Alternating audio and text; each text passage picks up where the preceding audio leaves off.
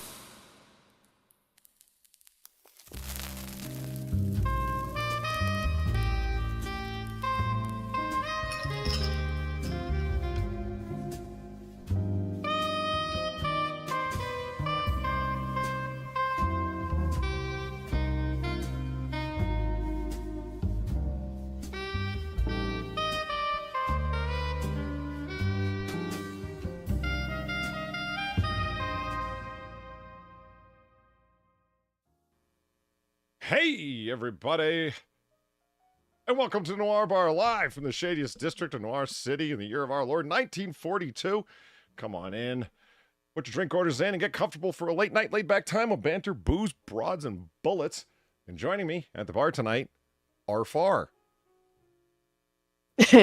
Alpha. Alpha.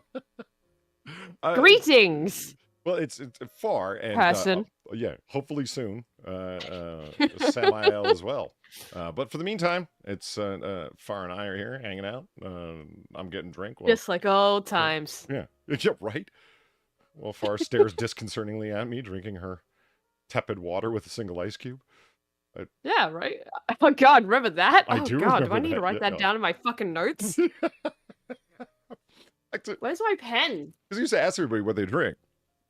What do you guys? Yeah, I remember. I remember now. Yeah. And oh my God, and Far's drink was tap water with a single ice cube. Mm-hmm.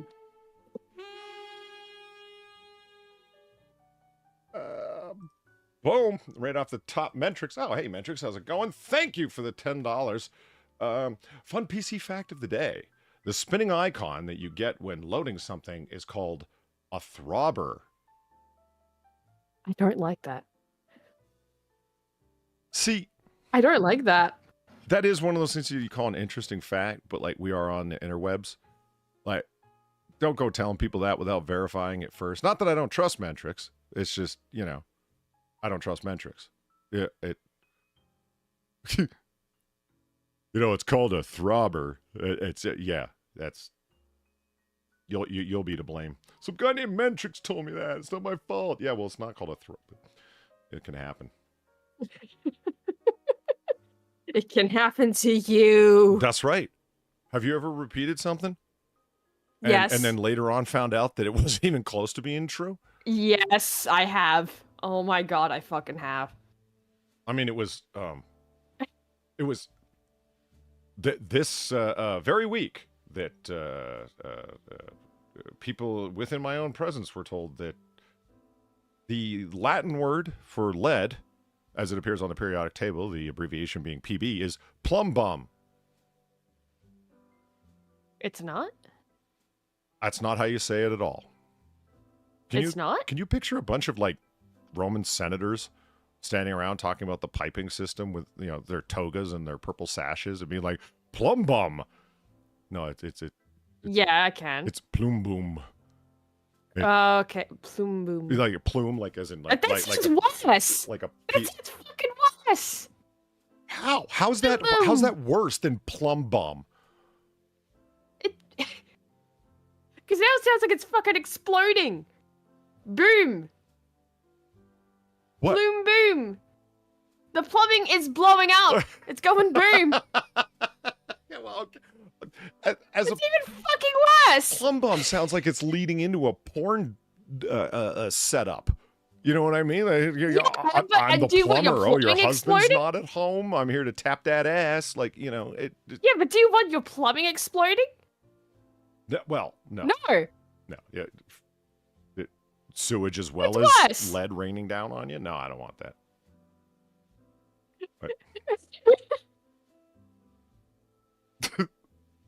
Hey, Six is here. How's it going? Welcome to Rome. How often do you think of Rome? A lot. I'll never get over that guy who would, when, what's her name? Bering's wife. What's her name? Oh, Sugar Tits. Sugar Tits? Yeah. When she posted an article, it's like, how often do men think of Rome? ? More often than you'd guess. And she posted it with what? And a bunch of laughing emojis. And it's like, apparently she hadn't heard about this yet. And hadn't asked Bering how much he thinks about Rome. She should have, because he would have set her straight. And the top comment was a guy saying, I read this article. It's 2 or 3 times a week at the most. And he meant that as an actual, like, refutation. It's a, dude, women, it's like... You still think about it. Yeah, it's like every 6 months maximum. You think about Rome 2 or 3 times a week. That's a lot by a woman's the standard woman's standard. You know what I mean? Yeah, and I mean, I think about Rome a little bit more than that, right? Probably nowhere near as frequently as most men, but still, it's like, dude, you think about it 2 or 3 times a week? That's a fucking lot. It really is. I mean, this like, is... holy shit, what is making you think of Rome so fucking hardcore? Do you live in Rome? Like, what the fuck? I guess it's one of those things where it's. I remember Lotus Eaters, their video when they talked about it. It's like, you don't think about Rome? You wouldn't understand. Because the classic response, oh, it's a black thing, you wouldn't understand. Oh, you're a man, like a woman would say, you wouldn't understand. Only a woman would understand. It's like, can I explain it? I don't know. Rome is organized. It's the nexus of Western civilization. It's all sorts of things. Why wouldn't you be thinking about Rome is the question that comes to my mind. I mean, the big reason why I think about Rome is literally because, the moons. That's it. That's the biggest reason. Because it's like, oh yeah, mythology, right? You don't think about the fighting rectangles? I do. I mean, sometimes I think about the fighting rectangles, but, not all the time. Not as often as the literal mythology part of it. Yeah. Yeah. Like, that's just me, though. But the thing is, that's still thinking of Rome. That's still thinking of Rome. It is. If you want to, yeah. Yeah. Like, which is why I'm not really blown away of like, oh wow, you're thinking of Rome so much. It's the 2 to 3 times a week, and you're trying to use that to refute the point. That's exactly it. That's my problem. Like, dude thought that was going to be some kind of shutdown. Like, it's like, no, that just opens it up even more. Like, men fap all the time. What are you talking about? Once a day at the most, and it's like, dude, holy shit! I can't believe you said that. Wow. Wow. What? No, I was saying in his place, not me. I mean, you're not. I mean, like, you're not wrong.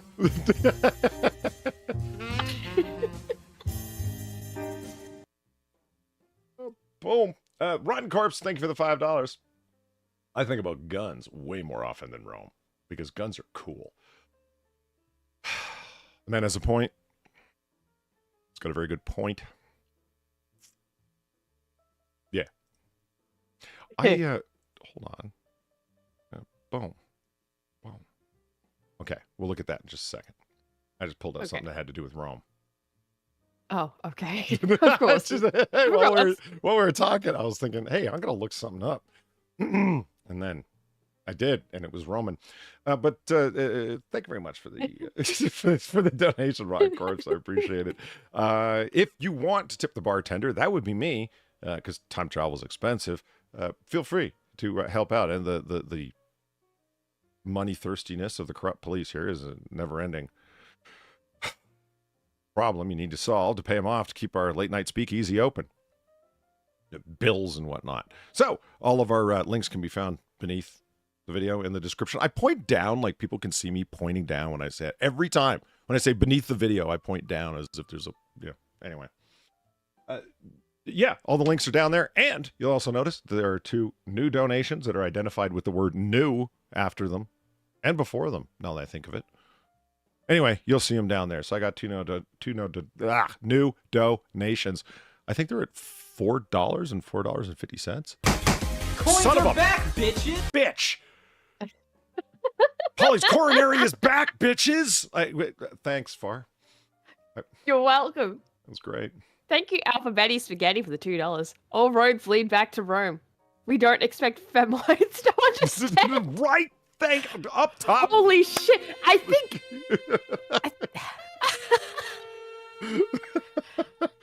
Femoids. The wild thing. I think that's the most Alphabetti Spaghetti has ever actually said in a donation. What a great way to start the night. That was just that made my evening. That was awesome. Damn fembots. What do you know?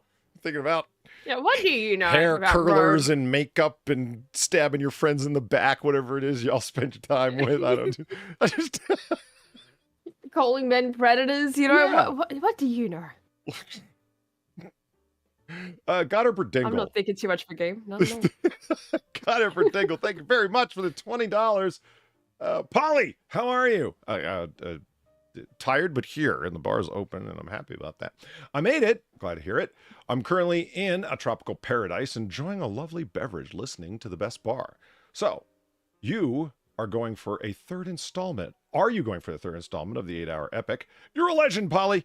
Well, hopefully not. Yeah, no.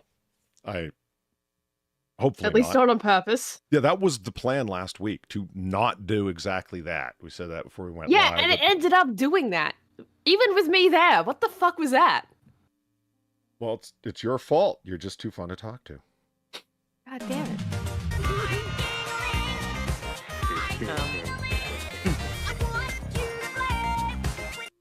Okay, that did not play properly for me. What the fuck? Thank you, Mentrax, for the $10. Tomatoes are a fruit. Smoothies are a liquid made up of fruit. Therefore, ketchup is a smoothie. Well, do you make ketchup with a blender? I don't think that works. No, that tracks. That tracks. No, I don't buy it. I don't know. I'm not throwing tomatoes in a fucking blender with yogurt. What? Yogurt? Yeah, in a smoothie. Oh. Okay, sure. Yeah. Don't you put yogurt in smoothies? I do, absolutely. I just didn't make the connection. Yeah, like I don't think ketchup could be considered a smoothie. You don't put yogurt in it. You ever find out that you're really weird with your eating habits? I mean, imagine one day telling people that you like, chunky yeast product in your milk. People are probably going to look at you pretty strange, unless they're also chunky yeast product? Milo. That's not yeast. I thought it was a yeast byproduct or whatever. No, that's Vegemite. Vegemite is the yeast. Beer yeast extract. Oh, that's okay. What the fuck is Milo? Milo. Then? Milo's not chocolate. What the fuck is it? Milo is what is it again? I've been drinking it and chewing it since I was a child. It's chocolate malt. It's malt. Okay. Oh, it's a chocolate-flavored malted powder product by Nestle. Typically mixed with water, hot milk, and left chunky. Huh. What? Wait, water, hot milk, and chunky? You don't heat the milk. I'm just... Oh, I suppose some people I do, am just reading what Wikipedia water says. In it. Well, Wikipedia is wrong. Fuck Wikipedia. Thank you, Ron Court, for the $5. Wreck a store. Wreck a store. Okay. I feel tricked. I love that you said it wrong to begin with. That's priceless. If you want to get a Sam Cooke album, where would you go? To a record store. I'm not finishing that. Especially after you went, oh yeah, chunky milk, haha, it's made of fucking yeast. What the fuck? Yeast, malt, whatever. You can malt yeast. You actually can't. I don't give a fuck. I don't give a fuck. That's still not what Milo is. It's what it says. No, it's not yeast. It's malt.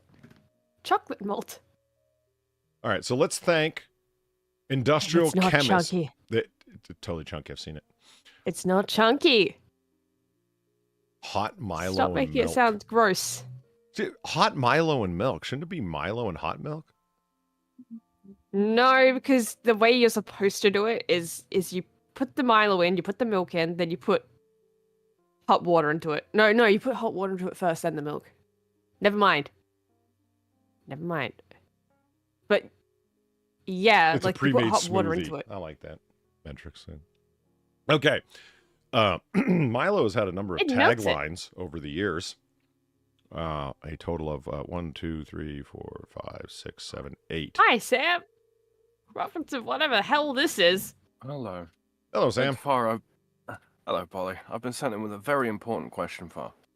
Okay. If you wanted to buy a Sam Cooke album. God. Where would you go? I'm not answering this. What do you mean, BG? When have Polly's plans ever come to fruition? I planned to open the bar tonight, and here we are. Now, other than that, my life is largely a failure. But the one thing I'm holding on to, so it's fine. Hello, Patty. Hello, Big Joe. Hello, Kiro. Hello, everybody. So I was just about to. Sorry, I'm late. It's all right. We were just holding shit down here. I was about to tell Far of the 8 taglines of malted chunky milk. It's not chunky milk. Oh, we're talking about Milo. That's right. Mm-hmm. I hate that you know what that is from that description. It's not chunky milk. It is. So get this, Sam. You're a man who can appreciate a good, glass of Milo. Sure. No. You gotta be descendant of criminals on an, encamped island. They have Milo in Asia as well, Polly, come on, Irish extraction, dude. Yeah. It's to be expected. I understand. I didn't actually know that it was. I don't know why. I think it's the old school. Is that louder than usual? I feel like that's louder than usual. No, it didn't sound louder. No, it's fine. Oh, thank you, Rotten Corpse, for the $5. I still can't believe no one else made the joke. So, play it again, Sam. Okay, I will.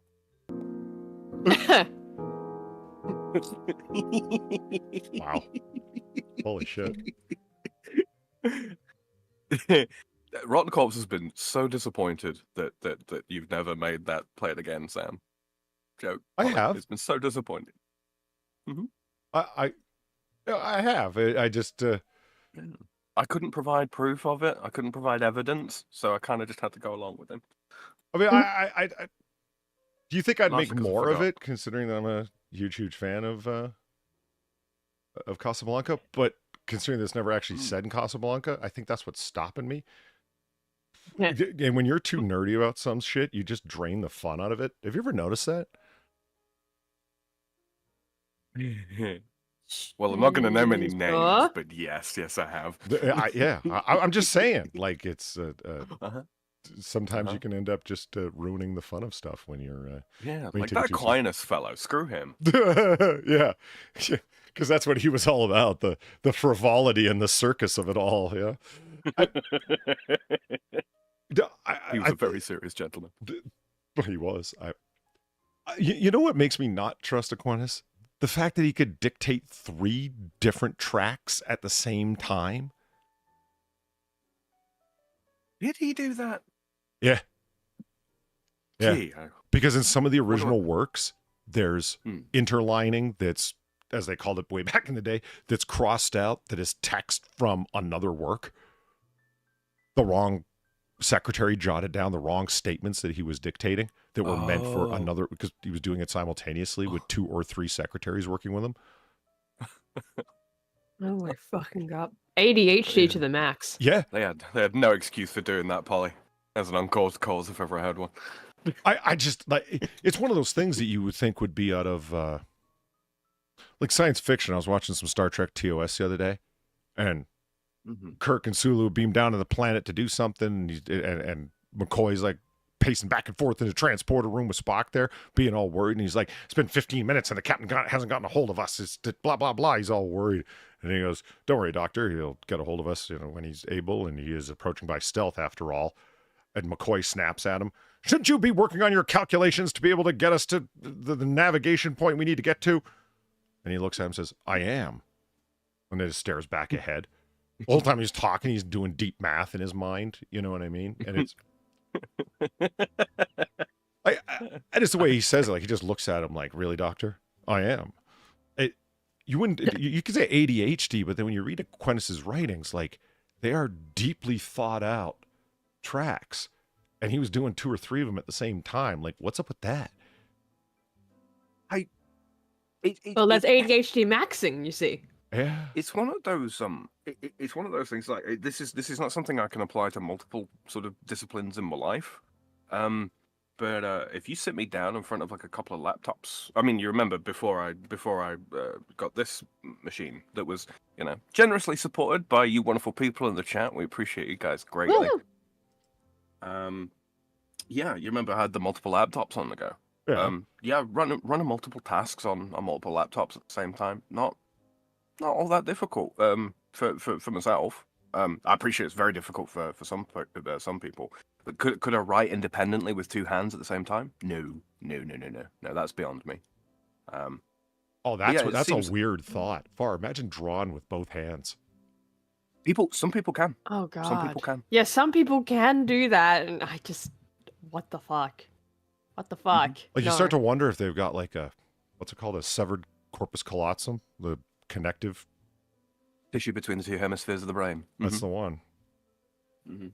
I know things. I've heard words. Yes, you do. I'm looking it up on. I am drunk. So drunk, I cannot get up. Next 6 minutes. Thank you for the $2.42. I love chocolate malts. I have since I was small. Oh, that's a sentence. Okay, have since I was small. Chocolate malt candy even more so. I also love Vegemite and Marmite because I like saltier foods. How are you, Polly, Far, and Sam? You neglected to add the Oxford comma. See, Polly can do multiple things at the same time. He can read through your comments and judge you harshly. As well as maintaining my reputation of being a pompous jerk. Yeah. Wasn't it? Wait. Yeah. What was it exactly you said? ADHD what? A pompous dickhead? Pompous jerk.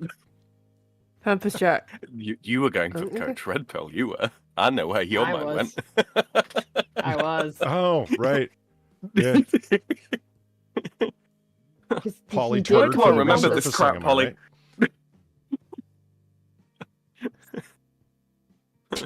This is true ADHD. I remember things like that, but not the phone number that I saw, jotted down like once from the cute girl at the bar. Right. What the hell is that? Oh, yeah. Well, I know it started with those 7, but apart from that. No. I just what is that showing up in between my mic volume level and your guys' general audio level, the two of you? I'm like, oh, that's the sound of the rain. Which isn't a thing. Yeah, you'll notice it finally stopped snowing here in Noir City, which is just outside of Philadelphia, in case anyone's curious. And it's raining again, because it'd be like that here. It's always precipitating in Noir City. Always. I've got to finish writing that song, Polly. It's always precipitating in Noir City? Oh, well, no. Noir City. And I wrote the song. Partially. Oh. I'm looking forward to hearing that. Is there a verse about the bodies in the canal? There is, actually. Actually? I'm attempting to go big band with it. I've never written anything quite like it before. I've never done big band before, so. You know what? I have been having similar difficulties. Really? Yeah. Picky Salmon did the lyrics for. Of course. Remember that? A big band number? And I left it to lay fallow for a bit and have returned to it. I love using the word fallow. Good word. Yeah. Good word. Unless you're talking about crops, it's particularly hard to fit in anywhere. Far's like, congrats. Far's like, what the fuck?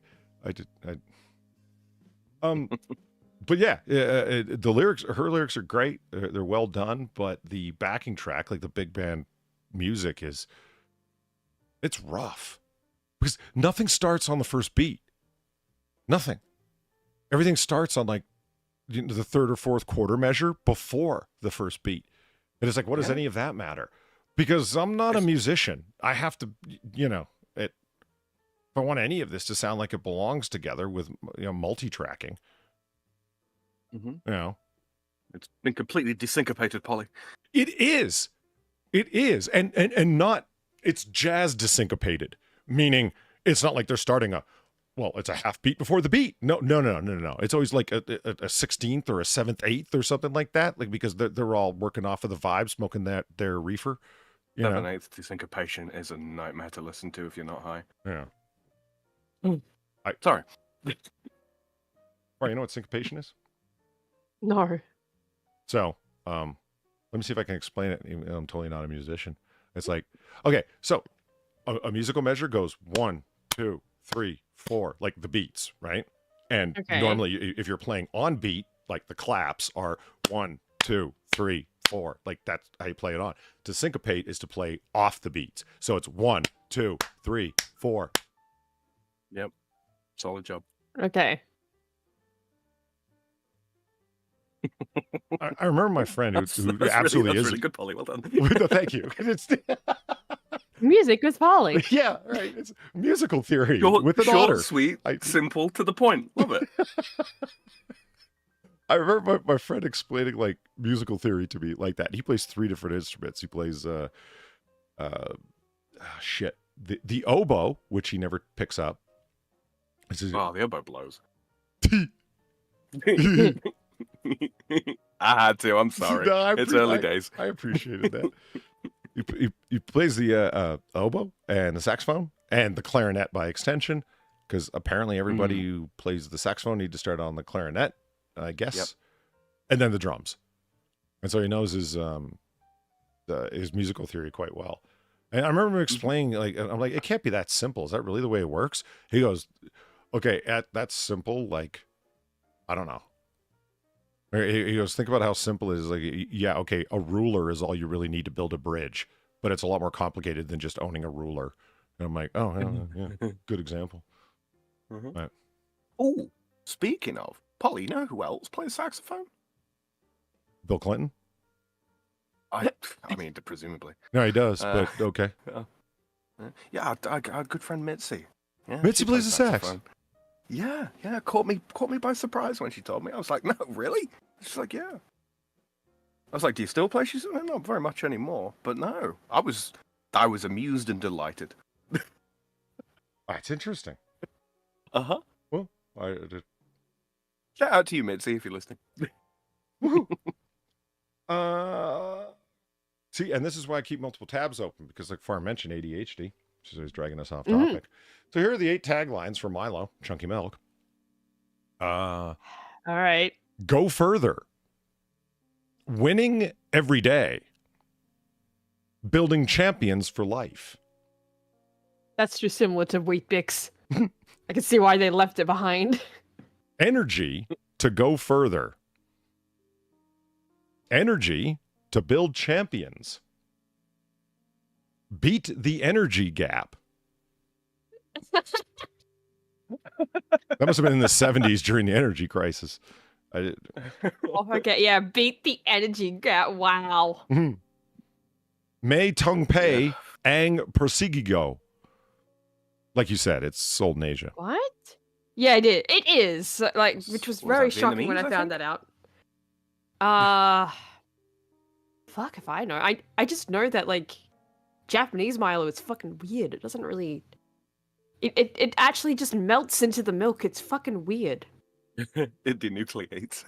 And then finally, bring out the champion with Milo. I like that one. Because it's making no specific claims. Like, bring out the champion.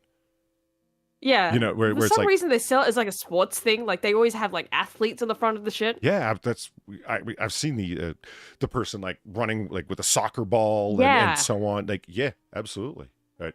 Yeah, I don't really get that, considering I do not buy for a second it has all the good shit it claims to have in it. I don't. It's fucking chocolate malt. But, you know, because of the really old school labels, like created in 1934, 89 years ago. Yeah, the labels back then look very old school English. And so I thought it was an English product. And it's like, no, native Australian product. Yeah. Created by industrial chemist Thomas Maine.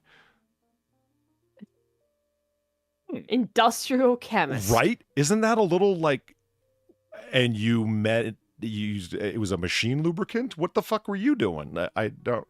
That raises so many questions, doesn't it? It's like, what the fuck?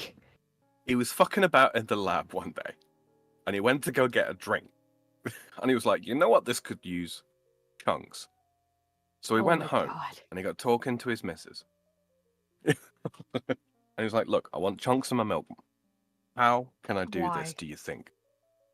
Why, And they just Sam? Why are you like this? I understand what's going on here. Okay, so Maine's goal was to develop a completely balanced food drink which contained all the necessary minerals and proteins, which is why it contains natural sugars, thus why it's extracted from malted barley. Okay. So I was like, where's the malt come in? Because the only way I know of malting is like if you talk about like a malt that you would get from a soda shop in 1942, that kind of thing. Sure, I've heard of that. But outside of that, it's only with Scotch production, where you take barley and you soak it in water and you allow it to begin to germinate, because the seeds, the little barley seeds, will begin to grow and sprout out of the top like a bean will or whatever the fuck. And that process of just soaking the seeds in water, that's malting, just allowing them to begin to grow. And they convert their starches into sugars and thus become a lot sweeter. Then they're smoked to arrest them so they don't keep growing. And you have there's your sugar to produce your alcohol through the malting process. And or your Milo. Or your Milo. And it's like, right. And I'm like, now I get it. It's to produce a whole bunch of cheap natural sugars that are easily metabolized as opposed to complex sugars like sucrose and high fructose corn syrup. And you know what I mean? Mm-hmm. Yeah. That makes sense. And then it's stocked with mineral salts, iron, vitamins A, D, and B1 and B2. And it's like, okay, it makes sense. Alphabet spaghetti! I approve. I mean, I don't approve of the chunk, but yeah. Thank you, Alphabet Spaghetti, for the $2. Australia is a conspiracy theory to try and convince us that birds are real and have any power, which is why this mythical national supposedly fist fought birds in we didn't fight them with our fists. We fought them with 30 caliber machine guns and lost. Yeah. Maybe Get your facts right. Your fists. Right? No, I think we I've would have seen had Aussies chase casualties if wombats we with did that. burlap sacks. They're not too bad. Those fuckers can scoot. We found that out, and that Aussie guy was keeping up. Yeah, but wombats are also fucking cowards. Well, wombats aren't gonna fucking like. You don't need to be brave if you're fast. Emus will. Hey, that's a good line. You know what? You don't need to be brave if you're fast. Yeah, you can put it on the front of a Milo container. Oh, that's like you could do like a modern crime movie or something like that. You know, The Brave and the Fast. Right? It's the Aussie version of The Quick and the Dead. Right. Kind of like that, actually. I kind of like Brave that. and the Fast. Maybe you knew this, but I didn't, and this made it interesting. Why Milo? Do you know why it's called Milo Far? Not really, actually. It's derived from the famous Greek athlete Milo of Kronton for his legendary strength. Huh. Okay, not Kronton. I put an N in there. Croton. Croton. Milo of Croton. Kronton. Yeah. No. Kronton. You never had the baked wontons? They're really good. Yeah, right? It's like Krontons, right? Yeah. It's Kronton soup. Milo is manufactured by evaporating the water content from a thick syrup at reduced pressure using a vacuum dryer to, I see how the industrial chemist was involved, to reduce the mixture to granular form. The thick opaque syrup is obtained from malted wheat or barley sourced from companies that produce these raw products. Milo's composition and taste differ in some countries due to logistics limitations and personal preferences amongst the different regions. Yeah, I have noticed that. Like, again, the Japanese Milo I got, how it just melts into the fucking milk. Like, it's just quick or something. No chunks? No chunks, Oh yeah. my God. Imagine that when I brought it over to, and I can't believe I just said no chunks like that. Seriously, what the fuck? It's not chunky! Like, fucking Christ, don't trick me. Don't trick me. We're not tricking you. You are. You're tricking me. But that's the one I brought over to Platy, though, the first time I met her, right? Yeah. I brought over Japanese Milo because I had not tried it. I thought it was just regular Milo. Imagine my horror as I'm, like, dishing it out going, hey, let's try some Milo. And it melts. It fucking melts. And it's like, I taste it. It's like, this is not the taste of my homeland. This is not. I don't know what the fuck this is. This is not the taste of my homeland. Like, it wasn't bad. It was just kind of like. Yeah, it's supposed to sit on top of the drink and refuse to dissolve, like this here. Mm-hmm. Mm-hmm. See, this is what I've seen. Chunkers. Yeah, but that's also not mixed. So it doesn't mix. It's sitting there. No, you mix it in so it's wet. Okay, if it's not supposed to have chunkers, then why does the candy bar even have chunkers? Huh? I mean, that's not a candy bar. That's more like a muesli bar, if you're going to compare it to anything. Don't get Euro with me. Muesli. So the thing that gets me is like... Or like an LCM bar, you know, like a Rice Krispie. That's more what that is. What? How is this an advertisement for Milo? I think that's someone named Milo. I know. I would like if Milo went, emo. Emo Milo. Does Australia have Milo bars? As in, like a milkshake bar, but it's Milo. What's a milkshake bar? Bar that you go to have different milkshakes. Oh. No. Oh. Like a juice bar? No. Or... Yeah. No. It's not a Milo. No. Look, this person's drank half their glass and is still chunked. You gotta be made of Milo. That's dumb, because you should eat the Milo first, then you drink it. Wait. How do you eat With something that isn't solid if I'm not right about what I'm saying? Soup. Is Milo like soup? Yeah, is Milo soup? No.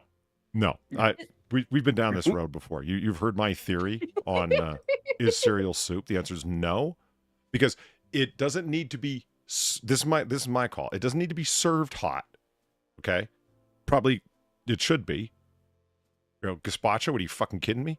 But it has to be prepared hot. Soup. If you're not applying heat in the preparation of it to marry the flavors or dissolve something or break something down or whatever, it's not soup. You've got liquid and solids together. That's it. And so I remember when I offered that theory, there's a couple of my friends said, "Well, what about this?" And I'm like, "What the fuck is that?" And they're like, "Oh, it's a Romanian soup that's blah blah blah." And I'm like, "That ain't soup. They can call it whatever they want, but who believes a Romanian?" I mean, that's where gypsies come from. The Turks. Oh my god. They didn't, but then they learned better. Yeah. What was the thing I was looking at here? You can buy. Hey.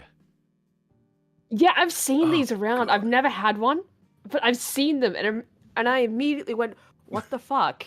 It's in a can, so now Polly accepts it. Right? Well, no, I just... It's like, what the fuck is this? Well, what would that even taste like? Why is it like this? Well, you know a can of Guinness, how it's got that widget in it to produce the head of foam that you know what I mean? It's not the same, though, is it? No, it's... Well, being that I'm not a fan of fermented coffee, I'm not really a big fan of Guinness. I get that a lot of people like it, and I understand why. It's just not where my head's at. So it makes me wonder, is there a specialized floaty in there to produce the Milo floaties? I don't think there is. No? Okay. Oh, like a little the packet of Milo powder or what have you is attached to the ring pull on it. Exactly. Somehow, so when you crack it out, it releases the powder, so there's fresh chunk. Yeah. Oh. Yeah. I don't think there is. I think they just melted it in there. I will devise a device that produces the chunkiest of Milos within a can. You'll be a legendary hero of lore to the Australian people. I will. I'll do it for you, Far. No, please don't. This can was designed in memory of my good Australian friend Far. In memory? She's Why are you dead? speaking like I'm dead? Speaking like I'm fucking dead. I may be fleshless, but I'm not dead. What the fuck, Sam? It's been years since we watched The Departed at Far's funeral, but we remember her well.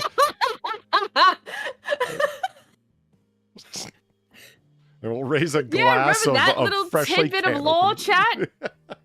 Remember that little tidbit of lore of how Polly thinks he's gonna outlive me and play The Departed at my fucking funeral?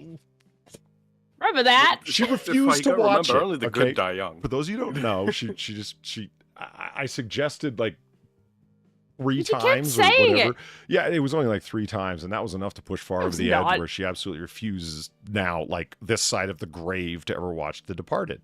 So I told her, that's fine, I'll play it at your funeral. And she took that harshly for some reason. Yeah. Yeah, I fucking wonder why. Because you have this otter now that's gonna come by and hijack my entire fucking funeral like it's a Catholic funeral or some shit. What do you? Can I turn it more into... Your family's Catholic. What'd you expect? A pagan funeral? No, but I expected the funeral to be more, about the person than, then yes, Jesus loves me. Just putting that out there. Well, I'm just saying. What did you expect? Everyone in like Homestuck cosplay? I don't know. What were you thinking? What the fuck? What? Why would I expect that? Well, Homestuck. That's that show you like, right? I don't know the animus. Leave me alone. Oh my god. Oh my fucking god. If it's not based in Tokugawa era Japan with katana, it's anime. I don't know. Well, the thing you're trying to refer to is not even fucking anime, so... It's not? No! That's a weird no. cigarette So lost. pack. Look at, you seen this, Sam? Look at that. Oh, wow. What the hell? Yeah. That's, It looks like 5 gum. It does. That's a fair call. Oops. So do you know what Camel Crush is? How it feels to smoke Camel Crush. Yeah. How it feels to chew camel gum. Right. Got to pronounce that very carefully. I love that is passed into legendary advertising fuck-ups where the advertising had the least to do with the product ever. 5 gum. Oh, I don't think that's even a fuck up because you still remember 5 gum, right? Like it did its job. Yeah. It's like car commercials, isn't it? Where they got like ocean spray of the rocks in a bay, and then there's a shot of mountains and birds and yeah, baffling. Oh man, look how many Mm-hmm. colors they had. So Camel Crush, Far, you ever heard of it? No, I don't smoke Polly. Oh, was that what both of you say? I said no, I don't smoke Polly. Oh, I thought you might have heard of it. I don't smoke Camels either, but I don't smoke in general. They're difficult to wrap in the paper, frankly. They're they've flavored cigarettes. Is that it with the little popper in the filter? Exactly. Is that it? They have there's a little capsule, like you see where the camel is on the side of the filter there, with the circle around it. You squishy. Yeah, that's the press point. Far. So it's a regular cigarette that is not menthol, but when you push on that point, there's a little capsule inside the filter that snaps. You have this little pop, and now it's a menthol cigarette. Right. Yeah, and I'm sure it's totally not lethal.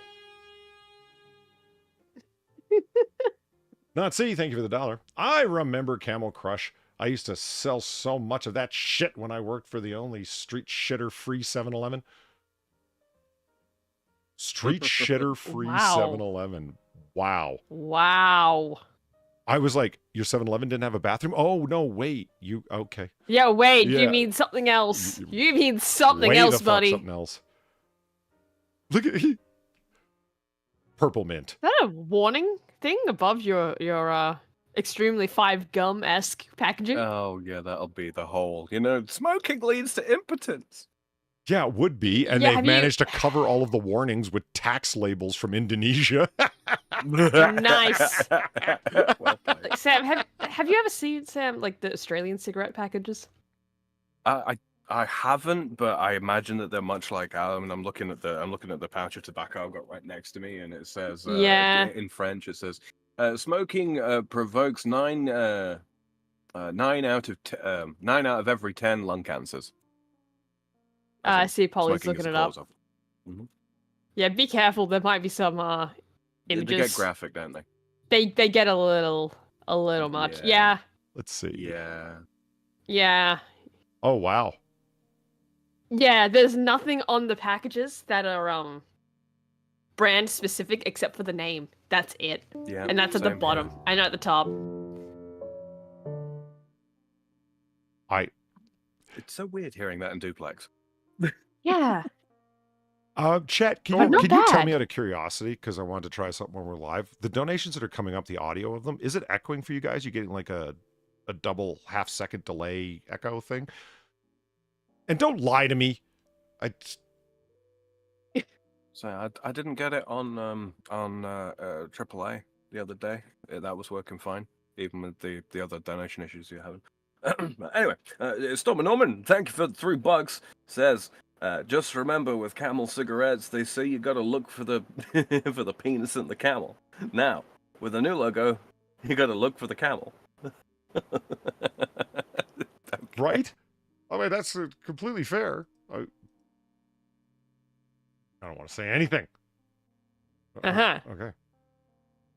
Yeah, I've seen the So say, are these the same? filters. Some countries are printing warnings on the filters now. Really? Oh, for the love of God. I never saw it on the filters. It was always on the packets themselves. Like when I was actually, working at a grocery store that sold these. Yeah, see? Shit like this. I'm pretty sure I should not have been selling these. You can't see that. Hold on. Like this. That's the French. Yeah. Oh, it's at Canada. At Canada.ca. That's a little redundant, Canada. What the fuck? Lol, Canada. Yeah, and then seriously, guys, really? That just makes it badass, doesn't it? Just smoking kills. Right? Hell yeah. Kind of shit Nicole would like angle at you so you can see it while she's smoking. It just that's a kind of fucking. You'd expect that, when they re-release like Looney Tunes cartoons or something like that, and they edit it. Cigarettes, right? Yeah. Anytime there's a character smoking a cigarette, it's gonna have "smoking kills" written on the side of the cigarette. Kids are gonna be like, "Fuck yeah!" Hell yeah! Smoking kills, hell yeah!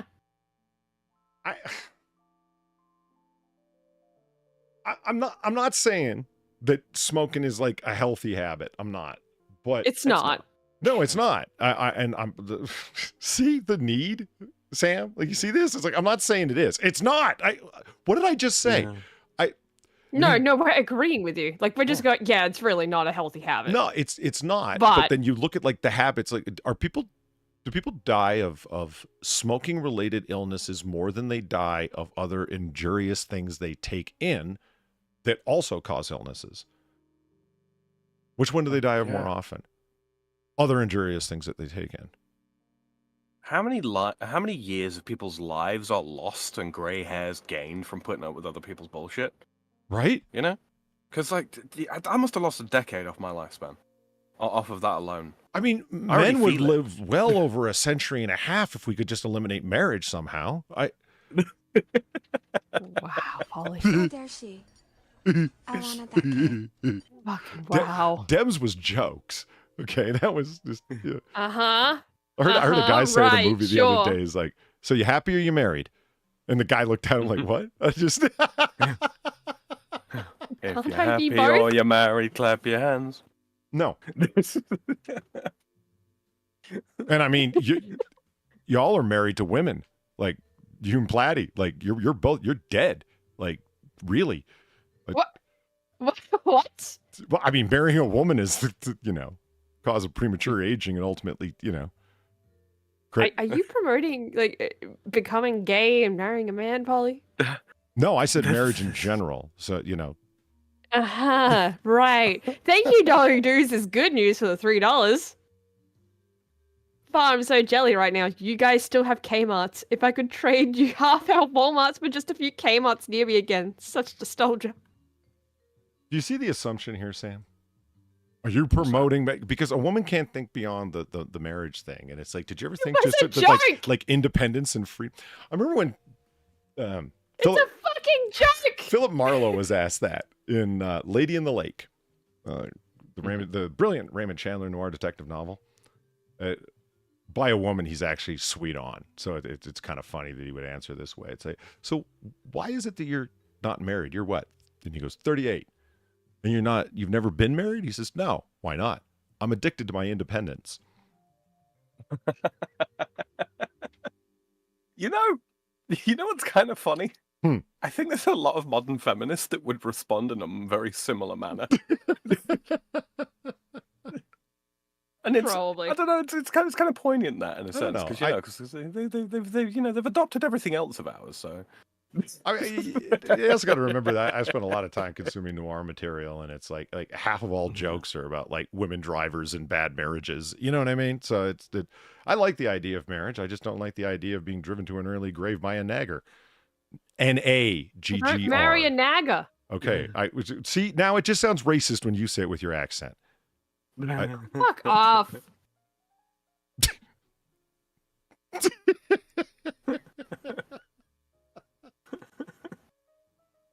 Oh man. Oh. I wish I hadn't talked over that because I just had this like flood of ideas. Far say that out loud. Well, then don't marry it. I'll have you know I'm in favor of interracial marriage. Nazi, thank you for the $1. I would rather. Ooh, Weebo legs. Cool.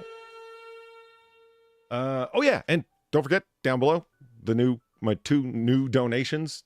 Like I said, I think they're at $4 and $4.50, $4 and $4.25, something like that. Anyway, Nazi, thank you for the $1. I would rather smoke a whole carton of coffin nails than eat ripe, proper Alphabet spaghetti.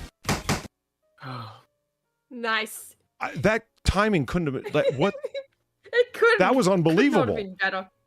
I, yeah, right. I'm donation. If you don't clip that for a new donation, you're just like lacking. Take advantage. That's never going to happen again. You want to bet? Yeah, so you'd rather smoke a whole carton of cigarettes than eat a ripe, proper katsu martsu? All right. Do you know what that is? No. Neither do I. Serpa21, thank you for the $3 and the Weebo legs. Disney is getting desperate to make money from Star Wars. By the way, may the 4th be with you. The Hot Toys Company just released a Dark Empire Luke figure from one of those loved stories fans cared about before they took over. You know, the whole extended universe that they... Yeah, that they yeeted. Yeah, totally scrapped and threw over their shoulder like it was nothing. And then proceed to pick and choose from. Thank you, my Naga, for the $2. No hard R detected. Fucking Christ. Kasumatsu is it's a cheese that's deliberately left to rot. Oh, is this the maggot infested one? Yeah, it's one of the. Is it Sardinia? That sounds right. Yeah. Chat. Look at that. Oh my. Okay. Oh, that's the one. Yeah. Nazi's got a point. Clip that fucker. Wow. Oh, I'm sorry. I feel too sick looking at this for any humor. God. I hate this. I fucking hate this. I'm not even looking at it for laughs. Maggots are not okay at all. Like, they're just not okay at all. They're like tarantulas. Like, just step on them and be done with it. But even worse. I prefer tarantulas to maggots. So do I. I'm gonna put that out there. I fucking prefer them because at least it's just a spider. It's just a little fluffy spider. Can you eat a Maybe not so little, but it's not. I gotta get this a off. Byproduct of rotting. Exactly. Like that's decomposition. You know, it's how associated with decomposition it is, and it's like, unlike a lot of things, I think that flies and other insects that come into as part of decomposition. Okay, they're part of the food chain. I accept that and I get that. Okay. It's disgusting. Yeah, I don't want to be near it. I don't want to eat them. Yeah, exactly. I don't want to be, and I don't want to be anything near anything they were eating. That's fair, isn't it? Exactly. That's disgusting. don't have anything particular against snakes. I quite like snakes. You know, I've held snakes. Yeah, I I've like come snakes. across snakes in the wild. It's you know, they're cool. They're cool. You know, the fact that, you know, they can detach their lower jaw and all that kind of thing to swallow things whole, rather than, you know, tearing them up into little chunks and all that kind of thing like most other predators do. I guess that's kind of cool from a, you know, like a mechanical sense. I don't really want to watch it. I've seen it enough times. There's something slightly off-putting about it, you know? You remember that giant boa constrictor that coughed up the goat? Mm. The whole fucking goat? Yeah.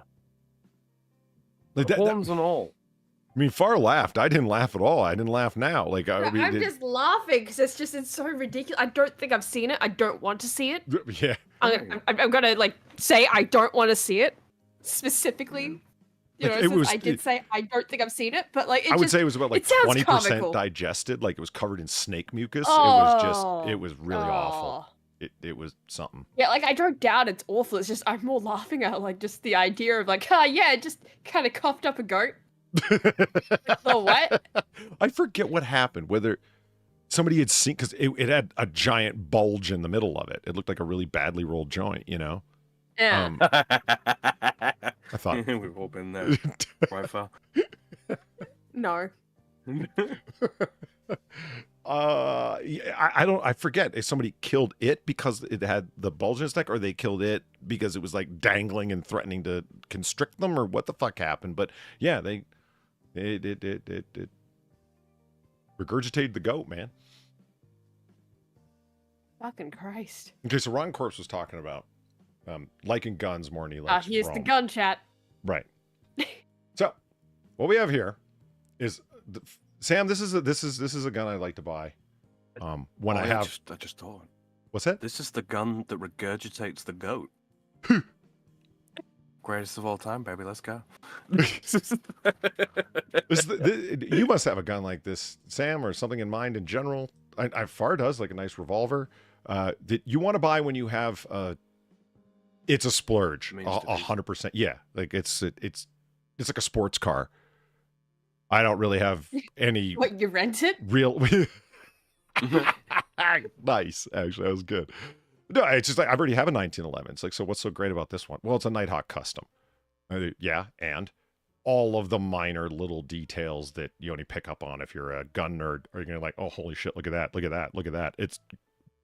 There's 2 pistol smiths involved in the manufacture of this thing. Everything is hand fitted, et cetera, et cetera, et cetera. They start around 3,500. I think the Firehawk, this one they start at 42. That's a lot of money, but fucking amazing. So like Sam, just nice 1911, right? But right. The best part about it, well, the thing that makes it a Firehawk. Show me. These lots of 1911s. Show me a Firehawk with the slide lock back. Come on, you fucks. What the hell? You failed. Kimber Firehawk pistol. Let's try some different search terms and see what comes up.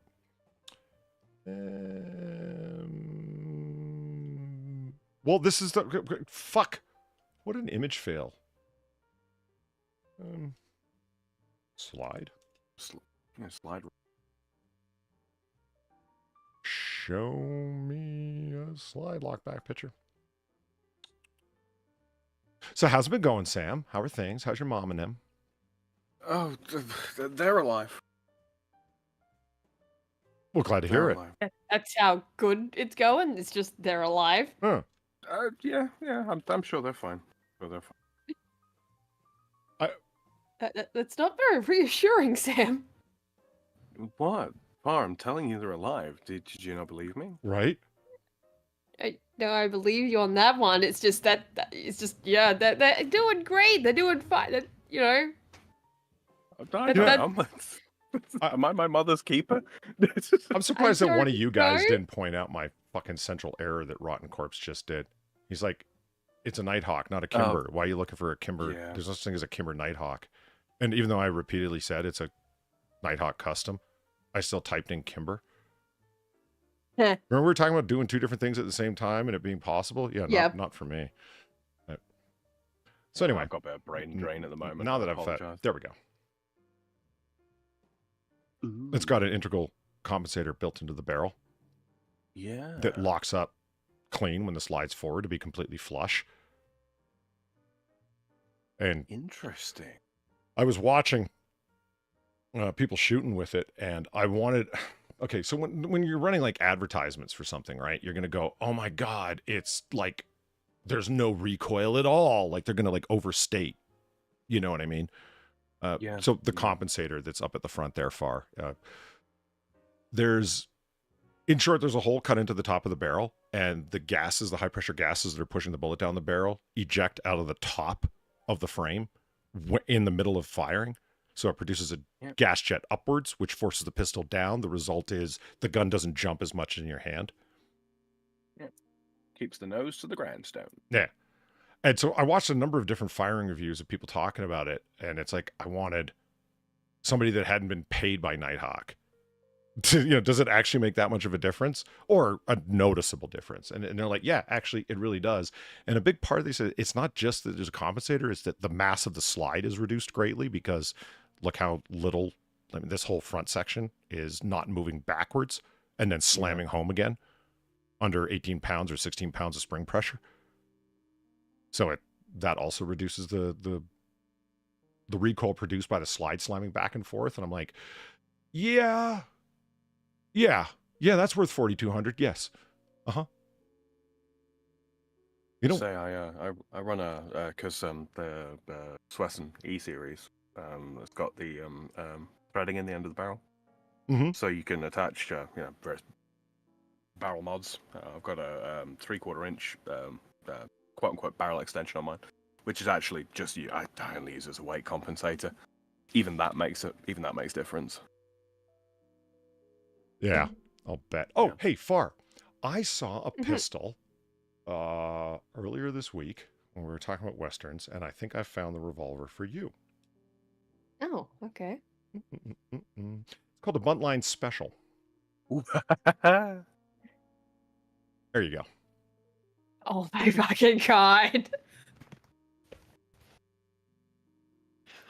Why is it so long? What do you mean? A cavalry revolver if ever I saw one. Why is it so long? What are you talking about? You're not seeing this? It's a standard length barrel, Far. Have you been shooting a bunch of snub noses? Why is it so long? Okay. There's a big storied history behind it. Legend supposedly has it that this was the gun that Wyatt Earp cranked people over the back of the head with. No. One was gifted to him years and years later. They didn't make a lot of them. Full 12-inch barrel. It's a Colt single-action army with a 12-inch barrel. Not tapered either. You can see the barrel's just like a straight cylinder all the way down. So yeah, I can see you with this gun. And the beautiful part is you don't need to shoot somebody. If you just want to pistol whip them, this is the gun for you. I imagine it's quite nicely balanced. I mean, I'd love to see some Sammy Davis gun spinning with this thing.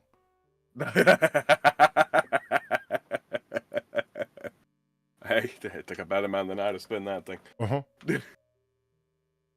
yeah, speaking of which, there's a double gun spin at I Have Two Guns donation below. I was happy about that. Took a while to make sure that donation was right, but it worked. So yeah, Platy, if you're listening, here's a future wedding gift for your wife. It's And Shadow Claw says that's a Joker gun, Polly. Remember when he had like the 3-foot-long barrel that he blasted Batman in his fucking Batwing with? Fucking hilarious. Telescoping barrel. Right. Joker gun. We're going to get a bunch of guns with the Joker on it. A little flag sticking out saying bang. Yeah, that's what. Yeah. Or this. Oh my God, my eyes. My eyes. Yeah. Oh God, it's like Saints Row. Oh my God, it is, isn't it? Okay. I like how even on this replica they had to put the little orange cap on it. Yeah. Really won't kill anybody, but I mean, Oh, dude.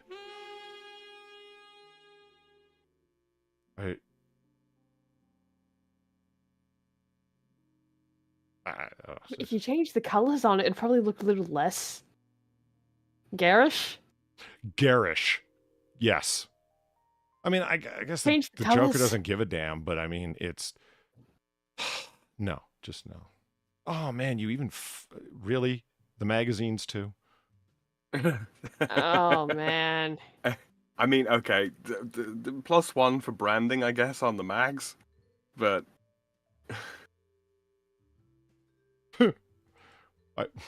Bearcock, thank you for the $10. I saw a tornado with a ride today. Apologies for interrupting gun talk. No, please continue interrupting gun talk. Hey, you're not funny, you. I'm very funny. Just because I found you, you're I'm downright fucking hilarious. gun. I just... Oh, yeah, there we go. Telescoping badass. I feel like Far would need a foregrip on a gun that long, though, because she's a very tiny person. It's true. It's true. I completely forgot about this gun that the Joker has in The Dark Knight.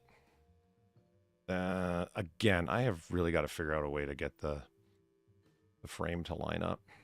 There, this gun. It's an extended mag, full auto pistol. When they're robbing the bank at the very beginning of The Dark Knight, the second Christopher Nolan film. It's the only gun that the Joker ever fires during that entire bank robbery sequence, because he gets all the bank robbers that he kills during the process of the bank robbery. I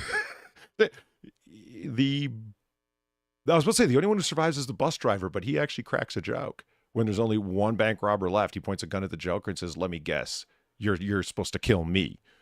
And he goes, "No, my job is to kill the bus driver." He goes, "What bus driver?" And that's when the bus crashes through the wall and runs him over. Except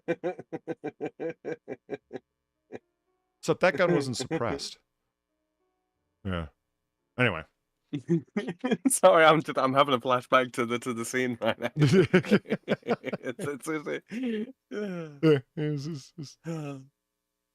What am I? Look, say what you will about about Nicholson, but Heath Ledger's my Joker. I'm gonna be real.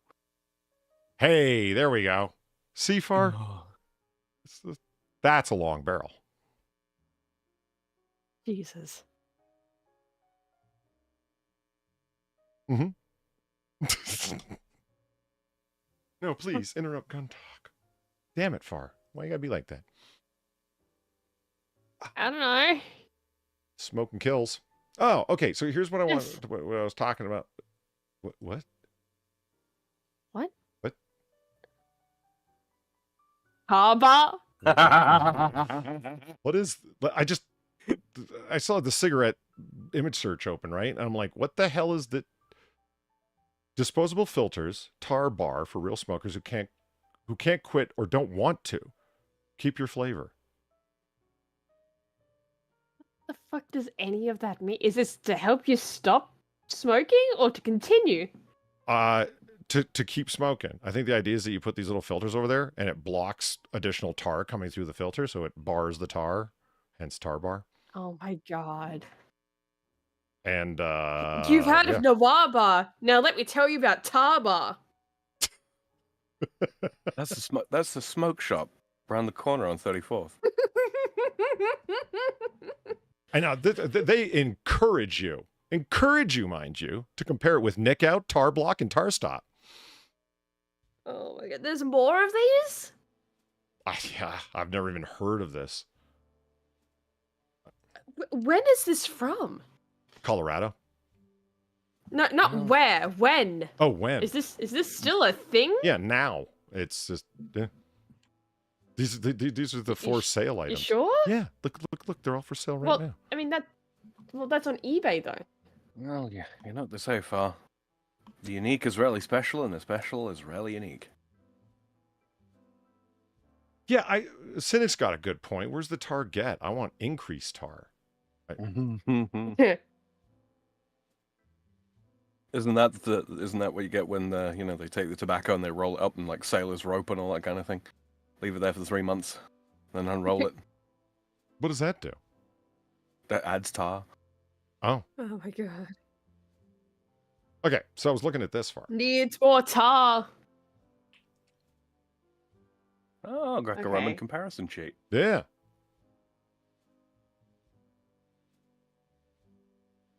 There we go. All right. What? Oh, there's 3 heads there. I'm like, why's that dog only got 2 heads? Yeah, you just can't see one of them. Yeah. He's turned. All right. See, Zeus / Jupiter looks stern here. Poseidon looks Yeah. almost jolly. And he was very Yeah, much I'm not. the king of the sea. I'm gonna fuck your day up. Although I get a little salty at times. Mm-hmm.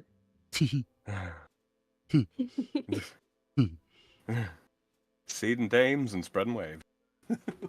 Demeter Ceres. Aries? Ceres?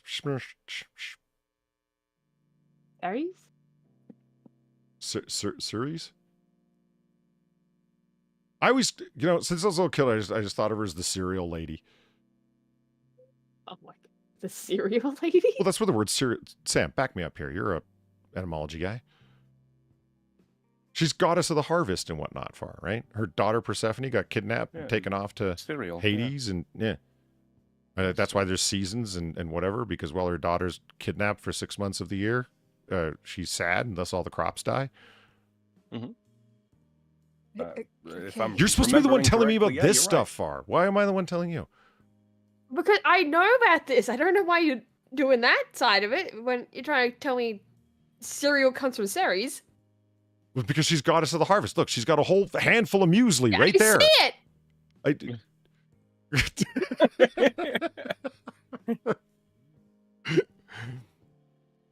I don't know. Trivia? There's a goddess named Trivia? The more you know, I It guess. Yeah. Hecate. She's obsessed with the inconsequential and mundane. So many. You That's what see the so many Croning is based comparison on. sheets of like Greek and.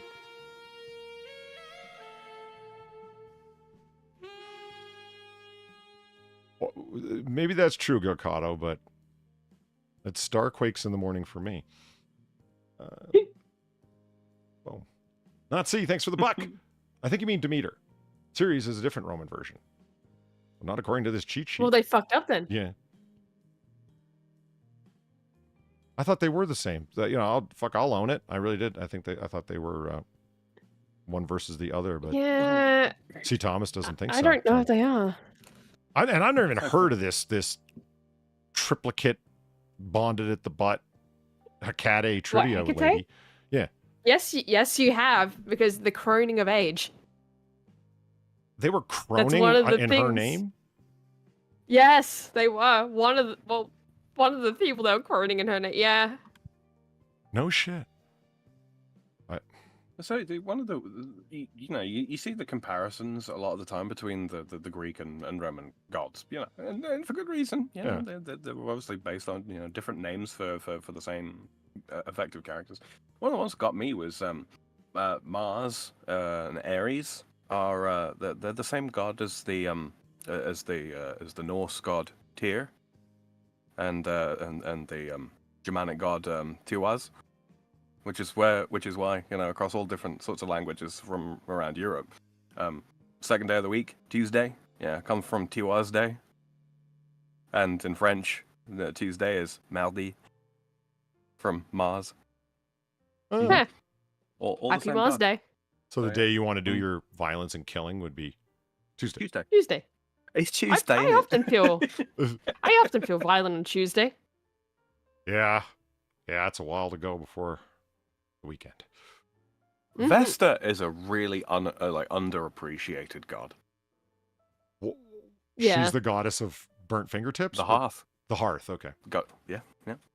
And and fire in the household sense, yeah. I do like the representation of Dionysus / Bacchus there. Like he does look like a drunken lout. Yeah, It's just- he does. He's vaguely Scottish. Yeah, you got a good point. Like Vesta, like household fire in general, like that's the good fire. It's the one that doesn't burn your house down. It burns within the house. Yeah, I hear you. Domesticated, useful fire. Yeah. That's a good thing.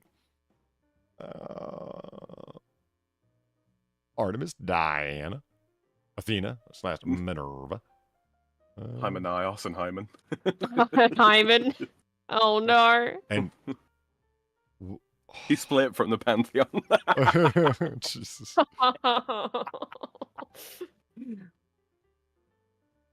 There's Persephone. If only she didn't like pomegranates so much. We could grow things year round. Thanks. Okay,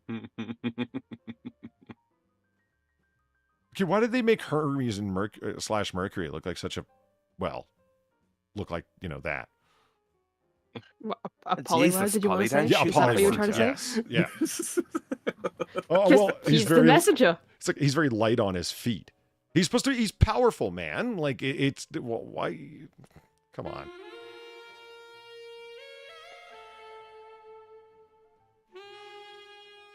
Well, I mean, it is Rome. Trivia. Man would love to pursue her. Holy shit, dude. Oh my god.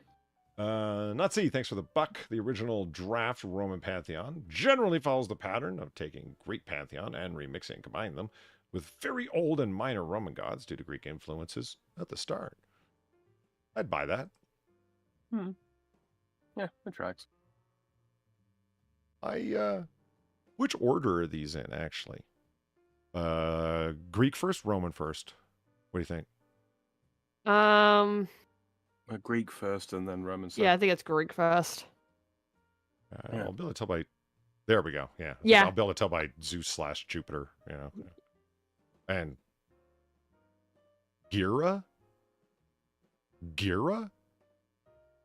Hera. Oh, is it Hera? Yeah. Okay. Yeah. Hera, I've definitely heard of. Never seen it written with a G. Well, why is it spelled like that? Think like Euro. Like the Greek kebab. Oh no, I know what you mean. I just generally say all three to shut people up, because it doesn't matter which one you say. There's some smart ass there that's going to correct you. Would you like to go down to that shop, grab some heroes? You mean euros? Would you like to go down to that shop and grab some euros? You mean gyros? Oh, fuck every one of you. Would you like to go get some meat on pita bread with tzatziki sauce? Funny thing, like euros aren't really a thing here. So the first time I saw it was like, yeah, it's a gyro, right? Like I had no fucking idea. Of course, there's nothing wrong with that, because people will tell you that it is, and if you pronounce it otherwise, they'll correct you to gyro. But if you say something else, you can't win. Yeah, like I had no fucking idea, because it's just like I didn't even know what the fuck it is, and it's like I'm looking at it, I eat one, it's like, dude, this is just a fucking kebab. Yeah, or I look at what Cannibalistic Wizard says. It's a Greek kebab. They're just Greek tacos. Yeah. I mean, show me the culture that doesn't have slow cooked meat wrapped in bread with one or another kind of sauce on it. It's kind of a basic combination of things, therefore, And tell me they're not all like it's good. Yeah, just, shawarma, gyros, tacos. Tell me you hate any one of them. They're all good. Fuck. It's just this is the thing. It's like a lot of Mexican food, right? It's the same stuff. It's just folded different ways. That's all. Yeah. Are you a soft or hard shell taco person, Far? I like both. Yeah, I do too. If I have to choose, it's gonna be soft, but I do like a hard shell. I mean, if you can't bite into a shell that's been in your cupboard for too long, that shatters and tumbles onto the plate, I mean, that you're just not enjoying Mexican food a good way. Yeah, I think it just depends on what I'm in the mood for, really. Like, you know what I mean? Like, do I want the crunch or do I want the soft? Is that why? You want the additional crunch flavor on your taco? Maybe. Crunch is a flavor, Polly. Denied. No. Let me ask you this. Are you putting cheese on your tacos? Yeah. Nice. You're enjoying Mexican food, the Yeah, why proper wouldn't I? Tex-Mex American. Why wouldn't you indeed? Why the fuck wouldn't I? It's there. Because so-called traditional or so-called authentic, really, traditional tacos do not have cheese on them. Oh, well, fuck that. I'm in Australia. Fuck your traditional tacos. I'm not even near your country. All We right, can do whatever the fuck we want. it's fine because Tex-Mex cuisine 100% has cheese, well, on most things. So, what a shock. America took something and made it better. That's the kind of thing that'll get you canceled. Darksidism, Gira, who's that? Juno. Or Hera. But like Sam says, it's... Just put the H. It's Like, fuck. It's not supposed to be a ha. It's supposed to be a that's I don't that's give the a shit. difference. Just spell it that way then. They do.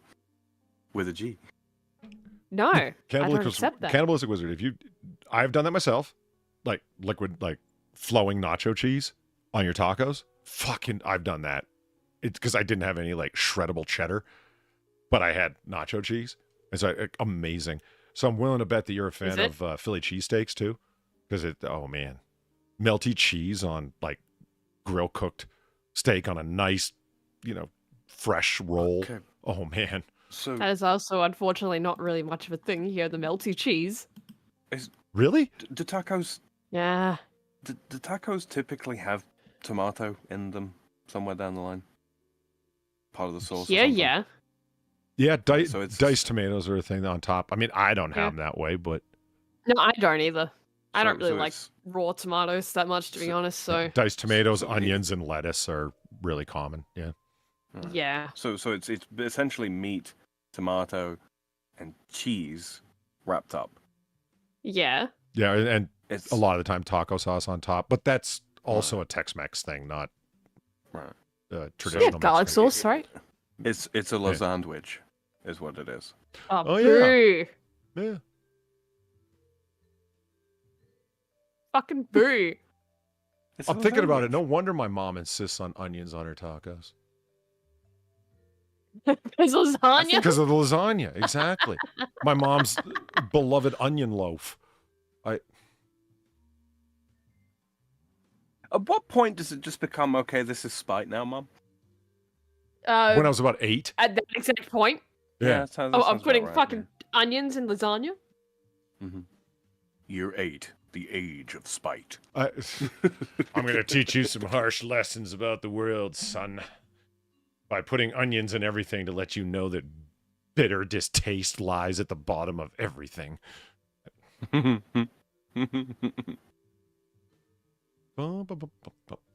So, what the hell was I looking up that this came up? Oh, yeah. At least known Greco-Roman gods. I wanted to see what was going to come up. Like, they had a god for everything. Like, the pantheons of the Greco-Roman pantheons just went on forever. So it's like, the god of that blade of grass out in front of that temple.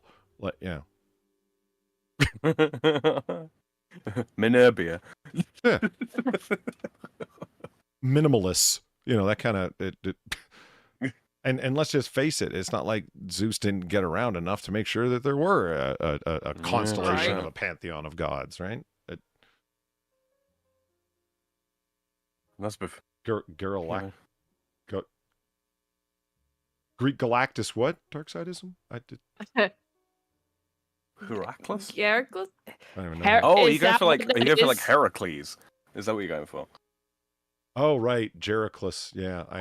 Just use H's. Oh, yeah. Fucking Christ. No offense to anybody out there named Jerry, but Jerrycles just doesn't have the same weight to it, does it? It just no. Jerry. That sounds like some fucking joke, right? Like, oh yeah, I'm Hercules, except I'm Jerry. Yeah, it's called a Jerry for short. I forget what this thing is called. Traditional Roman deal. Often, yeah. Okay, so one of my friends had this up in his apartment. I hated that thing, man. I felt like them eyes were following me around the room. I did. A relief or a boss or something like that? With this particular face on it, I forget the symbolism that's there. It was all over like the city of Rome. It was all over the place. You know who'd know this? Weebo would know this. Yeah. Yeah. It's like, what's up with this face, Weebo? Explain it to us. Presented in this way, and it's... who's the god that burst out of Zeus's head or whoever? Oh, God. Ask me another day, and I'll tell you. All right. Yeah, I don't know. It wasn't Athena, was it? Hey, look at that. Was it Athena? The more I think about it. You know what we need? Yeah. You know what we need to do, Far? What? We need to... What do we need to do? We need to take... Actually, Yeah, this will be Athena. useful. I'll keep it open. What we need to do... So you got the Roman imperatores, the Roman emperors.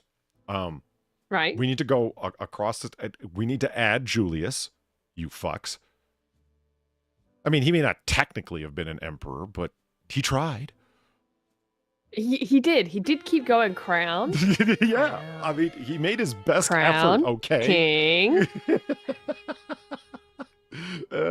See, Nazi Thomas. Wow. Thank you for the $1. Athena was the goddess who sprung from Zeus's head. Thank you. I knew that I wasn't just making shit up. I was sitting there going Minerva, but it's just fucking Athena. Yeah. Yeah. That's where the word migraine comes from, Far. I don't know that to be true, but it certainly works. When I have a migraine, it feels like someone's trying to burst out of my head. Mm. Well, okay then. So what I want to do is take the Roma Imperatores and come up with... we'll have the bus just like this, because it looks really cool, right? We'll make it much higher resolution, because this is really like low res. And the years and everything, and they've all been very, very helpful here. And we're going to put how they died. Let's see. Assassination, suicide, assassination, war, poor health, assassination, assassination. Beheaded, died, beheaded. Yeah. beheaded, survived, right? At war, where he was assassinated by his soldiers. Like, yeah, exactly. That kind of thing. Yeah, Like, it's going to be like, oh my God, it's going to be like the neighbors, like death chart, right? yes, exactly. It's just going to be 20% assassination. And we'll make it we'll go Weebo with it, okay? We'll have graphs on the side, because we'll go with a big res image, right? Big rectangular res image. And on the left side will be the majority of the Roman emperors, or it'll be shaped sort of like upside down U-shaped, like the periodic table is, with the lanthanides and actinides removed. You know what I'm talking about? Those two, you know. And so down in the bottom will be a pie chart, and it'll be, 98% all one color for assassinated.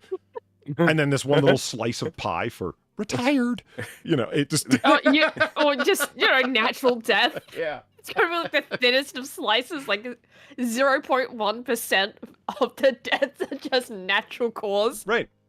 And right beside And it will even be then, you have some suspicion on that. Yeah, and then like, there'll be are a you bar sure about graph that? beside it with the various means of assassination. So it'll be like sword, poison sword, like, yeah. Yeah, dagger to the back. Yeah, that kind of thing. Opened his wrists in a hot tub, that kind of jazz. Yeah. I completely forgot about Vitellius. Mm-hmm. Yeah, so, okay, I'm going to leave this, that's, there we go, Far. We'll just... Yeah, okay. And you know what will be fun? Because, it is obviously a black and white image done totally in grayscale. We'll put a photo filter for mild red on everyone that was assassinated. So they'll mostly be red, except for the one that's like slightly tinted green because he had a heart attack one day.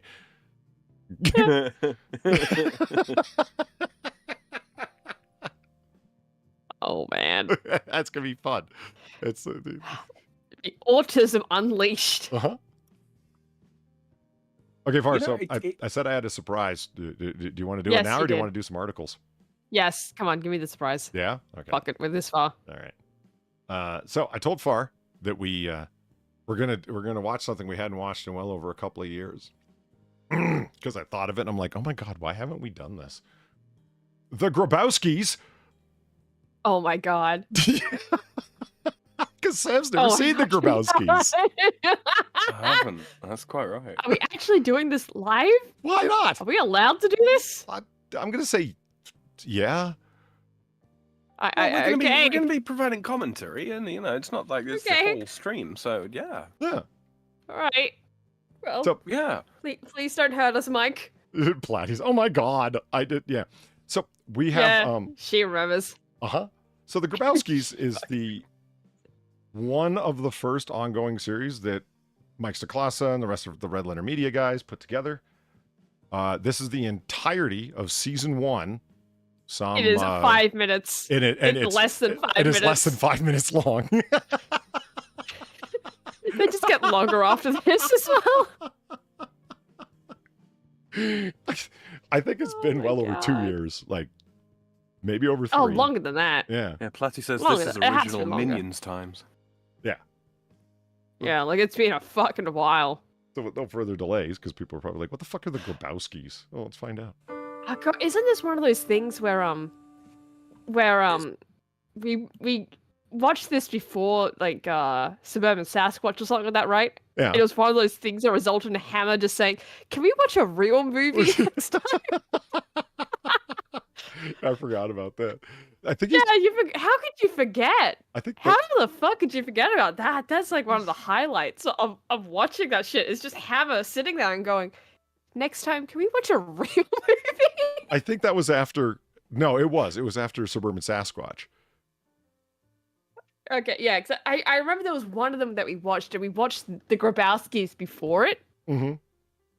Right? And Yeah. I feel like that it was combined with that. That's why. But I don't know.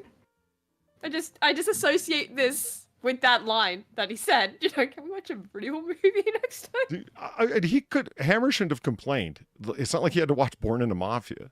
He got out easy. Right? Oh my god. Yeah, he got to watch the Yeah, something that was legitimately funny.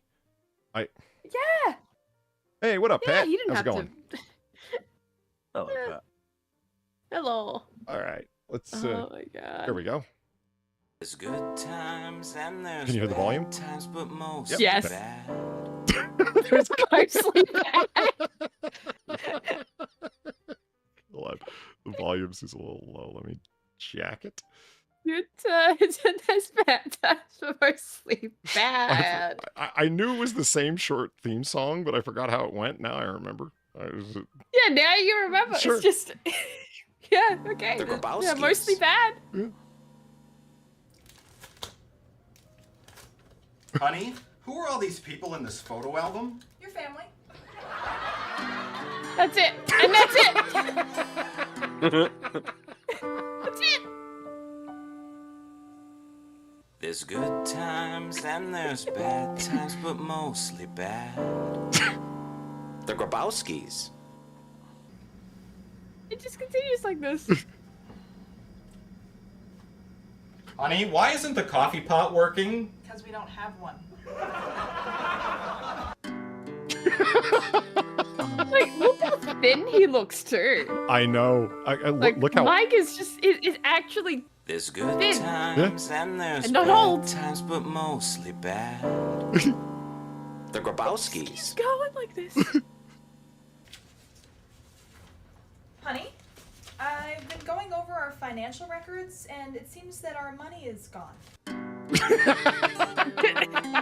That's it. This is just aping every sitcom Yep. out There's of the good States ever. times and there's Yep. bad times, but there's mostly Sam's bad. house. The Grabowskis.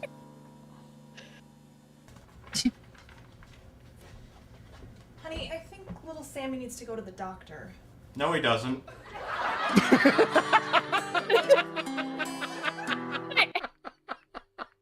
5 minutes of this.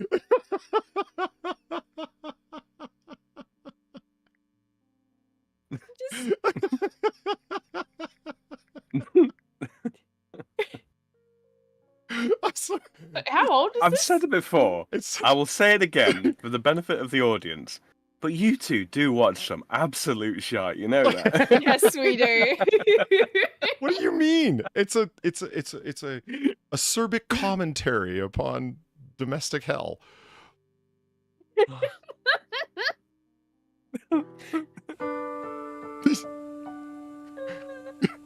There's good times and there's bad times, but mostly bad. I just The love the fact that Grabowskis. they padded out with the opening. I know.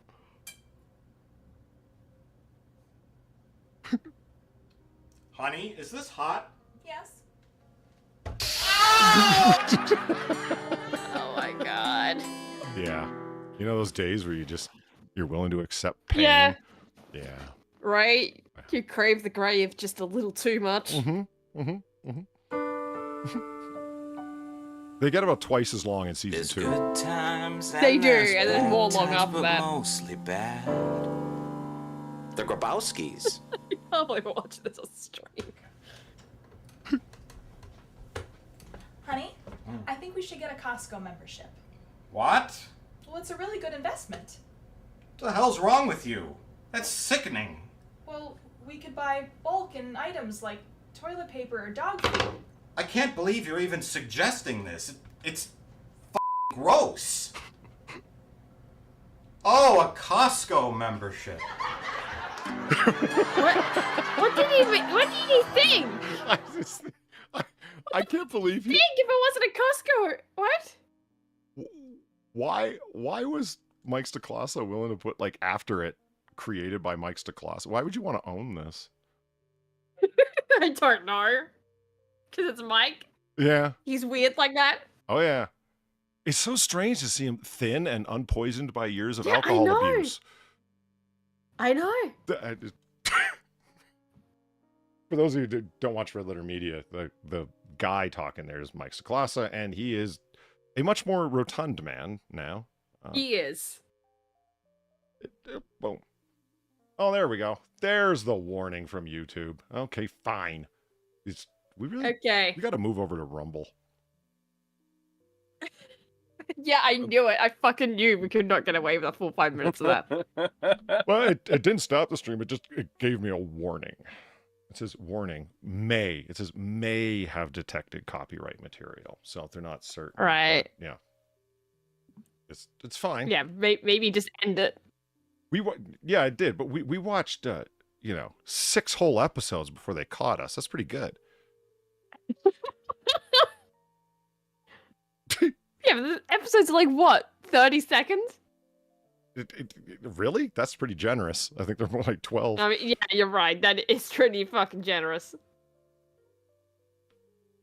You know, I still feel dirty enough, even from those 6 episodes, to question how Hassan Piker lives with himself. How do you? What? The 6 episodes of potentially copyrighted content, Polly. Oh. Yeah. You know what? Okay, but I hear you. And it's how does he live with himself? By sleeping on a large bed of $100 bills, probably. And then he got his YouTube channel and had even more. The bed of money was from his family. I did. Yeah. Yeah. I'm laughing because it's really annoying. I saw him. Oh man, that dude. Oh, that's bad enough, isn't it? Really? Yeah, I saw him. Like, I mean, that's it. That's the whole story. I saw him the other day, and I was mad, man. Bum, bum, bum. He was over on shit. The guy. This show's called Uncensored. Now it is, but it's really the promotion of me and my self-image. Mm-hmm. What the fuck is his name? British tabloidist. He was on CNN and replaced. The Piers Morgan? Piers Morgan, thank you. He was on Piers Morgan's show, arguing what you would imagine he's arguing as a current topic. Yeah. Thing. You know, I'm relevant. way forward there in 2024. Mm-hmm. I remember waking up in 2024. I was having a nightmare. I couldn't wait to get back to sleep. I would have granted Piers Morgan a taste of human contact if he would have agreed to just say Candyman once. Why? In that entire thing. Well, it was him and there were 4 people being interviewed. 2 of them just sat there with pink hair. I mean, they didn't talk because they couldn't get a word in edgewise between Hassan Piker and whoever the other person was. Like the antithesis of Hassan Hiker, you know, it. Oh, so. And Piers Morgan attempting to be Dave Rubin going, yo, hey, whoa, hey, insane. Can't we all just get along? He wasn't even trying to get people along. Like, it was Piers Morgan trying to remind people that, like, this is my show. And he was failing. Failing. Yeah. I mean, in a way, I kind of understand what's going on, but what I don't understand is what Piers Morgan was doing there. If you're going to have people on that are 100% used to being the only person on their stream and yelling about shit, that's what they do, is yell into a mic in a room by themselves while thousands of people listen and throw money at them. And now those were the 2 people that were yelling at each other. I have no doubt that they could just tune out that anyone was talking. Because it would be like their background music while they're in their room yelling at the mic by themselves. They call it live streaming. For me, that was a psychoanalysis study. Yes. That's self-deprecating humor for those in chat who didn't get it. See, what the joke is I was in a room shouting into a microphone all by myself while thousands of people watched. Oh. For educational purposes. Oh my God. Polly. What? Polly. What? Polly, I'm afraid I must insist. We're revoking your YouTube privileges. It's only 2 hours long. It's fine. It's only 2 hours long. This is because all of you fuckers in chat keep making jokes about us not doing content. That's right. Well, you know why I'm playing this, right? Because it's May the 4th. I don't... No? Yeah, this is from the Star. This is from the Star Wars Holiday Special. It's the Star Wars Holiday, May the 4th.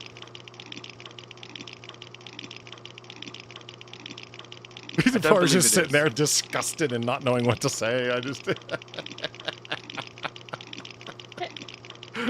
Green Badger outdoors. Look at something else. I just walk into? Yes, we could look at. So how that came about? This is on Jay Bowman's channel where he just shit posts, and this is from the Star Wars Holiday Special where this actor, very well-known character actor Harvey Korman, who's playing tech advisor, that the little kid Lumpy, the little Chewbacca's kid Lumpy, puts on to understand how to construct the Life Day present he got from his mom, how to put it together. And he goes, you must, and he's supposed to be playing an android, so his tongue just starts clicking. And then I think it was Mike who said to him, you should put up a two hours of nothing but Harvey Korman clicking his tongue. So sure enough, on Jay Bowman's channel, the very next day was, there you go. 2 hours. Mm-hmm. Honestly, Polly, your thing was much funnier.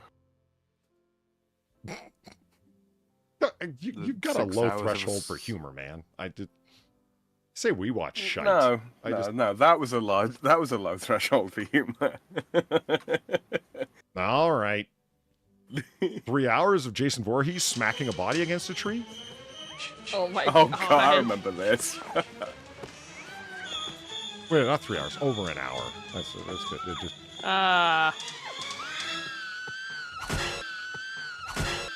Fucking Christ. Yeah, that's gonna get claimed.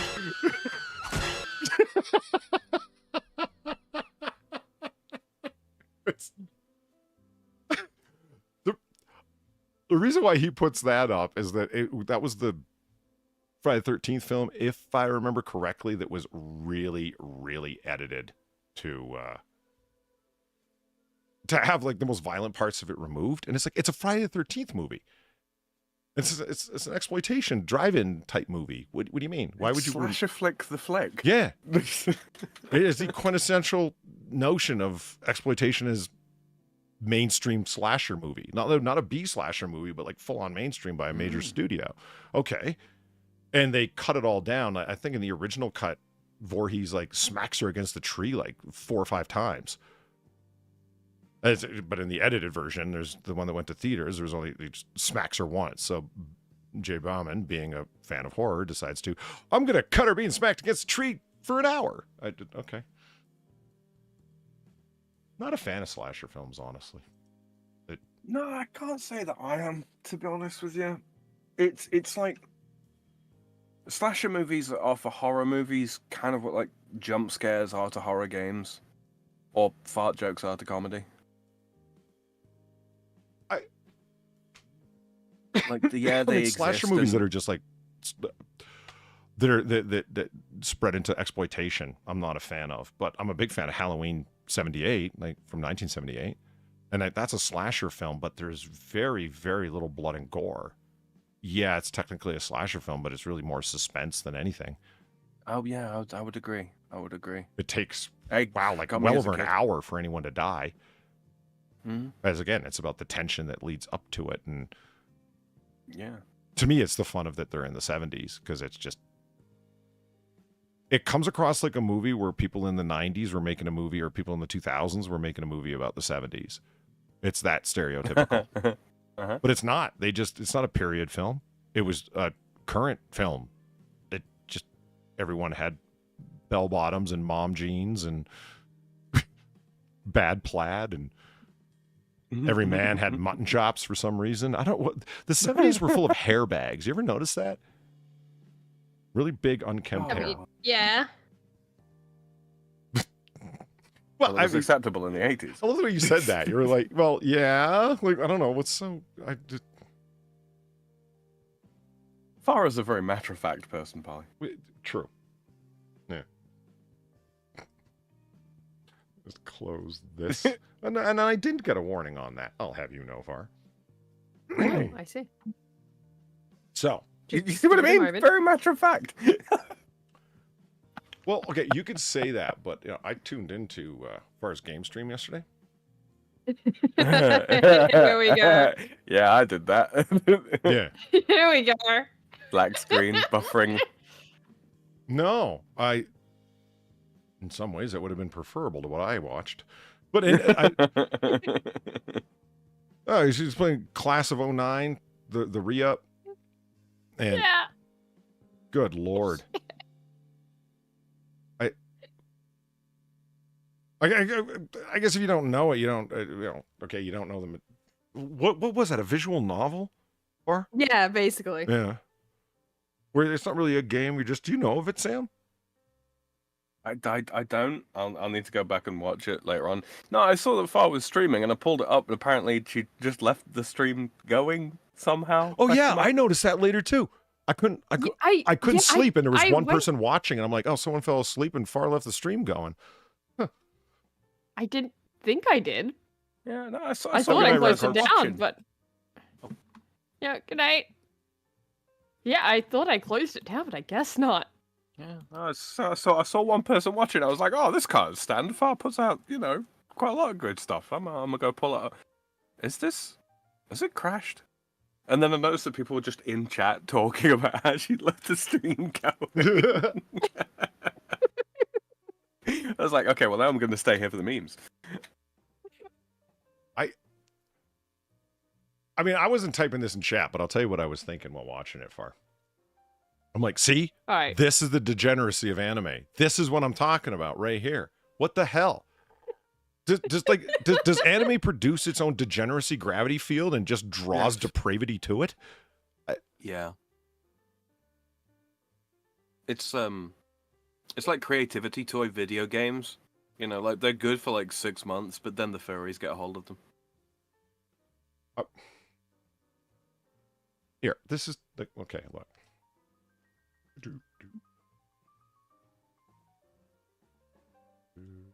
Positive correlation graph.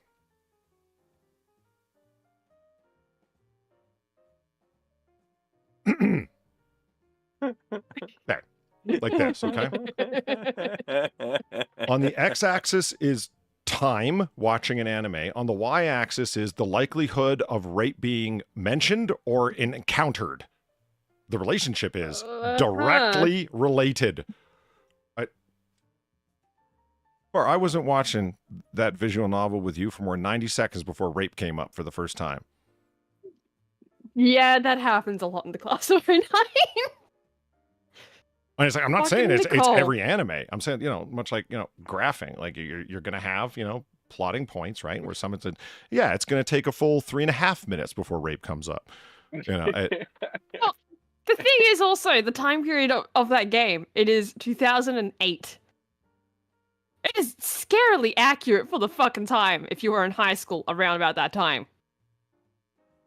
Even as an Australian, I'm fucking saying that. Like, this is like the way they talked, at least. It's like, Jesus fucking Christ, yeah. And I don't care what they promoted. I'm not giving my fruit roll-ups to an addict, homeless whore.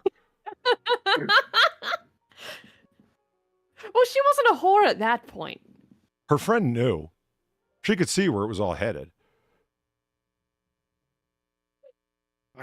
I felt dirty after watching it. It didn't have to be that way either. Like, she could have just let her crash there and she wouldn't have had to, sell favors on MySpace. But her parents would have got mad. Wasn't that her friend's excuse why you can't stay here? It was. It fucking was. Like, what a fucking pussy. Yeah, I mean, parents are gonna get mad. Well, it's not like she was moving into my dad might hit on you. Yeah, right? Like, what the fuck? It's not like she was moving into the empty bedroom. She was going to sleep on the mattress that had dried Mr. Pibb on it, right? Yes!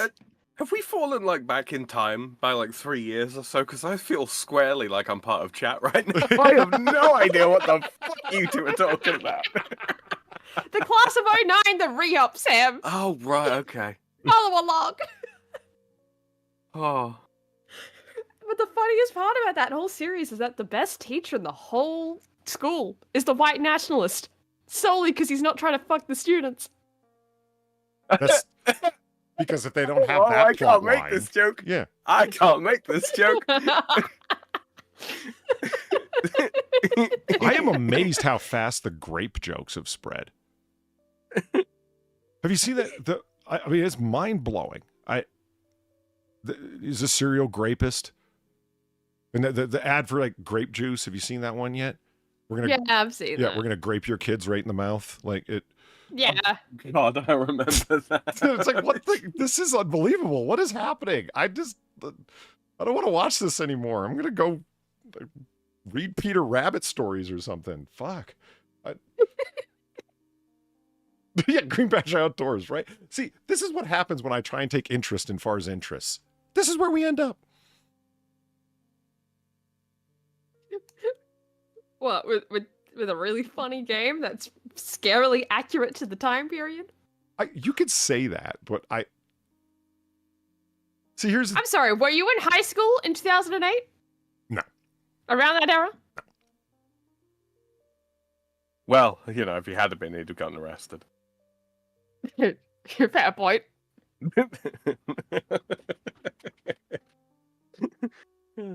So you're trying to tell me during your high school tenure, you were actively considering selling crack to fill in your civics requirement?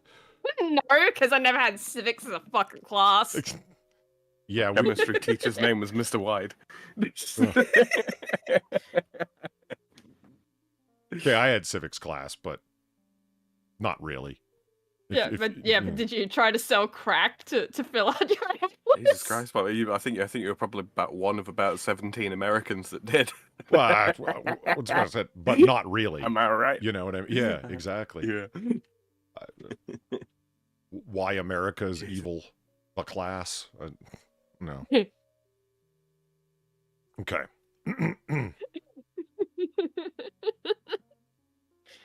So, I have an article that I saved. Thought you might want to see it, Far. Okay, here we go. Right, boom. Bermuda Triangle Town, where you should never stay at night, and dogs start to vomit. That is a title. Mm-hmm. Yeah, that is a hell of a title. Mm-hmm. So, plonked. Yeah, okay, so. The first word is indeed plonked.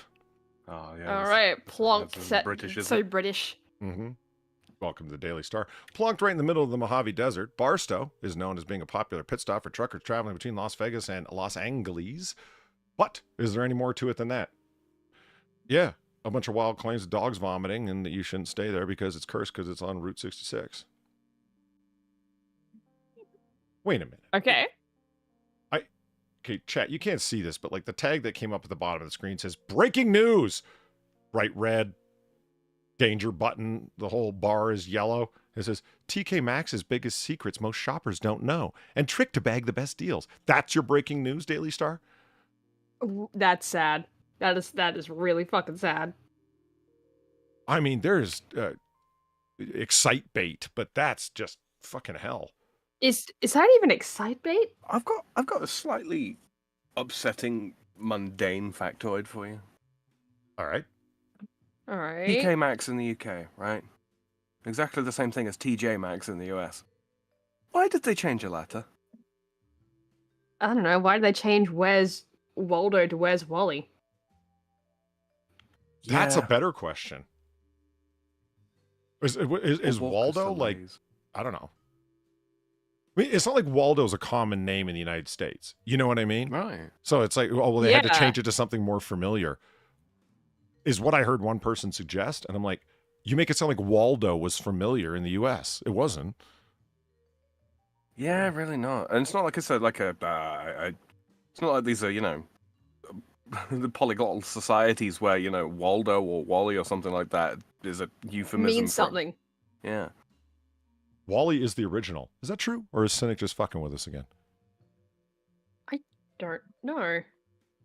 I thought Waldo was the... Where's Wally/Waldo originate? That's the kind of thing you should look up on the internet. My web search is full of... Oh, it's a British series. Is it? So it was Where's Wally? They changed it to Waldo. Okay, same question then for the Americans. What the hell? Wally is more familiar of a name than Waldo. Right. This is not like the, you know, the sitcom thing where they have to, you know, make the jokes easier to understand. What the hell? Yeah. Looking at you, The Office. Anyway. And it Three's Company. At the end of it, whenever the theme song, I remember watching that on the retro channel, the retro sitcom channel when I was a kid. It was based on the British series, A Man About the House. I'm like, why would you tell everyone that right in the title sequence? I've never understood that. It's like, it's not a linguistic, you know, it's not a translation or anything like that. They're speaking English. It's like, why do you... Okay, it's almost as bad as like French protectionism. It really is.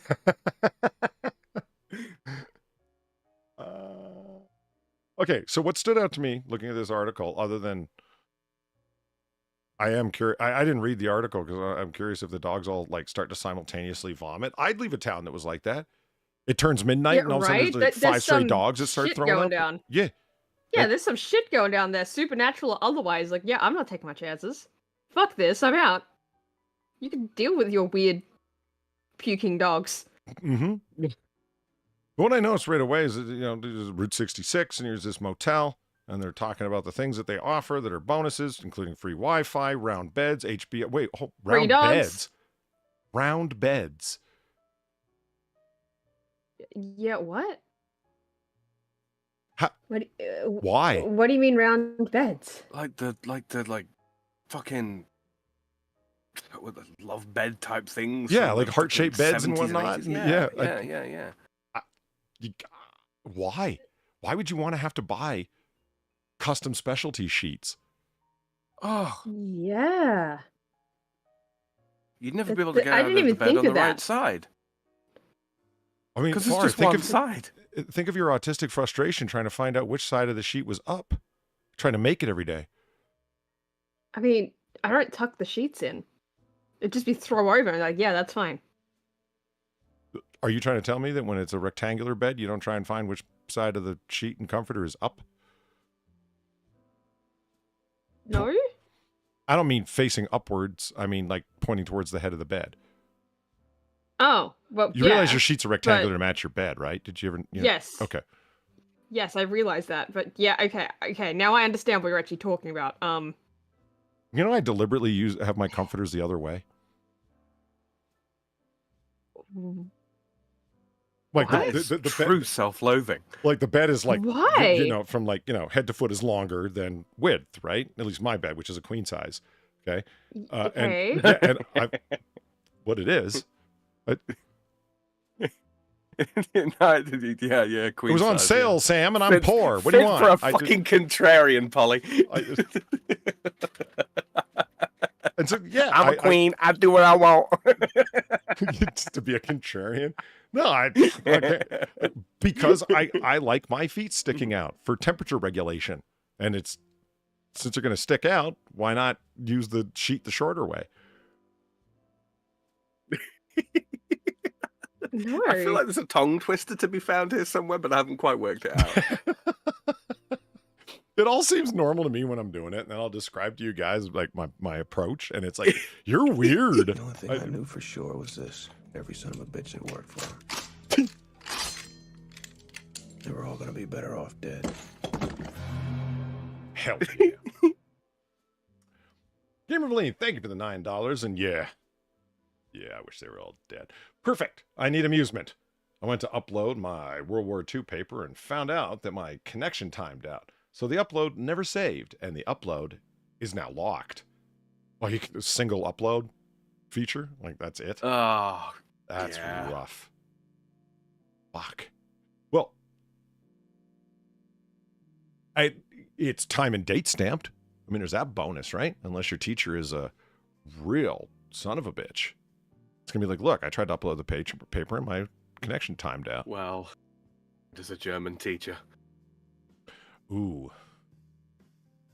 Yeah. I think you might be a little bit fucked there, Valine. Do you think the German teacher walks to the front of the class and demands of the students who didn't hand in their papers, "Where are your papers?" Oh my god. What was I supposed to do? It wouldn't let me upload it. I asked the questions.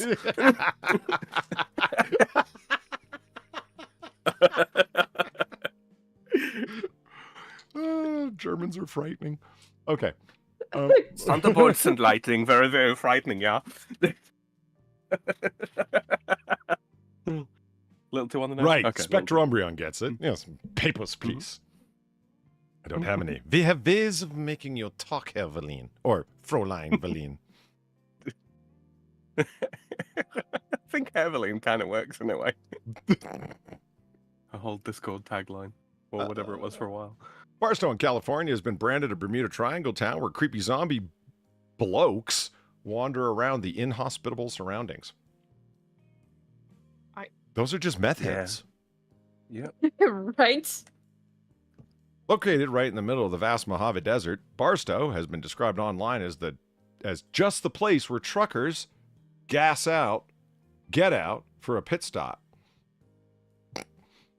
When traveling from Los Angeles to Las Vegas, the infamous Route 66 highway needles through Barstow, which is a steady thoroughfare of vehicles zooming along the mostly uninhabited part of the Mojave section. Jesus Christ.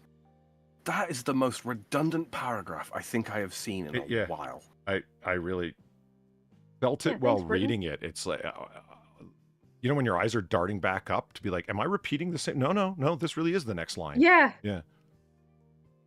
Yeah, like you just have to double check because you're like, no, that can't be right. That can't be right. This is just my brain fucking this up. No, that's right. Mm-hmm. This explains why there are so many easily disemployable fucking journalists out there these days, right? You know, you hear about like thousands of them being let go from this publication, that publication, the other publication. Yeah, guys, this is why. Because you pad your articles with redundant bullshit full of redundants. Continually, over and over again, without ceasing. Mm-hmm. All together.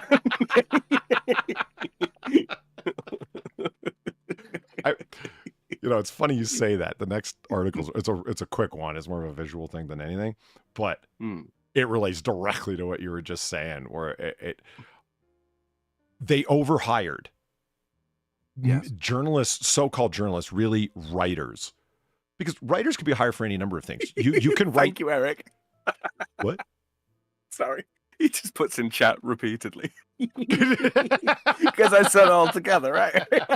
Thank you, Eric. I'm glad somebody got it. No, I got it, but I'm like, I don't think Far's an Airplane fan, so I was like, oh, if only Far and I could like say in unison all together. You gotta watch Airplane, Far, or we should watch it. Oh, it's honestly, Far, it's great. You'll love it. It's right up your street. It's all of the inside joke references. Like, surely you can't be serious. I am, and don't call me Shirley. Mm-hmm. And I've seen parts of it. Right. Just not the whole thing. The Shirley thing is absolutely the funniest one because it's the most memorable. But the constant running joke based around wordplay has a special place in my heart is the altogether line that Sam just said. You don't understand. It's not that easy. And it's Ted Stryker talking to three people. Because you don't understand, guys. It's a very difficult thing to do. It's an entirely different problem altogether. And all three of them say, it's an entirely different kind of problem.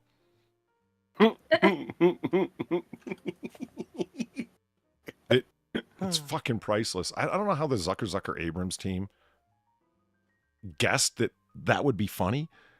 Because it seems like the kind of joke that's only funny around three friends. Do you know what I mean? Like Yeah. It's how is this going to play it on screen? Are we really going to write a whole fucking movie that's based around odd wordplay like this? Yes. I think the thing that really pulls it together is like a lot of one-liner comedians. They don't kind of have like a running theme throughout the whole set necessarily. Mm-hmm. The really good ones do. And the movie itself is basically a string of one-liners that are almost all like puns or wordplay. Yeah, but they have the connecting theme. And I think it's that's not like what they sells invented it. that style, but it was definitely fresh with their approach with it. Because I mean, the one-liner stand-up style of comedy, like Henny Youngman was doing it in the 50s with "Take my wife, please." My doctor gave me 6 months to live. I said I want a second opinion. He says, "Okay, you're ugly too." What the fuck? Are you thinking of Data while you're reciting this? Because I'm thinking of Data while you're reciting this. When Dave was trying to do his stand-up thing with Joe Piscopo, was that one of the jokes? Yeah. Yep. 2 years later, when I'm still alive, and Henny Youngman rolls his eyes like lion doctor. Another doctor tells me that I've got 6 months to live. I said, well, I've heard this before. I'm not paying. And so he gave me another 6 months.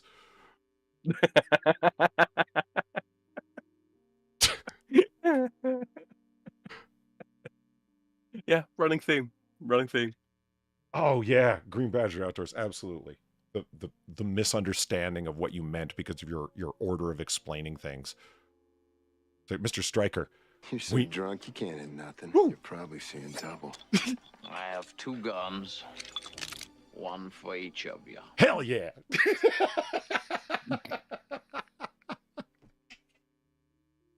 Good choice. Caroline, thank you for the $4.50 and hitting my new donation. I'm very happy about it. No, it's not for German. I have an A there, as the Germans say. A. But this was for military history, where I have a B, unfortunately, or fortunately, it's a relatively inconsequential at only 20 points. The midterm and final is where it matters.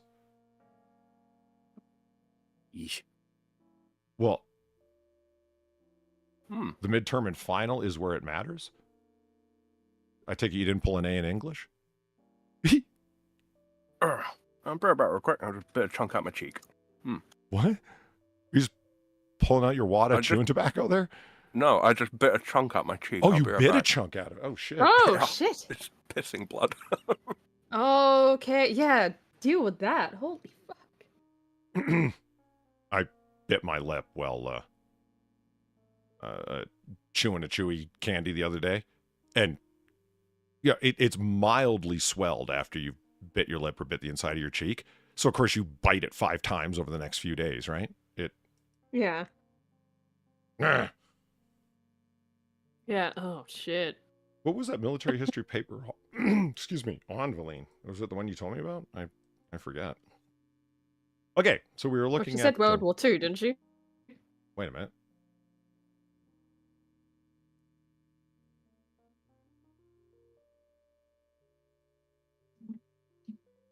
In the Hello? previous, well, okay, yeah, 10 minutes ago. What's with your sharp memory? What the hell? You need to drink more. I don't know. No, I don't. Holly, no, I don't. Better than me. The midterm and the finals make up 40% of my grade. Yeah, that's and people wonder where test anxiety comes from, huh? Right? Yeah. Bomb an exam because you're nervous or anxious, and yeah, well, there you go. Drops your grade like a fucking stone. So Reddit users flock to the platform to share their humorous and sometimes plain creepy experience of Barstow, described as one user as the Bermuda Triangle, only it makes you shit.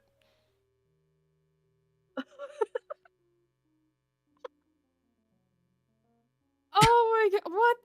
That's a hell of a description. Yeah. I take it that that's like, if you were to say that in Britain, they would understand that as to shit your pants. Because it makes you shit. It's like, town has a laxative effect. What? One particular harrowing account spoke about a super creepy bloke who approached them and then stopped briefly. Stop saying bloke. Oh my god. Just fucking Britishisms. Yeah, well. Who approached them when they stopped briefly. I was once driving on Highway 58 late at night outside Barstow, the review began. I stopped on the side of the road to let my dog pee. While we were out of the car, a disheveled-looking man with long hair and a beard suddenly appeared out of nowhere, started walking toward us quite quickly, and told us he wanted our souls. Whoa, okay. No, I made that last part up. He didn't say anything, just had this super creepy stare. I grabbed the pup and fired 3 shots into his center mass. Are you also making that up? I am. I grabbed the pup Damn. and threw the 2 of us back in the car. You threw the 2 of us back in the car. Okay. You threw your dog? I think it was supposed to be like he did like a dive for his life with the dog, and that's threw the 2 of us back in the car. I've never heard anyone say it like that. I threw the dog in the car, jumped in, and drove off. But maybe in Britain, that's common slang to say it like that. I threw myself in the car. Yeah, I mean, yeah. I'm trying to think of like Australian slang, right? Because some of it does cross over. But it's like, I don't know. Like, threw us in the car. Yeah, you can say that. Like, yeah, threw. But like, I don't know. It's a little odd.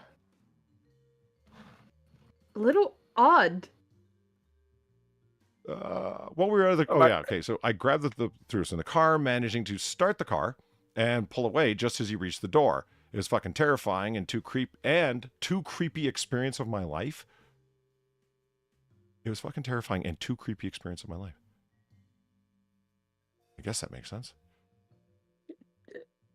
Another user agreed and urged people who are passing through to never stop out there, especially at night. I heard hundreds of horror stories from that area. On Travel Ladies, a website that rates places depending on how safe they are for female travelers, visitors were warned Wow, that exists? Apparently, Travel Ladies. Caution should be exercised at night, the site continued. While most areas are well lit and frequented by law enforcement, it's always best to avoid less populated and darker areas for your safety. Yeah, no shit. Yeah, right? Thanks. It's good that this website's out there to tell us the painfully obvious. Oh, no, see, because it's Travel Ladies, right, and it's run by a bunch of women, it's all right that it can have that kind of advice on that. I capose pickets you! La bola más grande!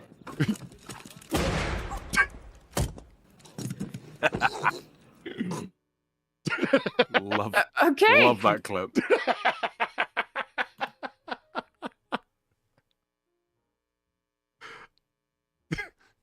I called that clip, that donation, I said, stop talking.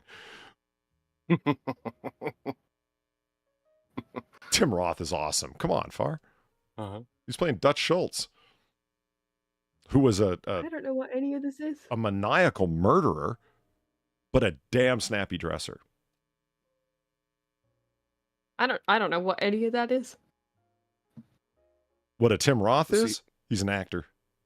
And a snappy dresser is a person, typically a fella, who clothes himself very, very well for his frame. Oh, physique. I see. Yeah. And carries himself with a certain flash, perhaps even panache.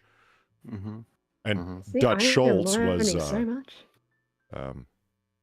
Dutch Schultz was a Jewish gangster in the 1920s and 30s that strong-armed his way into the numbers racket in Harlem. Uh-huh. And that's from a movie where Tim Roth plays the aforementioned Dutch Schultz. And his former partner is sitting there saying, "I've got balls as big as you." And to shut him up, he shoots him in the throat. Game of Lean, thank you for the $4. It's on one of the books that the Pacific is based on. Oh, okay, cool. I was asking some people about this show, The Pacific, sort of a corollary sister show to Band of Brothers. And few people had ever heard of it. Really high production value. Tom Hanks, Steven Spielberg executive produced affair about the war in the Pacific, and everyone I asked about it, I'd never even heard of it. But they had all seen and watched Band of Brothers. It was strange. I got a B on my midterm because of the essay portion. I was out of Adderall, so the grammar was fine. But I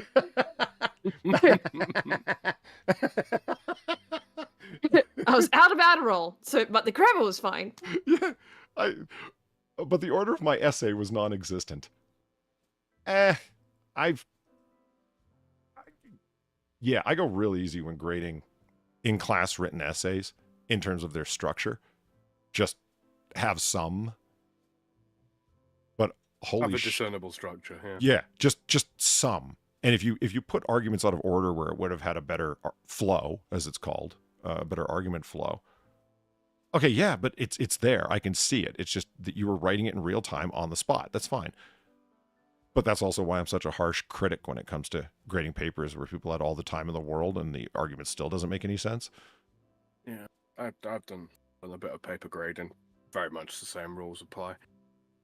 If someone is very markedly time constrained or what have you, or especially if they're reconstructing it, on the fly from notes that they've taken. Yeah, you don't mark them down for structural issues. As long as the substance is there, it's wrong too. It's wrong too. I remember another TA getting written up for doing exactly that, actually. Being a harsh critic on that aspect? Being an absolute dick about structure over substance, yeah. Yeah, I don't even care if people, some people just info dump in-class essays or short answer questions. And it's, I don't want to see you info dump. If you only know 3 points of fact, but you're able to fit them into a cogent argument, you're going to get higher grades than the person who just vomits on the page like a dog in the Mojave Desert. Yeah, it's the literary equivalent of gish galloping, right? Yes, it is. That's a fair description of it. What the hell? If I just put out some stuff, it'll be like, clearly I studied. You should have studied less and thought more. Some slightly humorous tales on... What's that? Yeah, I've marked some papers. I've never seen Band of Brothers. I sent Sam The Brutality of the Pacific that I had pause for. Yeah. Brutality is right. That's right. Some slightly more humorous tales on Reddit detailed how the city of Barstow seemed to have a profound effect on the bowels of dogs.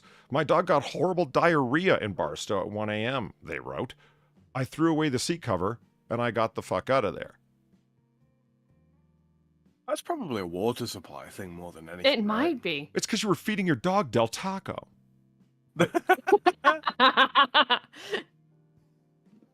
What'd you think was going to happen? I used to live in Las Vegas, and we make frequent trips to Southern California, they wrote. He never got car sick otherwise. It didn't matter which direction we were traveling. He just really hated Barstow. I couldn't blame him. This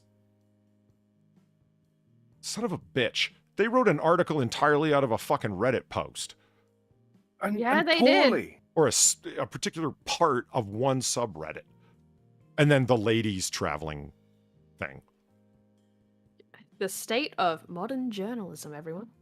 Yeah. I mean, we can have like a 45-minute discussion about a listing on Zillow, all right? Just ad-libbing, riffing, and all that kind of fucking thing. We could be better journalists than these fuckers are. Uh-huh. So, this is a picture from that article that I did look at, and okay, if Mad Max took place in America, there you go.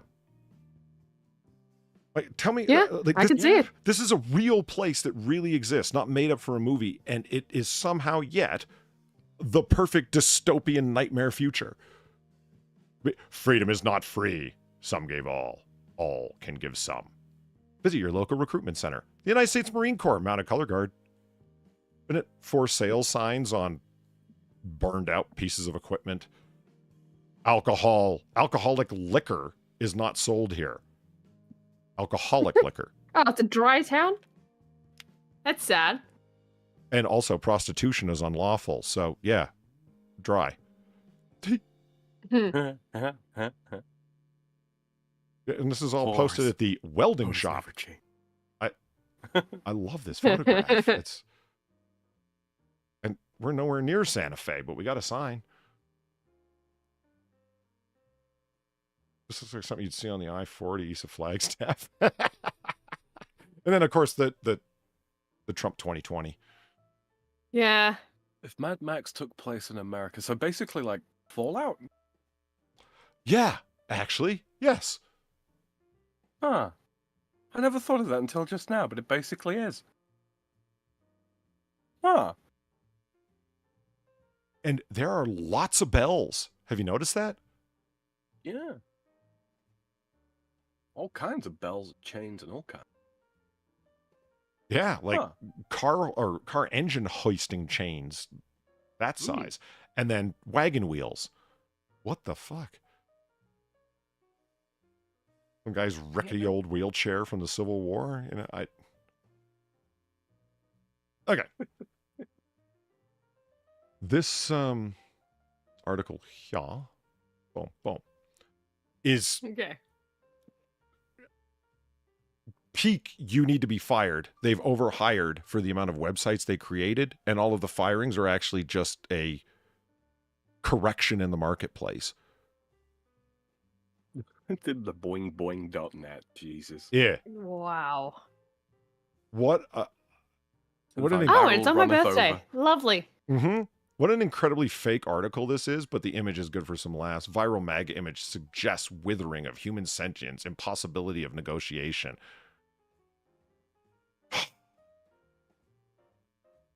So mad that it cannot be approached except with skepticism, a viral image spreads on the right, attracting sentimentality and spiteful support. The people commenting on it, that is, not the inhabitants of the AI-generated American family. They're not real. At the end of this article... Yeah, I was kind of looking at that and seeing, that looks incredibly fake. Oh, it does. And that's what I'm here for, the laughs, mostly, but also to laugh at this person who writes or had written the inhabitants of this AI-generated American family, and damn MAGA people, they're getting mad over a family that doesn't exist. And then at the very end of the article, it says part of this article was written by AI. Are you serious? Yeah. Are you fucking for real? So it's an article where they're going, oh yeah, fuck AI, but they've used AI to write it? Yeah. I mean, think about the headline alone. Viral MAGA image suggests the withering of human sentience and possibility of negotiation. I understand what you're saying there, but these are really, like, it seems like cut and paste, haphazard, like, whoa. Yeah, an AI pieced that together. It's grammatically correct, but tough to work your way through. The AI is becoming self-aware and it's retarded. Yeah. Oh my god. So let's take a look at this image. Yeah. Because shit's kind of fucking weird, yo. Look at the bottom row with the kid that looks like he's just, I don't even know what, has some kind of chromosome issue? Uh-huh. Well, look at... Oh my god. Look at the woman's waist. Yeah, she just has look at all this. arms coming out. And legs. She's giving birth. Holy shit. I mean, this... There's a hand reaching out on the bottom as well from underneath the... what I'm assuming is the bench. Yeah. And, you know, it's just grasping his leg, his pointy little leg. And nobody's face looks like it belongs on their head. This teenager apparently is 98. There's a baby in the top row that has 2 arms on his right. And a leg not attached to nothing. Yeah, that's what I mean. 2 arms, because that looks more like that's an arm. I thought me. that was a third leg. It might be a leg. It might be a leg, but I was looking at. It looks like an arm to me, but it could be a leg. This kid here has an arm that's been sliced off that is laying in his lap. Yeah. There is so much wrong with this. Someone ran Stable Diffusion on Windows 95, didn't they? And I think my favorite part is you can look and you start to see like how screwed up everything is. Like the man's legs don't connect to where his upper body should be, and what's going on with your flag? Yeah. Yeah, your flag's fucked. This is America they're taking away. Oh, shut up. You either went to please take it away. Please take this America away. It is horrifying. Why doesn't the article on social media then really put a post up then? Just one hyperlink to anywhere that anyone said anything about this. Boing boing. You fucking kidding me? I mean, I just thought the fucking AI picture was funny. And so like, let's laugh at it. But I mean, seriously, this was not making the rounds on social media. Nobody looks at this picture and goes, what a great American family of mutants. Yay, MAGA. That didn't happen.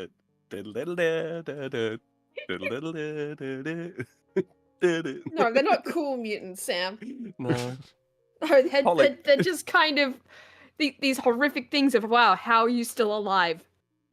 This is quite literally an AI-assisted fucking journalist false flag article. Yeah. Let's create some rage bait. Won't it make you angry how stupid MAGA people are? Whatever. No, but it's funny how stupid you are. You know what I just noticed? Why is there this one bare leg? Whose leg is this? Oh, I think it's supposed to be the lady's. Is it? Oh, just gotten completely displaced, yeah. Maybe. Something.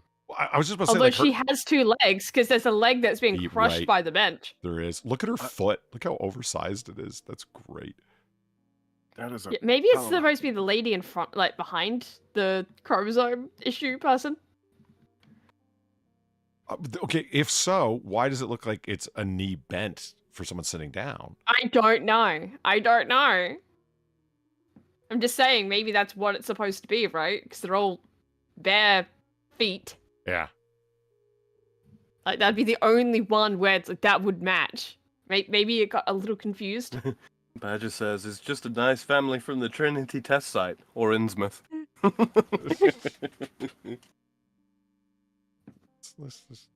Their feet kill me, man. Like it's oops. Yeah.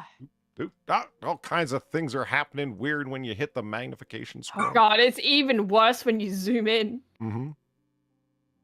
Come on. There. Yeah. Wow. Just wow. So not only can AI not do hands, it also cannot do feet. Oh man. Good to know. This guy's fingers, I didn't notice that until I zoomed in. Such a jumble. Look at this. It's just yeah. Facelift Mitt Romney. I know. I thought of Mitt Romney too. Oh God. It's a burn victim, Mitt Romney. Mitt Romney by way of fucking Epstein. It's like somebody loaded up an AI model, and I find it hard to believe that anybody would, for something other than a test model or an AI model that's meant for something completely other than human beings. It's meant for linear art and stuff like that. And so therefore it got all confused and screwed up, but this just screams deliberate. Polly, look how many stars there are on that flag of the US. Oh, it's so many. Yeah. Included all of the random sandbars as new states. Canada and, you know, most of South America have finally been annexed. And the blue field is positively taken over the flag and become distended from the stars and stripes. Jesus wept. Yeah, So yeah, I'm happy journalists are getting fired because the industry wildly overhired. That's my theory. Oh, like that. What was that? Because I'm really sick of looking at that mutant family, man. What was that? I want that dystopian thing still left open.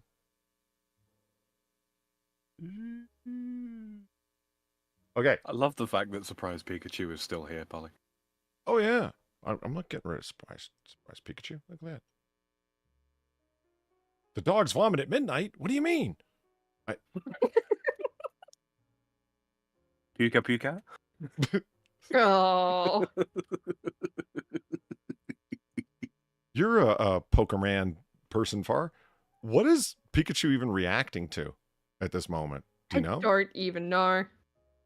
No, I don't know. I don't watch the anime. The inevitable heat death of the universe, Polly. You never watched the Pokemon anime? Not really. No. I thought you did. I remember listening to you and Zelthor talking about what a sick bastard Ash was. Well, I mean, he's literally going out and capturing wild creatures to take part in a bizarre cockfighting tournament. He's pretty sick. Yeah. Yeah, that's my theory. And he's a child. So, you know, it suggests that this is a cultural thing.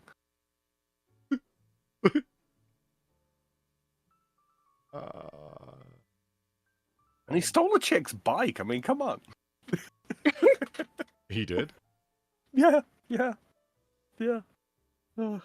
Sam, could you take your shot at this? I tried and failed. Reading it, or what are we talking? Trying to be vague. This kind of stuff. Oh, right, okay. See what I can find. Yeah. If you could, give it a shot. Far. Yes. Guess what it's time for? Oh, God. Lists. More lists? Yeah. I think I've got one that you might want to go with. Okay. So I'll give you the option first. What do you think? Oh. Yeah. Yeah, let's see what he's got. Well, yeah. Or, so your choices are top 10 failed McDonald's products. I figured you were going to go for this one, but I thought you might also like top 10 mythical places you want to live in. No, McDonald's. But wait, there's more. 15 common astronomy myths. No, McDonald's. McDonald's it is. That was Sam's bar. That was Sam's bar docking.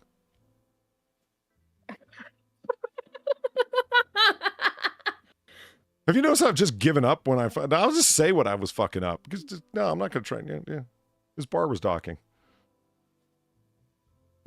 Okay. I'm sat over here muted looking for things. We're going to look at the top 10 failed McDonald's products. That's a good title. 10 everyday foods that caused horrific events. What? What? Is the Molasica going to be on there? Oh, yeah. Yeah. People died, Far. Yes, they did. In an attempt to stay at the top of the game, McDonald's occasionally tried out new menu items. Some of them become a great success, while others were destined to fail before they even began. This list looks at 10 of the worst McDonald's products which eventually fell into obscurity or vanished entirely. Feel free to mention your own favorite worst products in the comments. Remember to like and subscribe and share. Dickens Girl wrote this. No, Jamie fucking Frater wrote it, and Dickens Girl checked it. Great. Dickens Girl, huh? All right. It's a hell of an unfortunate name you got there. The McGrotten Croquette. Okay. Designed for the Japanese market, was a dismal failure. Why did it fail? Perhaps it was the fact that it contained a deep-fried macaroni, shrimp, and mashed potatoes.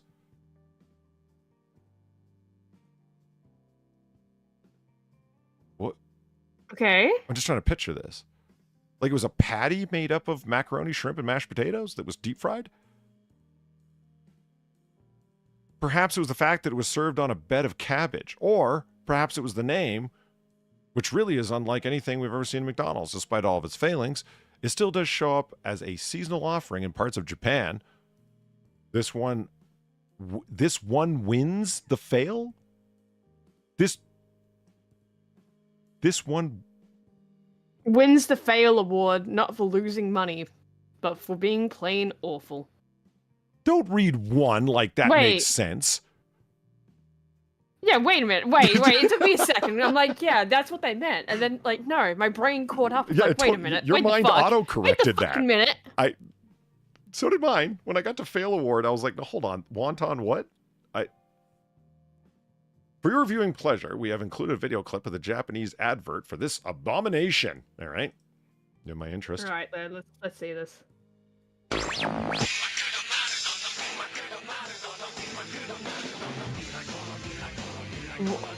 Okay. Okay, that actually looks good though. Once it is a patty. I mean, it's McDonald's as well, so it's like, well, how good is it actually going to be? But at the same time, I have had Japanese McDonald's. It's fine. Oh, I'll bet it is. I am really curious as to what. I mean, my American mind just thinks, oh, barbecue sauce, but this is Japan, so I don't know. I don't really feel like continuing on unless I can see a cross-section of this thing.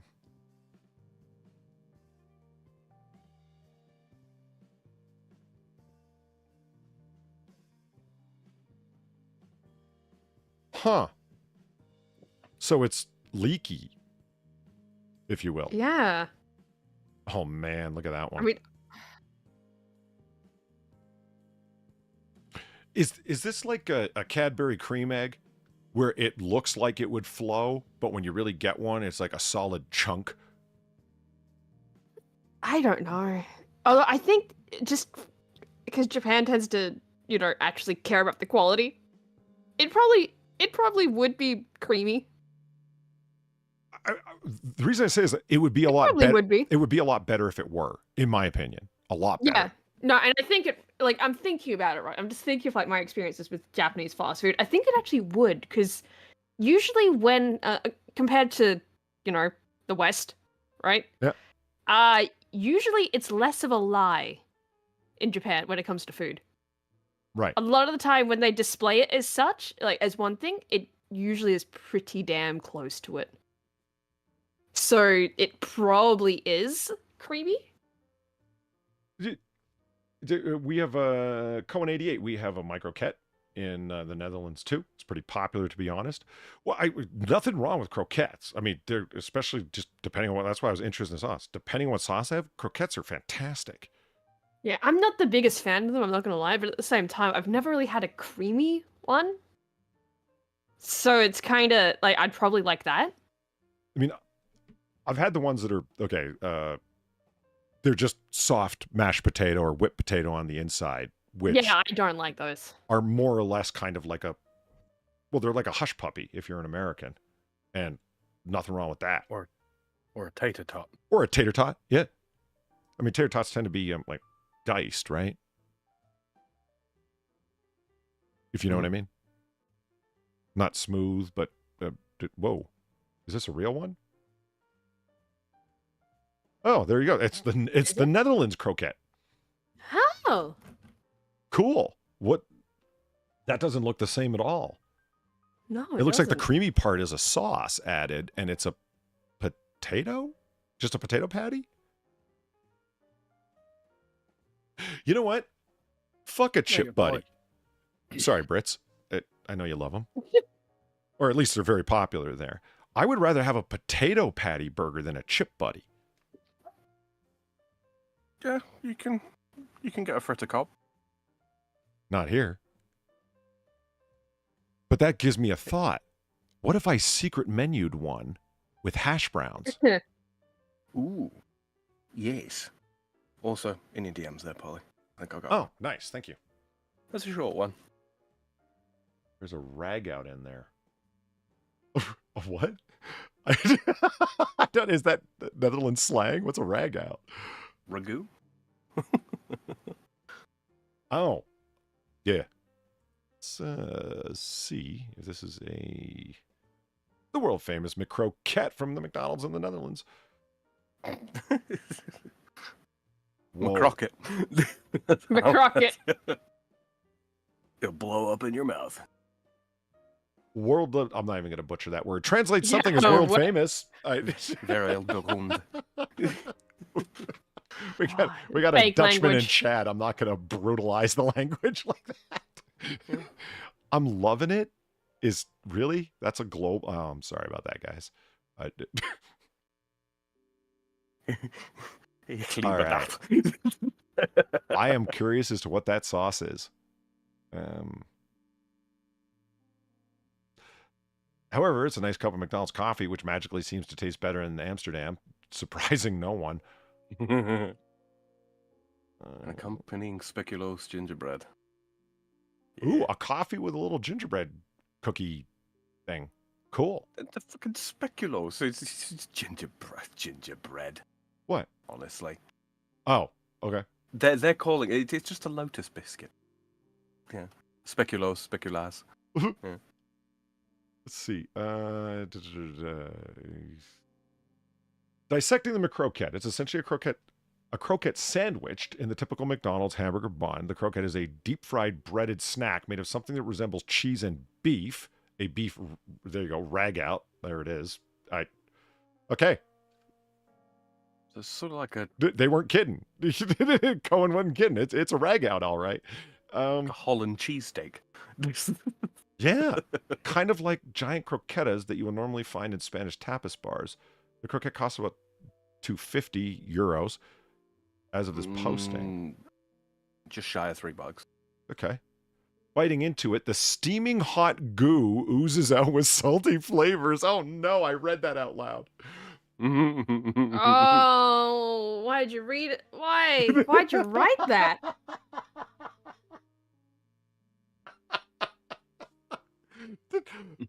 Who wrote this? They knew what they were doing. Coon88 in chat says, I'm so proud. I'm proud as fuck right now. So it's hard to taste the beef as it's overpowered by the cheese-like substance and the mustard-like dressing. That white sauce is mustardy? Huh. Maybe like a mustard mayo of some description. And is that cracked black pepper in there? I'm wondering what the black flakes are. Which would be fine, because I'm a huge... Oh, yeah. And as I understand it, the Europeans are insane with what they put anise seed in. Which I like, just not in everything. Yeah, not with beef and cheese, though, frankly. I mean, unless it was... Because we do mini pickles, right? Cornichon. And in the vinegar, or the brine, rather, there's little anise that we put in ours instead of dill. It's good. It's real good. If you like a tangy pickle. Gamer Valine.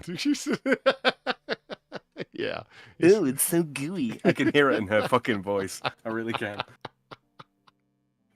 Oh, man. The wife is not much of a fan, though, was the last few words on that fucking article. They knew what they were doing. Uh-huh.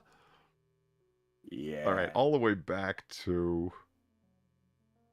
Where is it? Try it. Looks all right. There we are. But somebody in chat mentioned when I said, it was Cannibalistic Wizard. I said, because I'm really curious what the dark sauce is. And he says, probably soy sauce. Being that it's Japan, I can see it being savory and salty rather than a sweet barbecue sauce, which would be much more of an American approach, you know? You know the dark hoisin that you can get on Chinese duck? Yeah. I'm thinking something like that. That wouldn't be bad. I mean, wow. The Japanese do have oyster sauce, which is unfrickin' believable. Yeah. Talk about salty and savory magic. Oh, man. Oh, yeah, I love the taste. Can't fucking eat it, and nobody is more mad about that than I am. Allergic?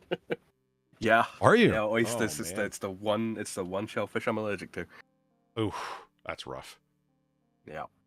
No, I mean, Slipknot, I thought that this was going to be gross, and I think Far and I have come to the same point. It would be good as long as it flowed. If it were solid and congealed or cold, no. Like day-old custard. Yeah, just... Because especially because it does look like it's got like a creaminess to it, and if that congealed, no, I don't want that anymore. Oh, God. Just, Involuntary shiver up my spine. Oh, Lord. The Halou burger. Halua burger. Is that just a big piece of pineapple? Must be. The Hula burger was the most famous flop of Ray Kroc, the man who brought small-time McDonald's company and turned it into a mega franchise we know today. The burger was created in 1963 and was aimed at Roman Catholics, you bastard, who were forbidden to eat meat on Fridays. Kroc, you bastard. It was basically a cheeseburger with a slice of pineapple instead of meat. You can eat fish. Yeah, why did you immediately go to pineapple? Okay, but no, consider this, right? you Consider the following. Parties and such, right? Where you get like the little cocktail stick with the fucking cheese and the pineapple on it, right? Yeah. I think that's what they were going for. It does work. I don't know about melted cheese on pineapple, but... It's just, I mean, you could see that it there's... goes on pizza, so it'd probably be fine. Like the sweet... Although I say that, and like, toasted ham, cheese, and pineapple sandwiches exist. They're good. Mm-hmm. They are good. I would not have it as a burger, though. I mean, Gary like halua, like the hula, rather, like the Hawaiian thing. I mean, that's what clued me. I'm just looking. I'm like, hula. Oh no, that's not pineapple in there, is it? Like just pineapple. When I'm reading this, I think everyone's aware the fillet of fish was marketed because their sales went down on Friday because Roman Catholics aren't eating meat on Friday. So let's make a fish burger, a fish patty burger. Okay. But they missed a fucking trick here, Polly. What's that? It shouldn't have been a regular burger bun. It should have been a bagel. What? Why? Hole in the middle. Oh. The pineapple ring. Right. Yeah. You get me? Right. But no one would want to eat it still.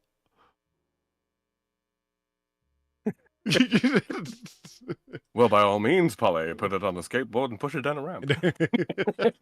Alan, thank you for the $10. Who says, Polly? Alan, how's it going, man? Good to see you. The idea of making a fish sandwich is just good marketing. All right, let's cater or aim or product towards a given demographic or whatever. This is like trying to piss off a demographic. Yeah, kinda. I got a mushroom burger. Because you can have mushrooms on a Friday. They're not forbidden. No. They're not considered meat. No, why would they? Right. Because you've had big steak mushrooms before, right, Polly? With a steak? Yes. Yeah. Yeah, but you know the type. Like, they're big and they're fucking meaty-ass mushrooms and they're grilled and they're delicious and wonderful. And you could forgo the meat and just put cheese and ketchup on that bullshit and it's great. What do you think, Far? Mushrooms with cheese and ketchup. Not the worst idea. With cheese, perhaps I can see a cheesy cauliflower thing. You know what I mean? Like baked mushrooms with some baked cheese on top. I can see it being good. The ketchup in there? No. That gets weird. What about with A1 steak sauce over top instead then? Yeah, but that's different. Yes. It is. Yeah. You know what I still haven't fucking had? Liam Perrin steak sauce. It's, to all intents and purposes, the same sort of thing.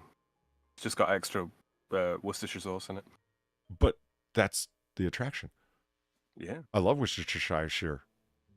Mm-hmm. I mean, nobody makes it like I did. There's very few things in my life that I bought the off-brand knockoff of and really regretted it.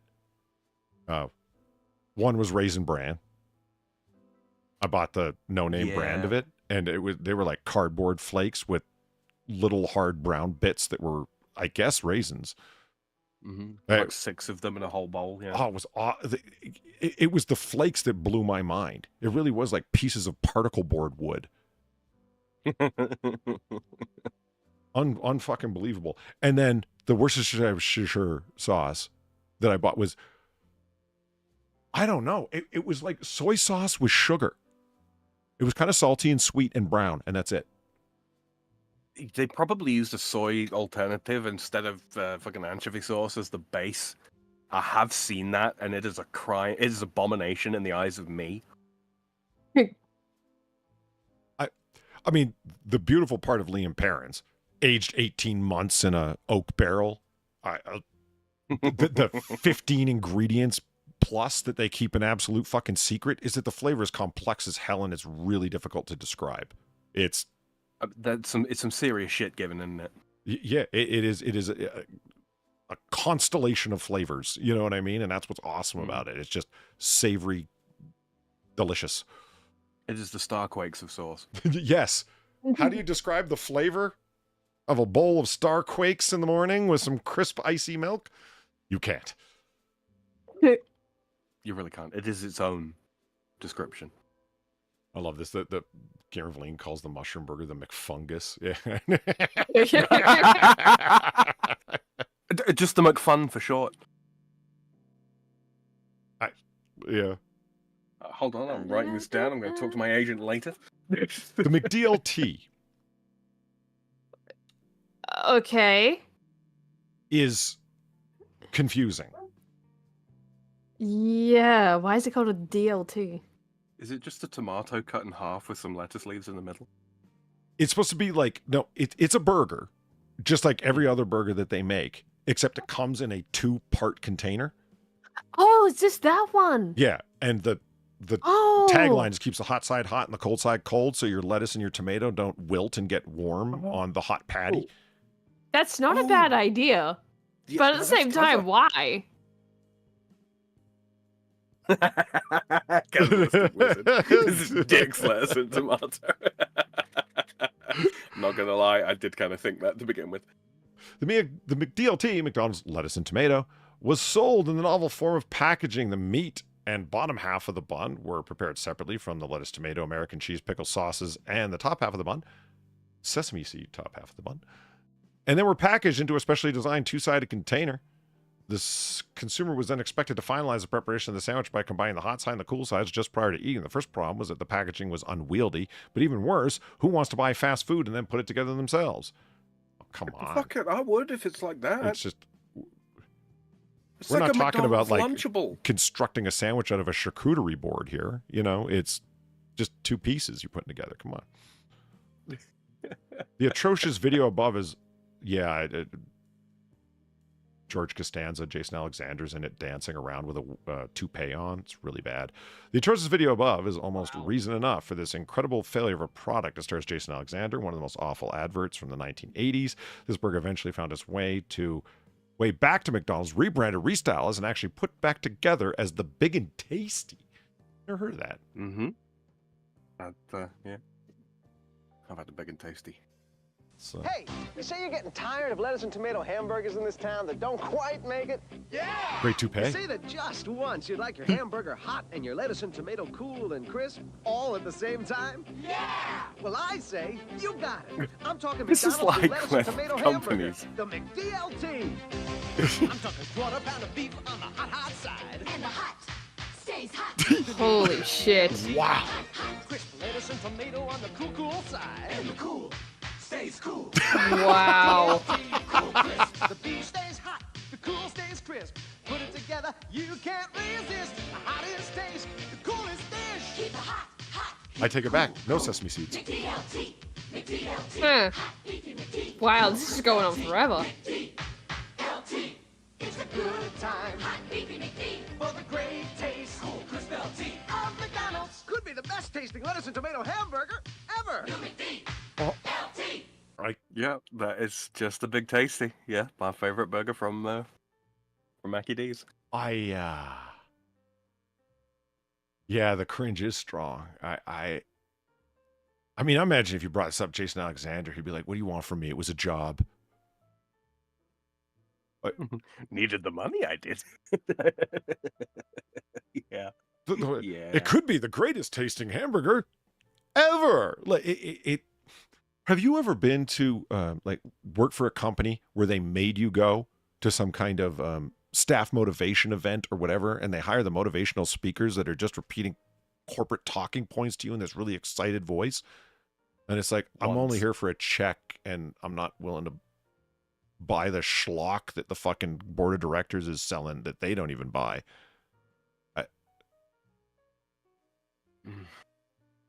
It could be the greatest tasting thing ever. Isn't it identical burger components?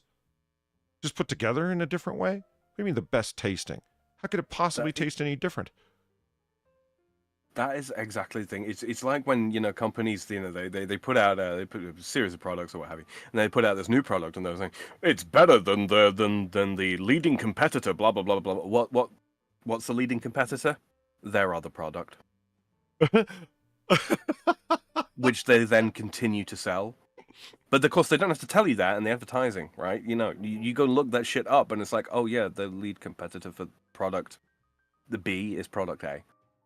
Produced by the same company. Well, they own the high and mid market. Yep.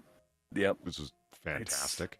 I'll tell you what's missing from advertising. That soul. Advertisers Respect? don't have souls. Sam. Dignity. Or that. What would they do with dignity? I'm like, listen to you say these things, and it's like, you know what's missing in prostitution? Respect and longevity of relationships. Like, well, yeah, No, I mean, yeah, prostitution's a good equivalent. It's the same thing. I mean, before, you know, like remember the 1960s and especially 1970s commercials where you could do direct comparisons between one product and another. So you'd have like a Ford car driving past and running a Volkswagen off the road into the ditch. Yeah. What is this alternate reality you speak of, Polly?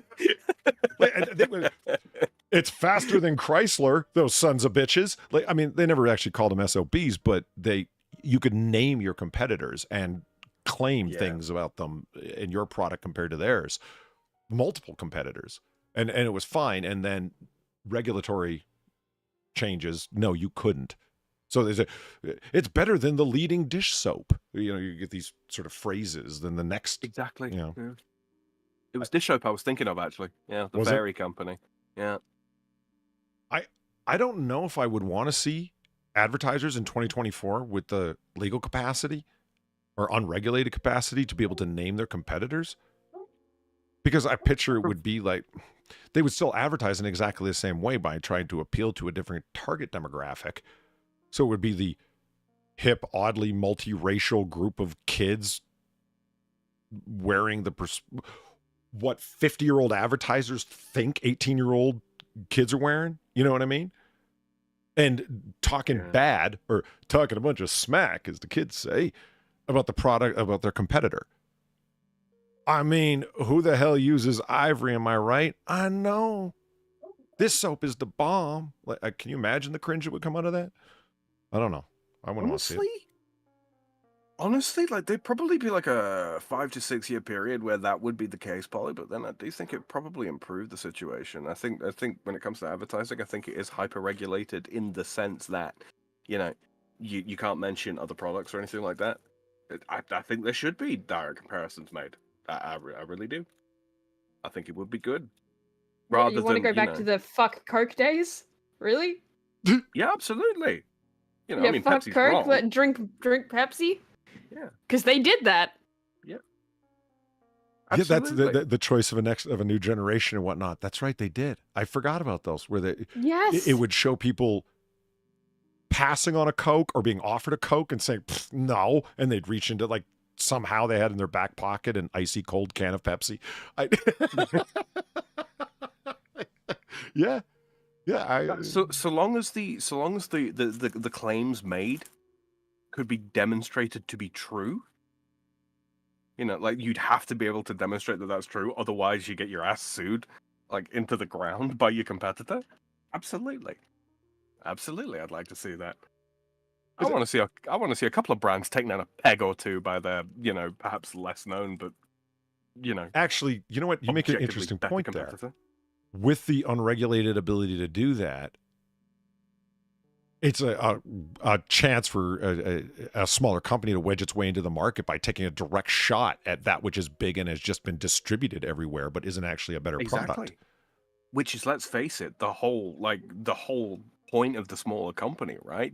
Okay, so there's this mainstream thing or what have you, but we can do it better, or we can do it cheaper, or maybe you pay a little bit more, but it's a better quality product. And screw those guys. Stop buying the mass market appeal crap. Buy our stuff instead. It's better, and here's how.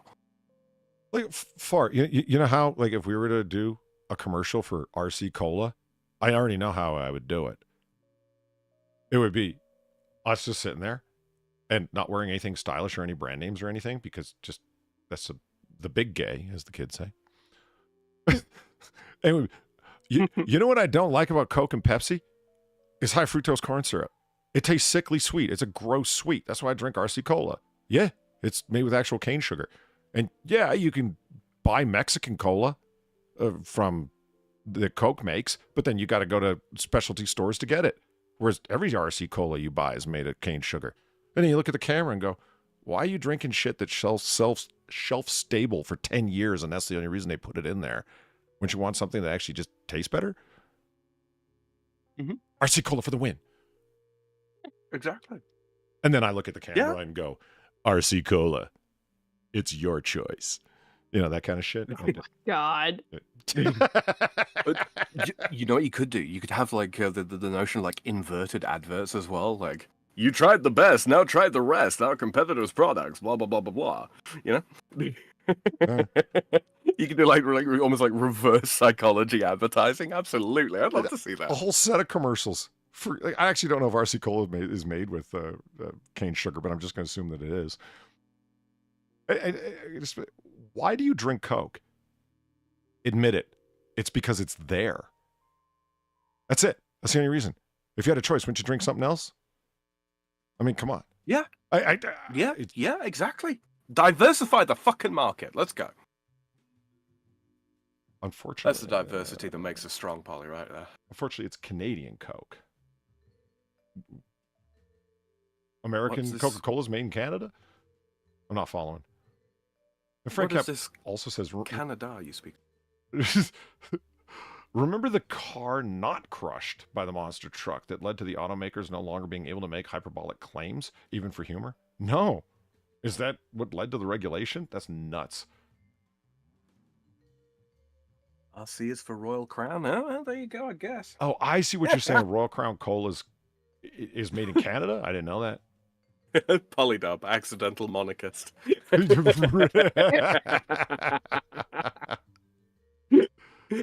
If I'm buying, it's Coke. Kosher Coke or Mexican Coke are really good. And maybe... It's the only way to drink it, really. I mean, because those are just the sugarcane colas that you can get here. Yeah. Right? It either has to be kosher Coke or Mexican Coke. I would actually like to do a blind taste test to see if it's all my psychology doing the taste bud work. Or if I actually really am tasting a difference. And the only way to do that is to do it blind. I can tell you, when I came over to the States for the first time and got a Coca-Cola, yeah, it did taste different. It did. The aftertaste is different as well. Yeah. I've never... People say the quiz is a big guy for talking about that. I don't like it because I can taste the artificial sweeteners that are there in small amounts, even when it's sweetened. And it's the aspartame and whatever the hell aftertaste, that chemical aftertaste. That's what he says he hates. The sources of phenylalanine, yeah. I love that one. Whenever there's a product that contains, like sweetness, may contain a source of phenylalanine. No one believed me. No one believed me, and here it is. The McLobster sandwich. I was in Maine, and I had one, and my stomach wasn't my friend for a little while afterwards. You don't buy cheap seafood. It's not worth it. the McLobster roll. Oh my God, that was just, I have to try lobster from McDonald's. But I mean, I realize what a stupid statement that was. That's like saying I have to buy sushi from a gas station. What the fuck are you? Yeah. You were a gas station for a bit after that, huh? The Arch Deluxe. How you doing there, Far? Yeah, I'm doing okay. Yeah. Yeah. Okay. Okay. You know what I like most about this exploded graphic here? What? A slice of classic American cheese. Classic American cheese. Oh, it's classic. That's making a processed sliced food cheese-oid substance square sound good. Right? Our country's 15 years old and we're lying to you. I mean, don't get me wrong. A cheese slice on a burger, that's fine. But Sure. it's when you eat it solo that you know, like, wow, this really is cheeseoid, isn't it? Yeah. I got dared to roll up a slice of American cheese and just eat it as it was. That was easily one of the hardest $10 I think I've ever made. It was not good. Do you remember Homer sitting down at the table in the middle of the night and eating nine slices of American cheese? Cheese. Yeah. 98, 97, as he just unwraps each one and eats it. And Smithers and Mr. Burns were ninja suction cupped to the ceiling at the time, waiting for him to. Yeah. Well, wait. Oh, they were breaking into his house to steal the teddy bear back. Yeah. Right. And then hours later, Marge comes in the morning and he's like, and there's this giant pile of wrappers around his feet. And she's like, have you been up all night eating cheese? And he's like, relatable. McDonald's positioned the Arch Deluxe as the hamburger for adults with a sophisticated grown-up taste. Arch Deluxe ads show kids making yucky faces, turning up their noses at the new adult burger. Featuring porn images on every patty, what makes it adult? It's got like a Playboy bunny logo grilled into the top or something. Yeah. They even showed That Ronald sounds awesome, engaged in adult activities like golf and pool and procuring prostitutes. Okay. And the result of spending over $100 million on the Arch Deluxe campaign, one Wall Street analyst put it, they teed off the most expensive campaign, one of the most expensive campaigns in history, next to Hillary Clinton's 2016 campaign. And we still estimate that comparable store sales were down for the quarter. A major management shakeup followed shortly thereafter. Can you imagine people suffering responsibility for their decisions? $100 million. They could have invested that in better cheese. Holy shit. Well, we're done for the night. There's no more hot takes to be had. They could have made better cheese. That's the French take. No, I'm not a quick person to take the French take, but in this case, that's not a bad suggestion at all. It's not. It's just, why the fuck did you not change your cheese for that amount of money? Are you that set on your shitty cheese in America, at least? Like, it's fine here. If they had developed McDonald's sharp cheddar slices, oh yeah, like as an option, like you can get a regular cheese. Yeah, or the the McRazor Sharp or whatever the fuck they called it, like it. The McCheddar. The McCheddar. Oh man, now I'm just thinking back to that pineapple burger, and it's just a big old half-inch slice of fucking cheddar cheese in there in between the buns. Yeah. With another slice of American cheese on top of it.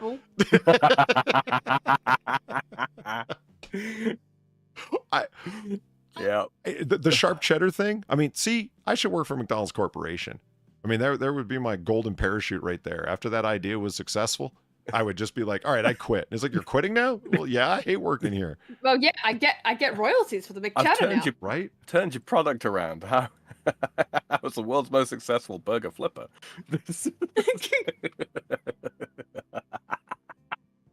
A mild cheddar or white cheddar would be better? I don't know. I don't.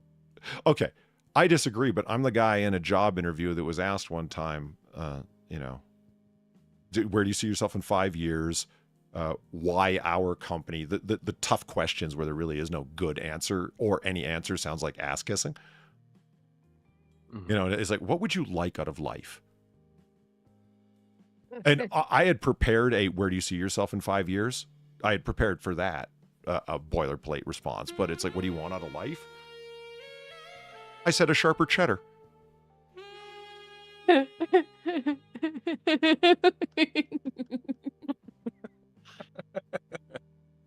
She laughed. And wrote it down. Or wrote down, don't hire this guy. I don't know. She wrote something down. Either or. Yeah. Did you get the job? I did.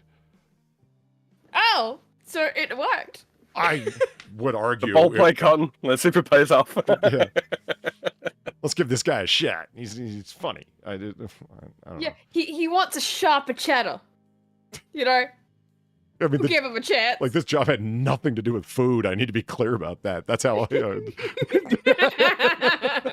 See, if you think about it, cheese is sometimes used as a euphemism for money, right? Yeah, cheddar, particularly, yeah. You gotta make that cheddar.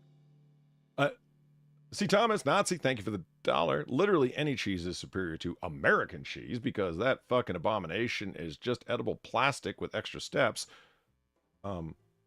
Munster or pepper jack all the way. Oh, I will say, to give credit where credit is due, pepper jack cheese is pretty fucking good. If it has a potent pepperiness to it, if it just tastes like Monterey Jack, but has colored elements in it that one could mistake for pepper, other than not having any flavor. I've had like some really bad, mild pepper jack like that. And it was like, well, what's the point? It's just Monterey Jack. Exactly. Not to say the Monterey Jack is bad, but you know, if you're going for pepper jack, you want pepper with your jack. Yeah. You know what I've never had? A good smoked cheese that was, oh wow, the smoking really made that work. Oh, right. That's a big problem with Emmentaler. You know, your typical Swiss cheese. Oh, it's pressed and smoked. Is it really? Yeah, but that's how the cheese the weird texture of it. Yeah. I'm not stuck on Emmentaler. Huh? Not. Far, where are you at on cheese? I forget. You're not a fan, right? I like some cheese. That's really it. What? Yeah, I mean, I know people that will talk about cheeses, and I'm like, okay. Like, I have not had a great variety of cheeses. What have you had that you really dug that you want to go back to? I don't know. Cream cheese? Like, I don't really think about cheese that often, I'm not gonna lie. You like creamy spreadable cheeses? Yes. Yeah? That doesn't surprise me at all. See, Sam, this is the girl that buys extra buttery microwave popcorn and then puts butter in it.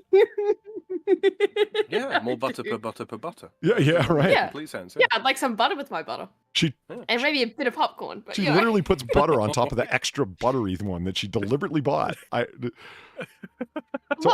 about those animal fat lipids is what I'm getting at. Like, but you want to know the funny thing, though, Polly? So, I go to the US, right? I buy some extra butter popcorn. Polly, it is the exact amount of butter I want. Oh, yeah? Somehow, American extra buttery popcorn has more butter on it than Australian extra butter popcorn. Which is weird. How do you think we got so big on butter? Yeah, but like that's exactly why I'm putting more butter on Australian popcorn though, because it's not enough. It's just not enough. You see, you say that, Polly, and yet you look at like the peoples from around the world, from classical antiquity, that survived predominantly on milk, butter, meat. Oh yeah, look at like steppes warriors and these people, Vikings and stuff. Steppes warriors. They actually did things. Yeah, they did. Right. They are not. No offense to anyone, playing Helldiver for 18 hours a day and then falling asleep for 4 hours. No, they are the Helldivers, Exactly. Hey, everyone I know that plays Helldivers has a job, so it's no judgment to our crowd here. It's fine. I just saw that where I was getting that joke from is that video that was up in your server, Platty's server rather, of the mom telling the Helldiver gamer to get a job. He's fat, sweaty dude that slowly stands up, and I'm like, oh my god, that's horrifying. Frank Cap is right though. Everyone loves mozzarella, right? It's meant to be mild deliberately, right? So there's no strong taste to offend anybody, and even vegans wish they could enjoy pizza. Mm-hmm. Have you had halloumi cheese? Yeah. The grilled No. stuff. What's that like? It's good It's stuff. okay in small amounts. Too much of it gives me a headache. That's yeah. I could see that. Yeah. It's cheese that's basically designed to be grilled. It doesn't melt as such. Yeah, it just kind of gets a bit not crunchy, but tougher. Yeah, it sort of it fries in It's its own squeaky. fats, if that makes sense. Yeah, you When you chew grill it and it's squeaky. Oh man, it's like curd cheese where it squeaks on your teeth. Yeah, kinda. But it's not I'm unpleasant. It's not unpleasant tasting. I like it. just gonna open this 10 great cheeses you should try over here in another browser. Let's see how upset I can get over that, shall we? McLobster. How to upset the French. What did it fail? The price. How I think is what you're going for there. Yeah, well, Who wants to spend $5.99 on a fast food burger that you know will not satisfy your hunger? Let's face it, it looks like somebody threw up on a bun. Ew. $5.99 for a burger. I don't know. That's pretty standard pricing nowadays. I hear you. When the fuck was this written? Yeah. How would a toucher you? $13.99 for a burger meal, yeah. Yeah, for a meal, yeah. Is that €13.99 euro? Yep. What does that calculate to? In USD? About $15. Ooh. Yeah, that's about right. Ooh. It's easy to say skinny in France. Yeah, just don't eat McDonald's, apparently. This product is actually still available in some Canadian franchises and occasionally in Maine. That's right, I had it, Maine. Frankly, if you want lobster, you aren't going to McDonald's to get it. Well, yeah. Perhaps next year they'll introduce the McFoie Gras or McCaviar. Shut up. Fuck off. Yeah, lobster is not. In Wasn't this it originally economy, poor people food? Yes, absolutely. That's what's like. Same with crab. Remember we watched that video where it's like, here, we'll show you the historical evidence of here was the price of lobster in this newspaper of this time, like from 1820, right? And it was you didn't buy the pound or you bought it by the bushel, like the basket. And it's like sometimes there would be 8 in there, sometimes there would be 15. It didn't really matter because they were so freaking cheap. It was just, yeah. I remember It's a market that supports it. That's it. I think it was 18th century. I remember reading these reports from the 18th century of complaints that servants and workers were sending to landowners to beg them to stop paying them in fucking lobster because they were sick of eating it. I'm like, I say non to the harmard. I did, yeah. Mm-hmm. I mean, I can kind of understand, right? If that's all they're fucking eating. Yeah, you'd probably want a bit of variety. You know, I gotta say, foie gras is one of the few, fancy foods, high profile, well-known fancy foods. Yeah. Okay. That I've had that came somewhere near its hype for me. Yeah. Caviar, I had it, and I'm like, okay, it's salty and it's interesting, and because I don't have a sweet tooth, I have a salty tooth. I like salty snacks. You know what I mean? Yeah.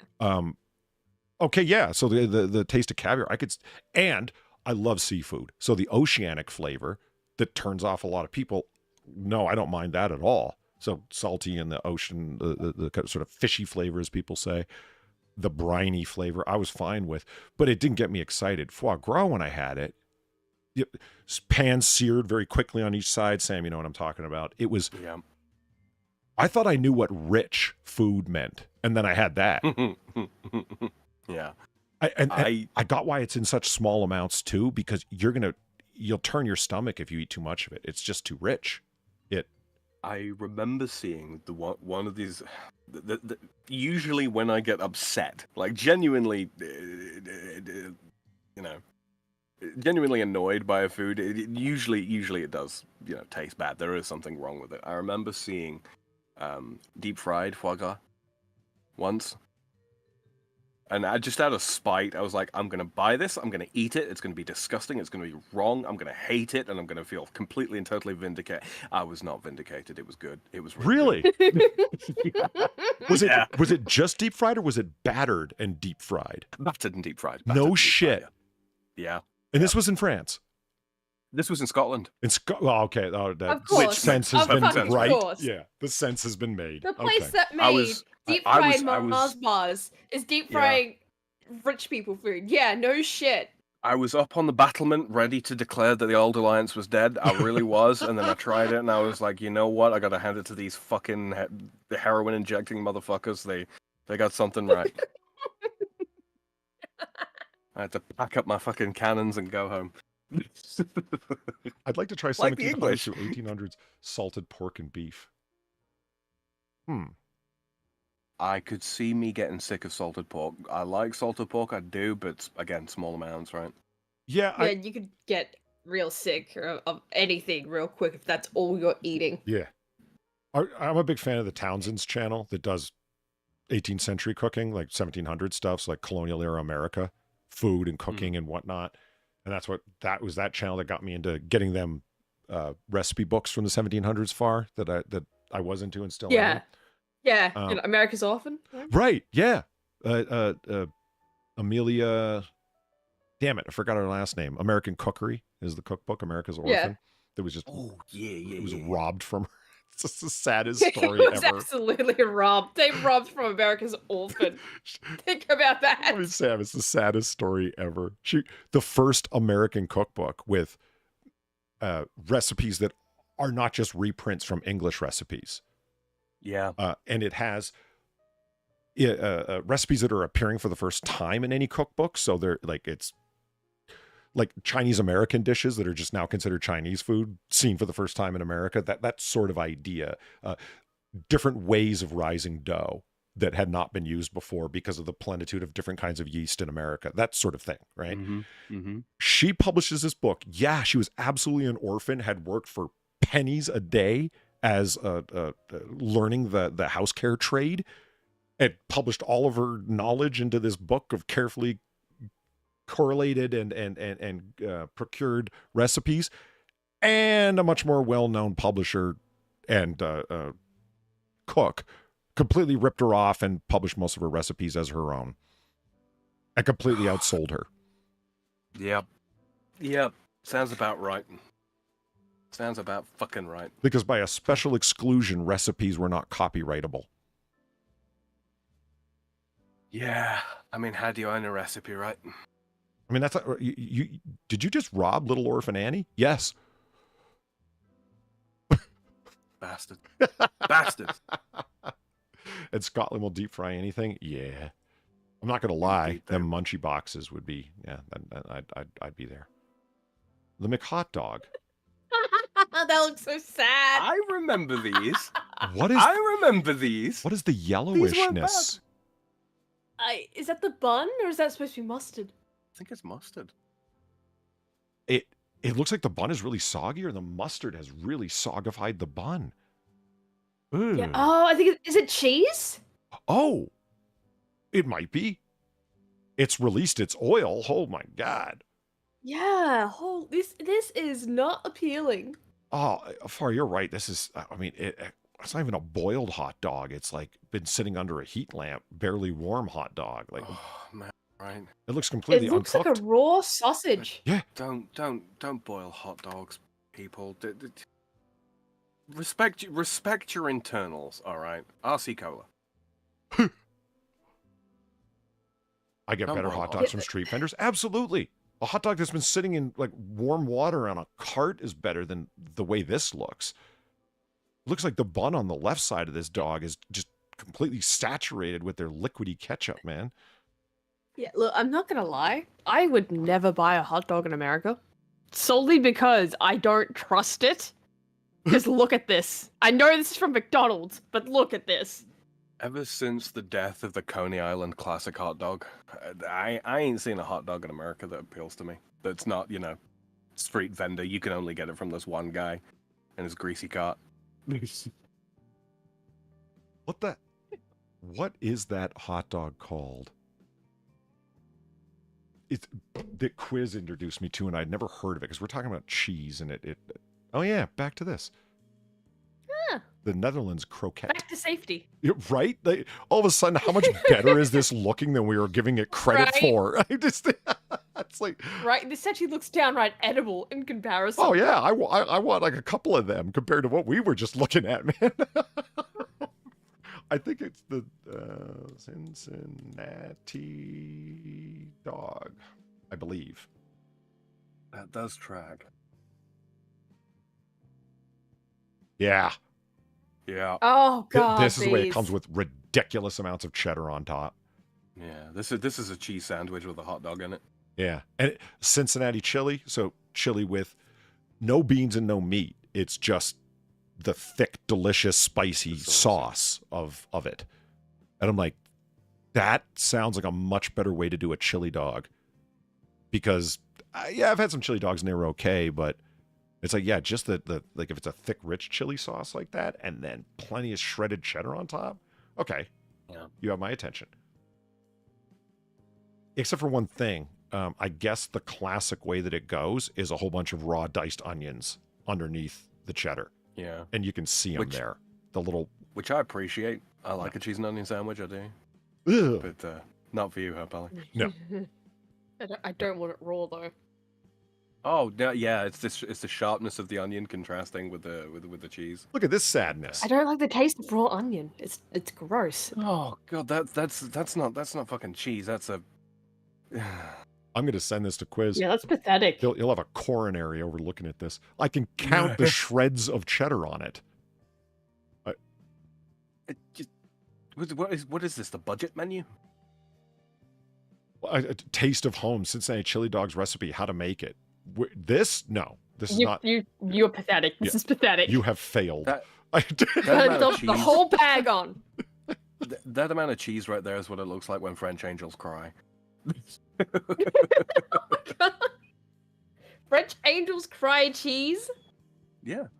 There are a lot of leopards battling dog pictures here for some reason. Yeah, what? Cincinnati Zoo?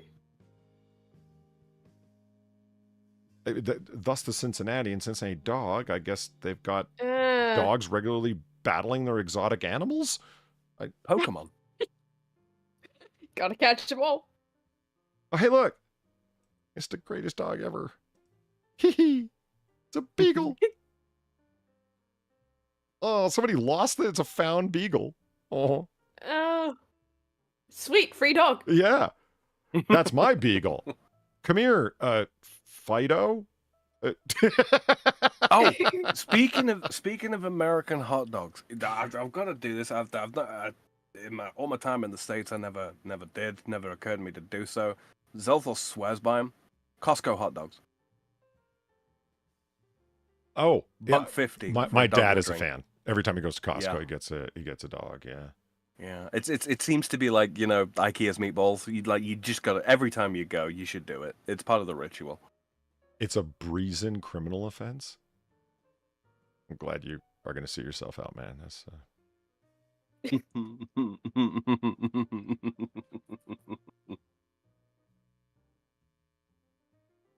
a painted dog. Painted dog, yeah. Yeah. It looks very jackal-like. Yeah, not actually dogs. Yeah, those things run weird. We have some in the Perth Zoo. And when Platy and I went there, right? They just would not shut the fuck up. They were making a racket. You could hear them from the other side of the fucking zoo. Yeah, a hyena, not a jackal. Yeah, that's what I meant, Lisa. Very much like a hyena. I never heard of them before, a painted dog. Yeah, they're huge. They're pretty fucking built. I'm reminded of raccoon dogs. You ever seen one of them, Polly? Raccoon dog, no. Yeah, give them a look. They're a strange. Tanuki. What? What? It's a tanuki. The big ball things? Yes. Oh, yeah. No, I totally have, yeah. Okay. Yeah. The big ball things. People in chat are like, what the hell, man? I didn't make it up. Well, it's a Japanese culture, guys. It is what it is. Oh, my. What the fuck is that? That is not good looking chili, guys. Nah, that looks like that's been boiling in a pot for too long. Yeah. How did we get from McDonald's fails to this? Hold on. I know. No, I can't remember, actually. Like, all right. It looks like they've poorly sliced a baguette to make that. Yeah, it does look like it's like a roll that's been cut down the center lengthwise, and then cut again down the center to. It's been quartered, basically. I'm reminded of a cursed picture I once sent to Zell, and it was basically just a giant frankfurter that had been cut down the middle with a piece of bread stuck in the middle. Inverted hot dog. Actually, Spectrum Umbreon's got a point. Their chili sauce is probably Sloppy Joe material. It looks a hell of a lot more like Sloppy Joe filling. Sloppy Joe's the deconstructed hamburger with sauce, right? Sort of. Is It's that like, right? yeah, it's like a hamburger, chili, savory, spicy mixture. So they imagine mixing hamburger with the Cincinnati chili that we're talking about, and then you put it between two hamburger buns. So yeah, as soon as you bite into it, it all squeezes out the other side, and it's depending on how your filling is, it can be pretty good. Oh, you ever learn the secret to eating an overstuffed burger or sloppy Joe? By the way, No. What is the secret?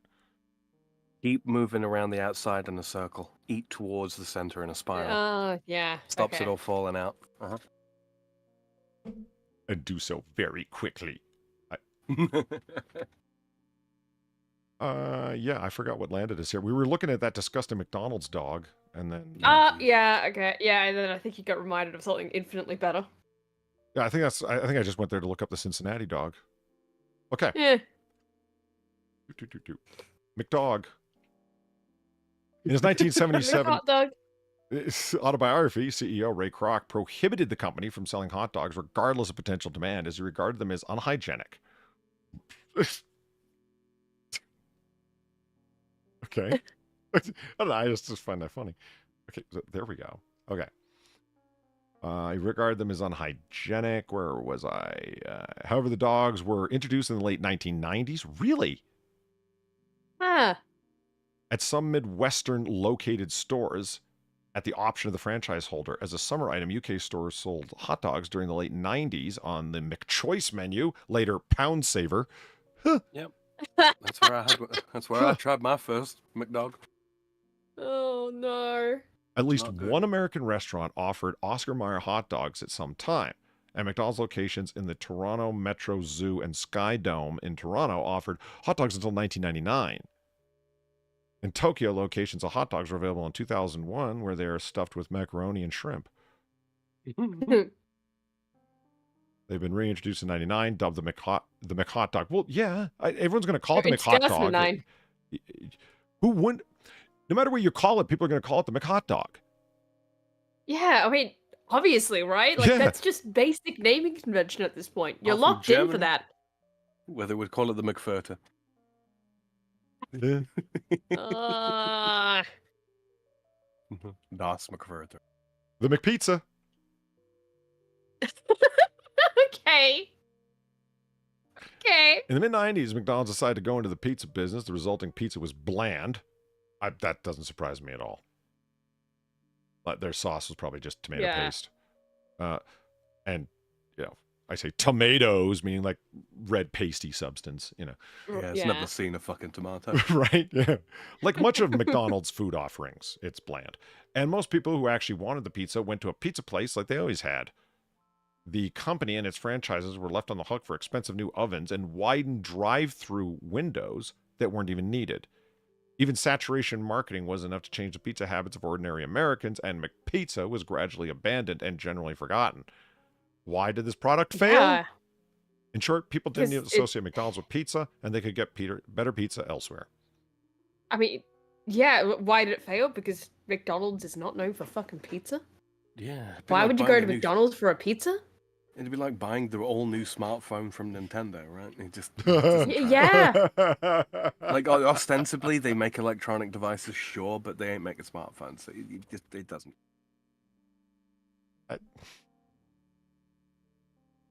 McPasta. Whoa.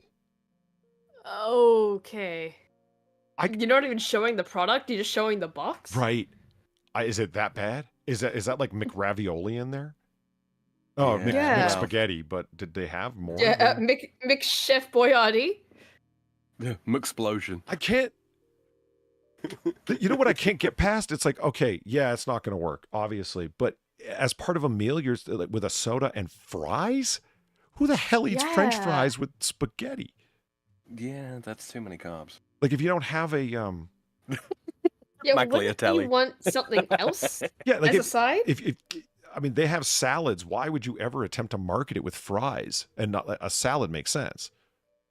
Yeah, that's what I was immediately thinking, right? Like, put it with a side of salad, and that makes way more sense than fucking chips. See, there's the marketing that should have gone for inspection of McNudes.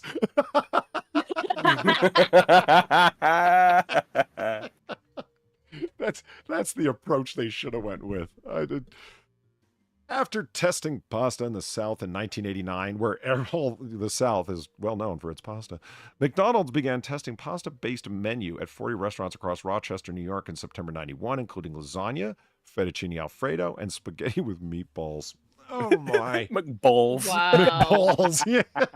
Nudes and balls. Yeah, that's just... Oh. Hi, I'd like some McNuggets, please. Would you like some McBowls with that? No, Eat McBalls today. I mean, you could do it if you want. It doesn't mean it's okay. Dipping French fries in your milkshake is fantastic. French fries with your pasta is weird. Yeah, that is delicious. Yeah. Everyone if agrees you have here. not tried dipping your chips in ice cream, it is delicious. Yeah. I wonder if you should do it. My favorite version of that, for me, is Wendy's French fries in a Frosty. It's a big win. Yeah, I don't like Wendy's chips. They're not crunchy enough. We're talking like fast food French fries though, and Burger King suck. McDonald's is sprinkling them with a crack or something, so no matter how bad they are, you keep coming back. Right. And that leaves like who? Expensive joints like Five Guys, relatively expensive joints like Five Guys, and Wendy's. Because I'm not a Hardee's guy. Although Five Guys is comparable to Hungry Jack's, so I'd be okay with that. Really? Oh, yeah. Yeah, shockingly, even though Hungry Jack's is just our version of Burger King, like it is literally just Burger King under a different name. Yeah. Yeah, quality-wise, it is more on par with Five Guys. Wow. Yeah. See. Yeah, so our Hungry Jack's is actually fucking good. So yeah, I can go there Chick-fil-A. for chips Good and it's point. fine. See, the thing that gets me, right, the side dishes included mashed potatoes and gravy. See, I would get that. I like mashed potatoes and gravy. Scrap the rest of the burger. Just give me the patty with some mashed potatoes and gravy. I'd buy that. If I could get that on the fly, that'd be great. That's a meal. Yeah, I'm not really a big fan of mashed potatoes and gravy. So you could have that. You can have it, Sam. Although to put a fine point on it though, that's got to be brown gravy, not the sausage gravy that you get with biscuits. Yeah, I fucking forget there's a different kind of gravy. Yeah. To be honest, because it's just not really that much of a thing here. Oh, it's a what? Sausage gravy, white gravy with biscuits. That's careful. You're it's striking at good. the American No, heart. I'm not saying it's bad. I've had it. Like I've But with only mashed had it though potatoes. because when Platty came here, right? We went on a fucking hunt to find like stock gravy, right? So she could make like biscuits and gravy. We could not find it. We literally could not find anything that would replicate white gravy. So we had to make it from scratch. So you started with a roux and went up from there, really, with sausage and everything. Wow, cool. Yeah, we had to. We had to because we could find everything you could possibly imagine for brown gravy, but nothing for white gravy. The closest you could find is like white sauce, kind of. Well, Yeah. But like, yeah, but like, it's just not a thing here at all. So yeah, we're like looking up recipes for it, just going, okay, how do we actually do this? How the fuck do you actually make gravy? Because nothing's just had to at this point. We're just like, what the fuck are we doing? And it worked. It was delicious. I can't remember who it was I was saying this to, Polly, but I was explaining to somebody who's American, like, how to make gravy as I understand it, brown gravy. Yep. And they're just like, so, but how do you get it brown to start with? I'm like, okay, so you know how you make white roux? And they're like, yeah. I was like, yeah, keep cooking it. Why? And they're like, what? And it goes brown? I'm like, yeah, it goes brown. I mean, that is one way, but if you're doing a gravy off of like a beef roast or something like that, yeah, I mean, you're already, 3/4 of the way there. Oh, yeah, it's going to turn brown. Yeah. I mean, and Lisa is like, do you love shoving Five Guys in your mouth? That has got to be the biggest marketing fail ever. It's like, I'm assuming that it was Five Guys that put money in together to found the company or something or whatever. I had to have been, right? And it's, that seems, like, what the hell? How are people going to make fun? Yeah, how are people going to make fun of that? Well, you didn't foresee the degeneracy of the internet, where everything became a gangbang bukkake joke. Like I did. No, I think it would have been like that trajectory anyway, even without the fucking internet. Let's be real. People would still be thinking like odd name choice. Fun fact: Fries is the name of the blonde chick on the couch. Yeah. Wow. Far knows what I'm talking about. Oh no, I wish I didn't. I wish I fucking didn't. No, I just yuck, man. I know what you're talking about. It's disgusting. In early 1990s, remember, it's our man who wrote this, like the founder of. He wrote books. At least he's written books. I don't know. He's a published author. I think an AI wrote all of this, and he's just putting his name to it personally. But oh, absolutely. Because there's just so many consistent grammar mistakes, like just and the grammar mistakes are just dropping of words. Like it doesn't have in the early 1990s. It's just in early 1990s. Like that's something a computer would do, Yeah. I mean, it's either it sees the year, doesn't it, and thinks, oh, this is just a year. Yeah. As opposed to.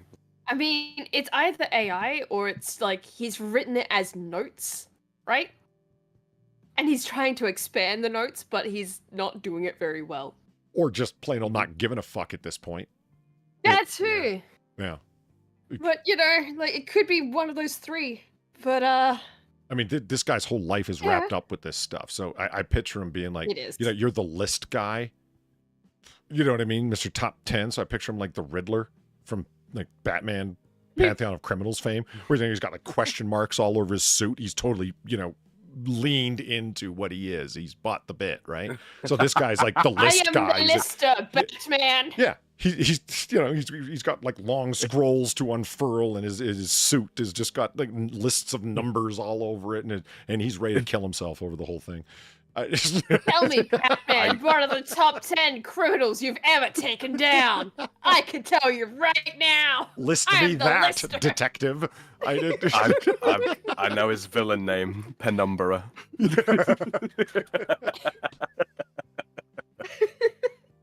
Yeah, shadowy figure.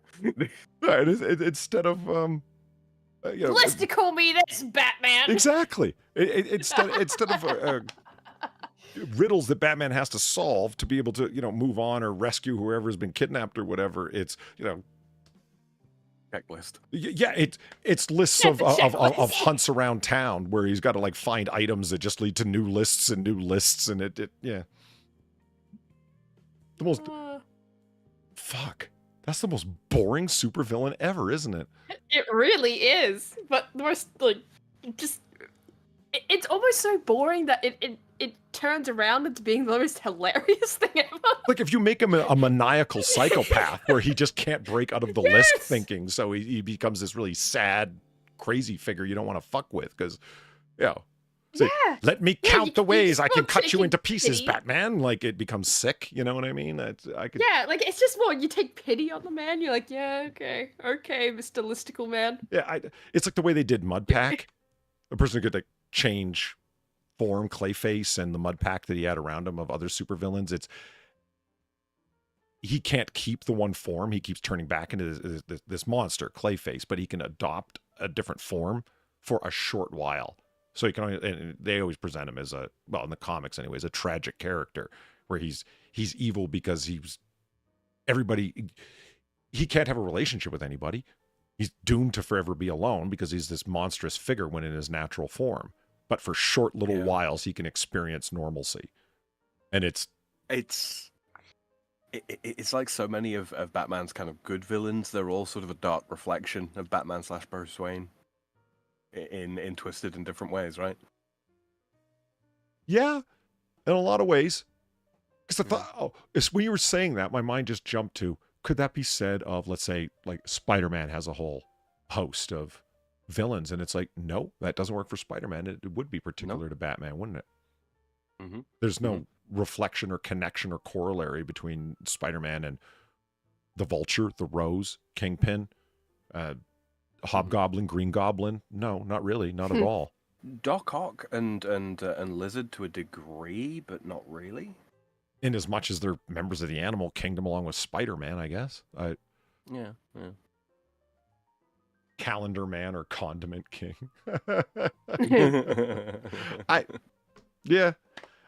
It makes me think, like, how could you be the most boring character, the most boring villain ever? The Accountant. Fear his spreadsheets. Old school man. Yeah. It consisted of the above-mentioned pizza, but also included lasagna. This is the special menu in New York and Tennessee where they were trying the pasta thing. And roasted chicken as entries. The side dishes included mashed potatoes and gravy and a vegetable medley. Like the McPizza, people just weren't interested in eating pasta at McDonald's. Recently, the company tried making pasta meals for kids in New Zealand and Australia. Both countries were... I don't remember that. Both countries are removing them or considering it from their menus due to low demand. Well, sir, I've never even heard of them even offering this. Yeah. What the fuck? Can you guys see the next one? I'm fascinated to know what the hell this is. Yeah, I've been looking at that and I'm going like, what is this? Africa. What is this? It looks like a McDouble of sorts. Why is it called the McAfrica? Is it? What is the worst thing you could possibly do when widespread famine in Africa is all over the news? Release and market the McAfrica burger. Something to chow down on while watching the poor kids starving on TV. The problem with this is the product was not in poor flavor. It was in poor taste, timing of the advertising campaign. This was not the first time McDonald's made this mistake. In 2002, they released the McAfrica with a K in Norway, which contained beef and vegetables in pita bread. Doesn't sound so bad. I remember that. Yeah. The backlash was severe, so McDonald's put donation boxes for famine relief in all stores selling the product. Oh my god. Which such brilliant marketing, perhaps we can look forward to the McHolocaust in the future. Shut up. No, you can't. That's lame. Fuck off. Fuck no, off. Can you imagine though, right? You're watching like the news and it's talking about this famine in Africa, right? And they cut to commercials and it's just the McAfrica today.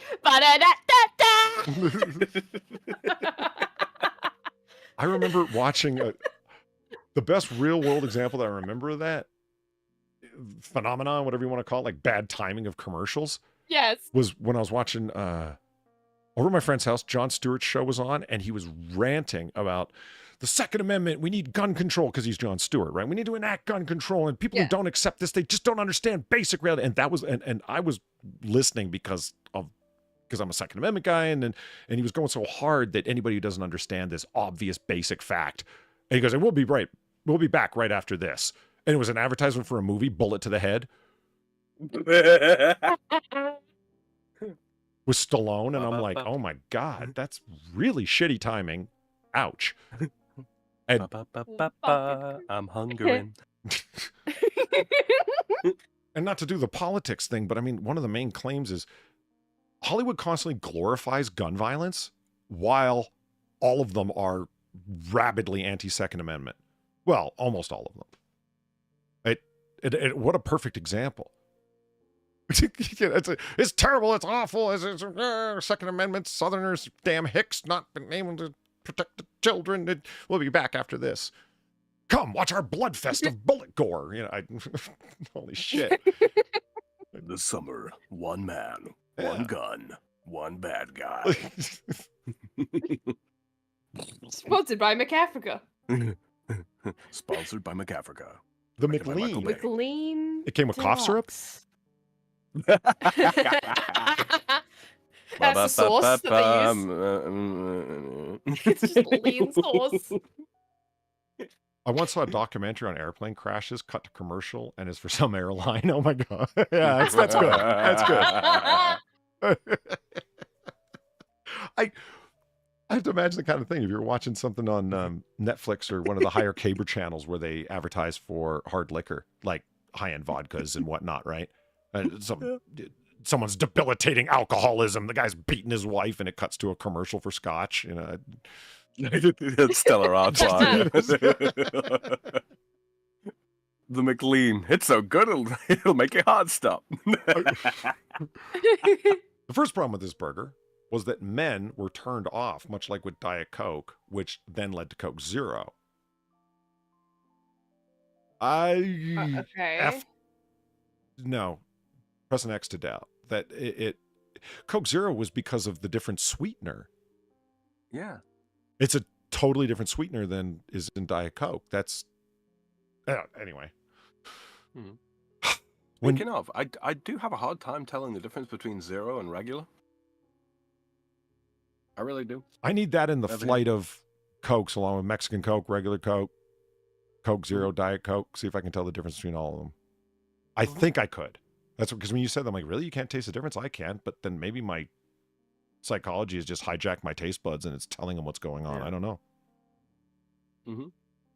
Next problem was its taste. In the advertisement above, you see that McDonald's was marketing it as the low fat but tastes great, but it didn't. The fact that was removed was replaced with water. Oh, the fat, not fact. The fat that was removed was replaced with water. But to make the water stay in the meat, it was mixed with carrageenan. Seaweed to you and me. The burger tasted awful, had a limited market, and failed dismally, which is really no surprise. Huh. I don't Wait. What's that thing at the end? This article is licensed under the GFDL because it contains quotations from Wikipedia. Yeah.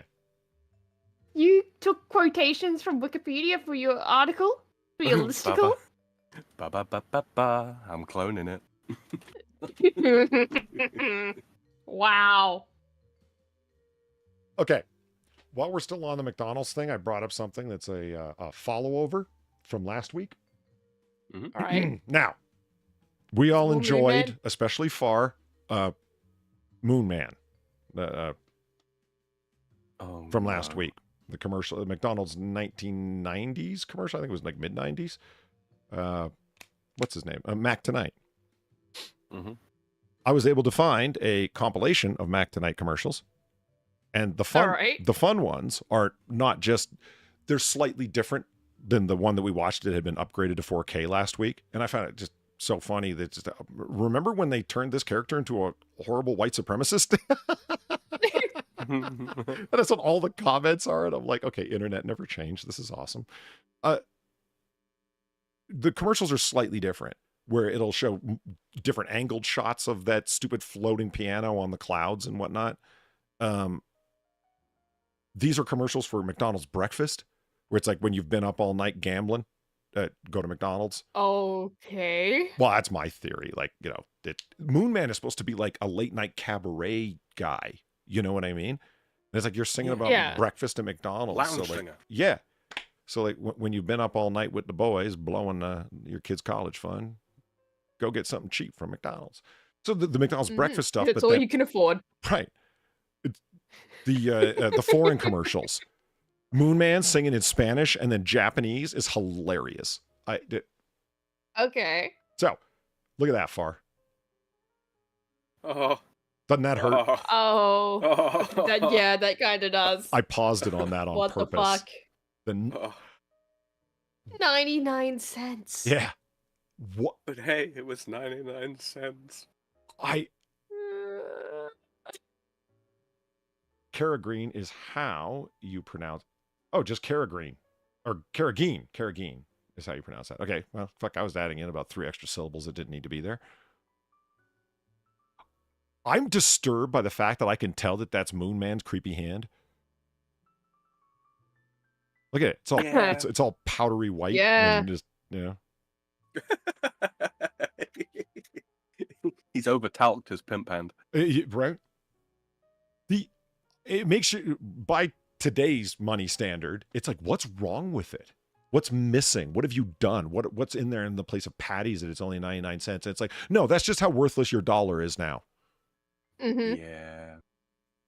It's much worse than, no, there's nothing wrong with it at all. It's the same Big Mac. It's probably not. The patties have probably shrunk. And probably. The cheeseoid. And it's probably more sugar than ever in those buns. Yes. And the cheeseoid-like square contains even more artificial products somehow. I was going to say, you don't even want to know what they did to the lettuce. Big Macs these days really are like 2/3 the size of what they used to be. It's disgusting. Is that true? I was guessing. Yeah. Oh, wow. So Moon Man's just got huge hands, huh? No, they had to reduce the size of them over here. You want to take a stab as to why? Because fuck the French? I'm thinking the amount of calories, put it over some socialist requirement? No, the worse. But you're back on the money with socialist requirement. Sodium content per serving. Really? Oh, wow. Yeah. Huh. Remember, people, you can vote your way into socialism, but you'll have to fight your way out. 99 cents, so make it a Big Mac tonight. It fixes that is itself. all one of you. Oh, all right.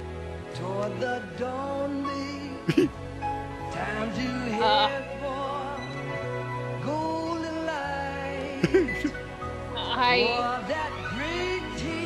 It feels too surreal. The morning commercial's weird. Yeah. Oh, McDonald's for breakfast, you are beautiful. Hey, it's a beautiful morning. I feel like if I was a child and I saw that just late at night or really early in the morning, I would be creeped out.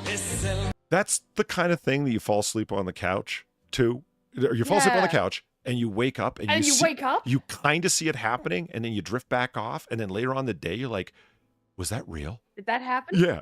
Yeah, it was had a dream? Like, did that actually happen? And then it's only like 20 years later that you see the thing somewhere randomly. It's like, oh yeah, look at this. Isn't this nostalgic? You're like, oh my god, it was real. That's what that felt like. So this is for Telemundo in Espanol. Ooh, okay. Right. Why does it look so much more fake somehow?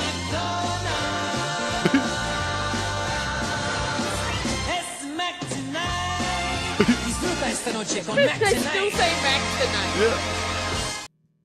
I heard Grande like 5 times in there. Yeah. It's a grande. Somehow it's more acceptable in Spanish. Well, probably because you can tell, like, you can't tell as much that it's supposed to be an gran ad. sabor. I think the next one is the Japanese one, I think. All right. No, not at all. No. Yeah, okay, we gotta translate it then. Did he say qu'est-ce que c'est? What is it? Like, you don't know? Yes. Yeah. Yeah, he doesn't know what he's advertising in French. He's just doing No, the easy script, say, man. Yeah, tell us how the lyrics go there, Sam. I didn't quite catch the proceeding. Fair enough. Okay.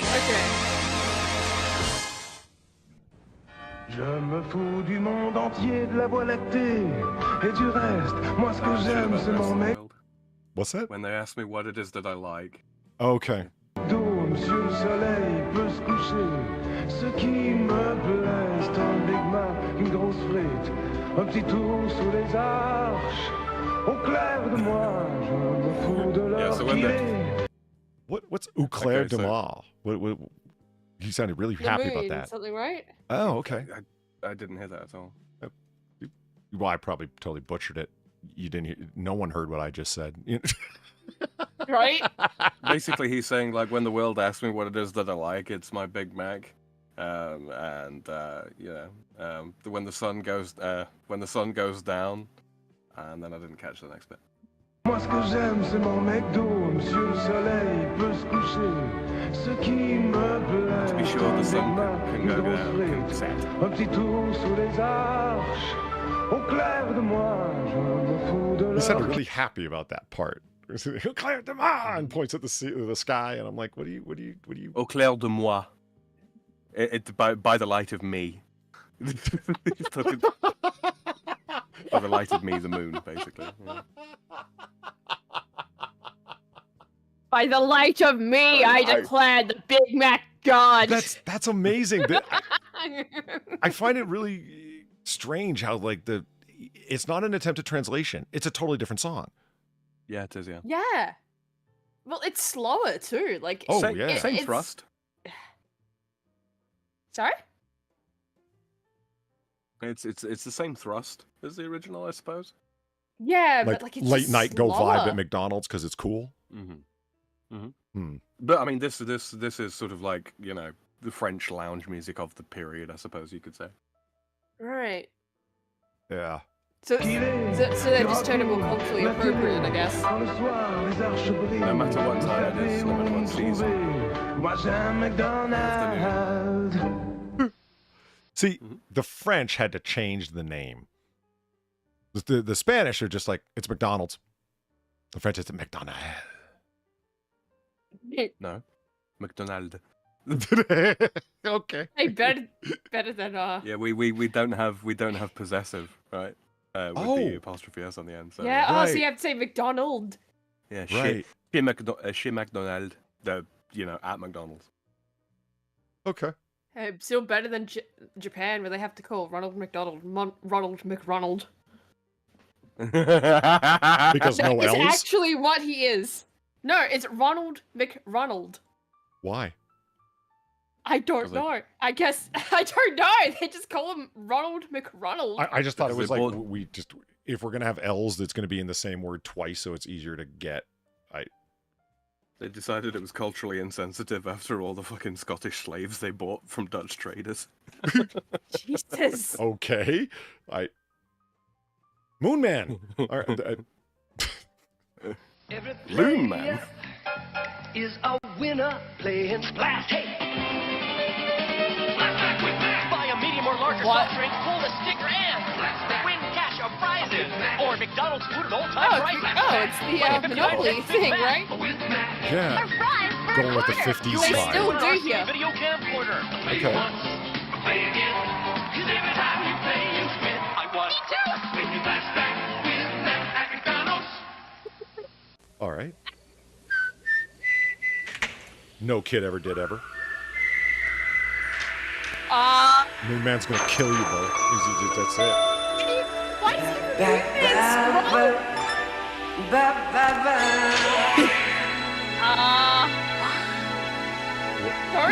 Don't eat the Mac, he's luring you in. Right?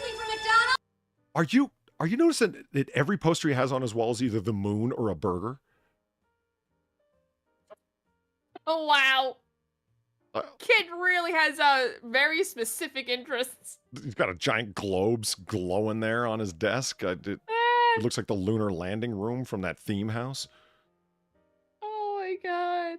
Yeah, I mean, but you're not wrong. Like, don't eat the Mac's, kid. It's it's like it trying to pull you down into the sewer. It's at Mac tonight, Right? drags you in with a Big Mac. Hey, Johnny, we all fry down here.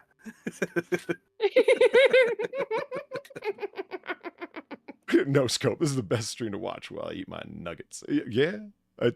Nice. That had to be Are they McNuggets? the single most successful thing other than the fillet of fish that McDonald's ever introduced, right? As a guess. The nuggets? The nuggets. Oh, nuggets. Yeah, absolutely. Because, I mean, who doesn't like McDonald's McNuggies? nuggets? Even if you don't like them, you still like them because they sprinkle crack on them or whatever they do. I don't know. I mean, I don't eat chicken nuggets as a rule, so I would not know. Really? Yeah.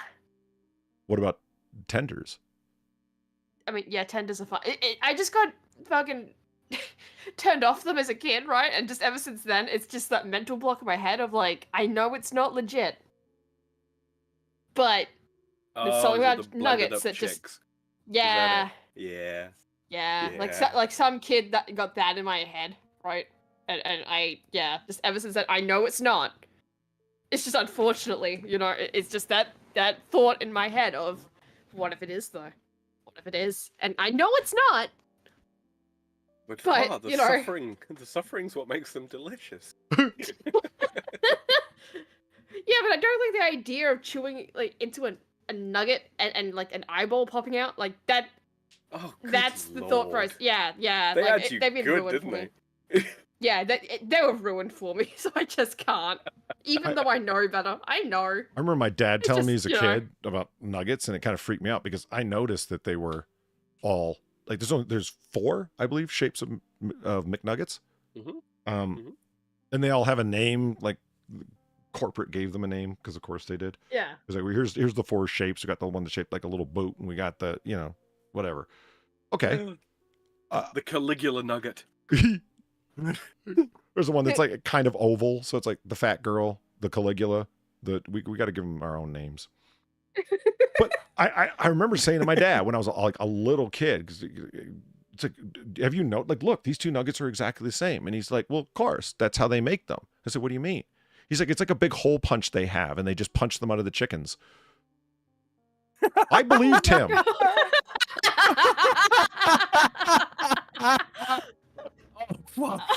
I still ate the nuggets, but it was a horrifying image to give to a child, man. I did. Oh man. Where does the little boot go? That's right, in the chicken nugget hole.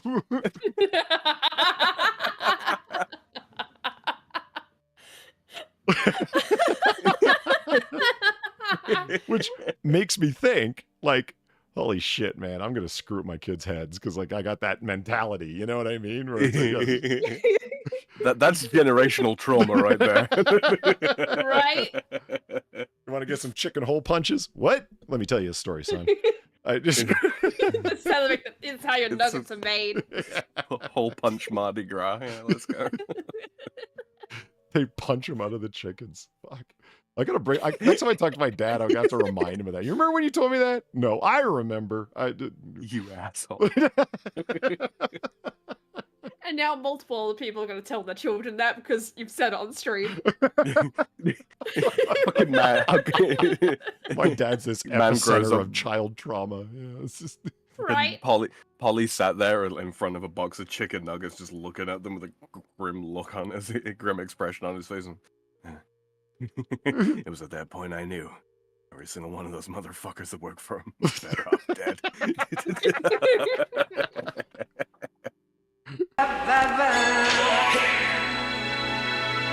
Okay. Don't fall for a kid. Jim, want something from McDonald's? It's Mac tonight. That is not alluring. What are No, kids it's of all not. sizes saying about McDonald's new Mac Night travel Wait, toys? they had toys? That's wild. They don't have them at a piano? They have them and everything else. Man, they really push this Noise character. yelling at the toys. The kid doesn't even Get want one for him. himself. Inside every Happy Meal at McDonald's. Yeah, they got them. Fucking Christ. And none of them are piano with wheels. Yeah, they got them in. Hold on here. A plane, a motorcycle, a sports car, a Jeep, I guess, a Yeah, Skidoo Jeep, or a but, Sea-Doo, and then And then another motorcycle. yeah. Oh, one's a Vespa. One's a little moped. Oh, okay. Dark colored one. What, the red one is supposed to be the moped? No, the dark colored one. Okay. Like I said, Still, I am fuck? blown away at how the promotion they threw behind this creepy fucking character. You know what's at the end of this thing, Far? Is that you know the What's at the end? What do they call Should them? we be spoiling it? Probably not. Okay. Where's the Yeah. Japanese? McDonald's all over the Bay Area. Let's discover it the Moon Man together. will be serving up Oh my fun God. for everyone. Maybe he'll even teach What? you to dance the Mac Tonight Trot. Bring the No. whole family for lots of fun. No. Just watch Coffee Stereo TV 20 or listen to Coffee 10:50 a.m. I think I will not. So don't miss out on all the excitement. Come on out and meet me at a McDonald's What near you. excitement! The excitement of my trauma? Come on and meet me. And it's like, with that, no. I don't want to. Are you going to try and lure me away like that kid in his room? Yeah, you're a literal kidnapper. I don't want to go anywhere near you. Yeah. You are the modern day it. You run the chicken punches. Come on.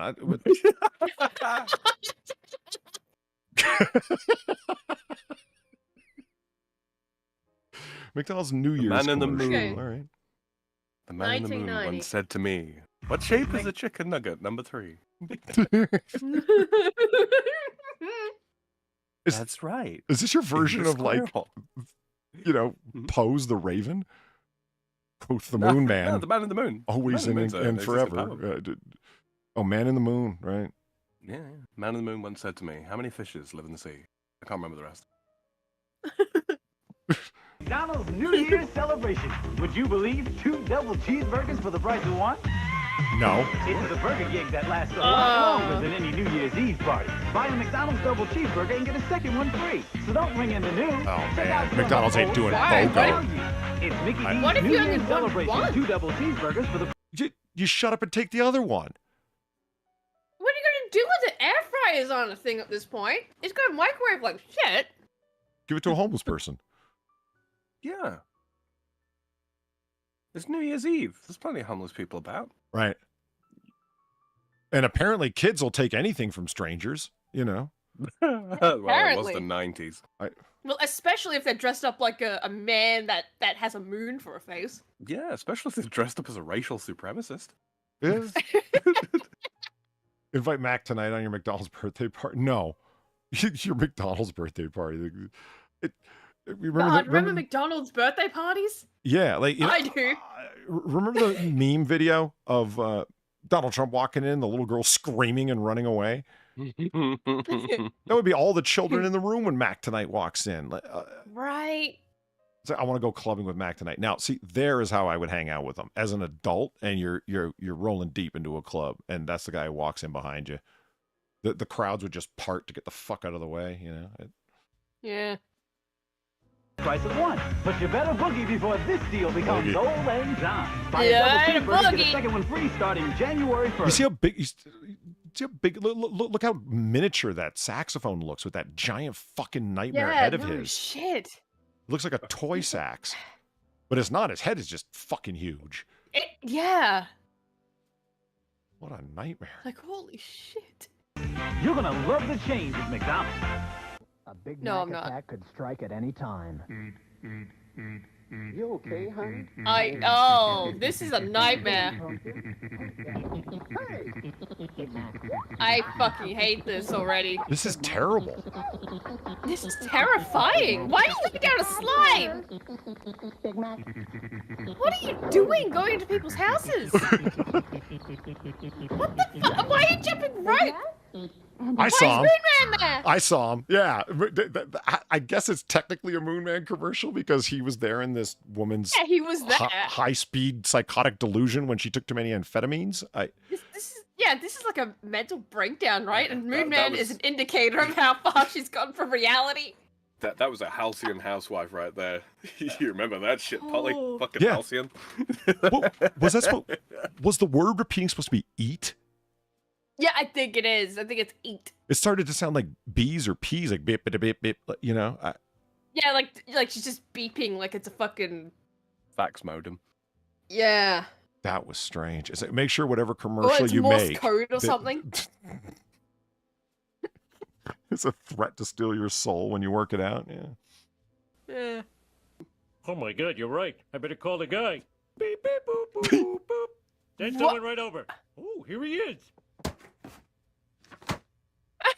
Dad, that's Mac tonight. What? Yeah, well, while I'm gone, What? you'll do what he says.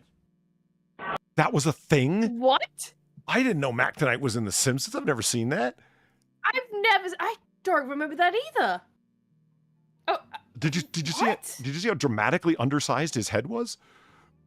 yeah. Like his head would be taller than Marge's hair. Although I did like Homer's drawing of a phone on the wall. That's just great. Yeah. When is this from? Where is this from? Like, there's credits over the top, which makes it look like it's, you know, an actual episode, but I don't remember this at all. Yeah, I mean, there's enough Simpsons wikis out there that we could find out, and because Lisa specifically says, like, Dad, that's Mac Tonight, like, it's going to be referenced, if you know what I mean. Yeah, but, like, I've watched a lot of, like, the earlier Simpsons, right? To the point of, like, you show me a clip, I can usually tell you, like, where that clip would fit into an episode. Like, that's, I guess, you know, very specific autism I have. I don't fucking know. Blame my parents, I guess. But I can't place this. Given the given the arts, like the art quality, the video quality, and the voices used, because you remember the voices changed slightly. Yeah, they do. Yeah, it was probably what 92, 93. So early on, to the point of like that is peak era for me to be able to, you know, go, hey, it's from this and this. I can't place it. All right, so you're ready for the final one here, Far? I told you the nightmare ending. All right, yep. Give me the nightmare. It's Mac Tonight. Yeah, well, while I'm gone, you'll do what he says. Someone made an animatronic one. Oh, no. Like Five Nights at Freddy's nightmare level. Oh my god. Why is he wearing a cloak? But where is this? It doesn't look like it's in McDonald's. Where is this? Hell. Welcome to hell. We have Mac Tonight. Look at his freakishly long arms. Why is it the only things he can do is like tilt his head back, kind of move his arms and twist? Like, wow. I hate it. What's this? Oh, it's more shots of the animatronic? Yeah. Oh, it's even worse from the front. There, that's at a McDonald's, isn't it? Looks like it. It has to be, right?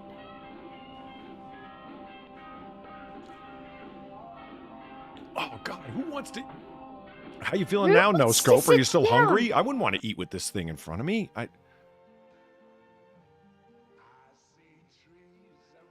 Whoa. Whoa, we can't do that. We can't do copyright music. Yeah, well, I can't believe you got Mac Tonight singing. That song is legendary. It's one of a kind. You got Mac Tonight singing it? That's fucked up. An insult. Yeah, and I mean, I had to cut the song off because you might be able to fuck around with copyrights, but we can't. Wonderful world. Yeah. What a wonderful world we are currently in with Mac Tonight. Okay, it's a parody? That doesn't count. And who cares what anyone's doing in Quebec? Right? Not Quebecers. Hell yeah. This doesn't fucking count. No. RBO. Oh, God.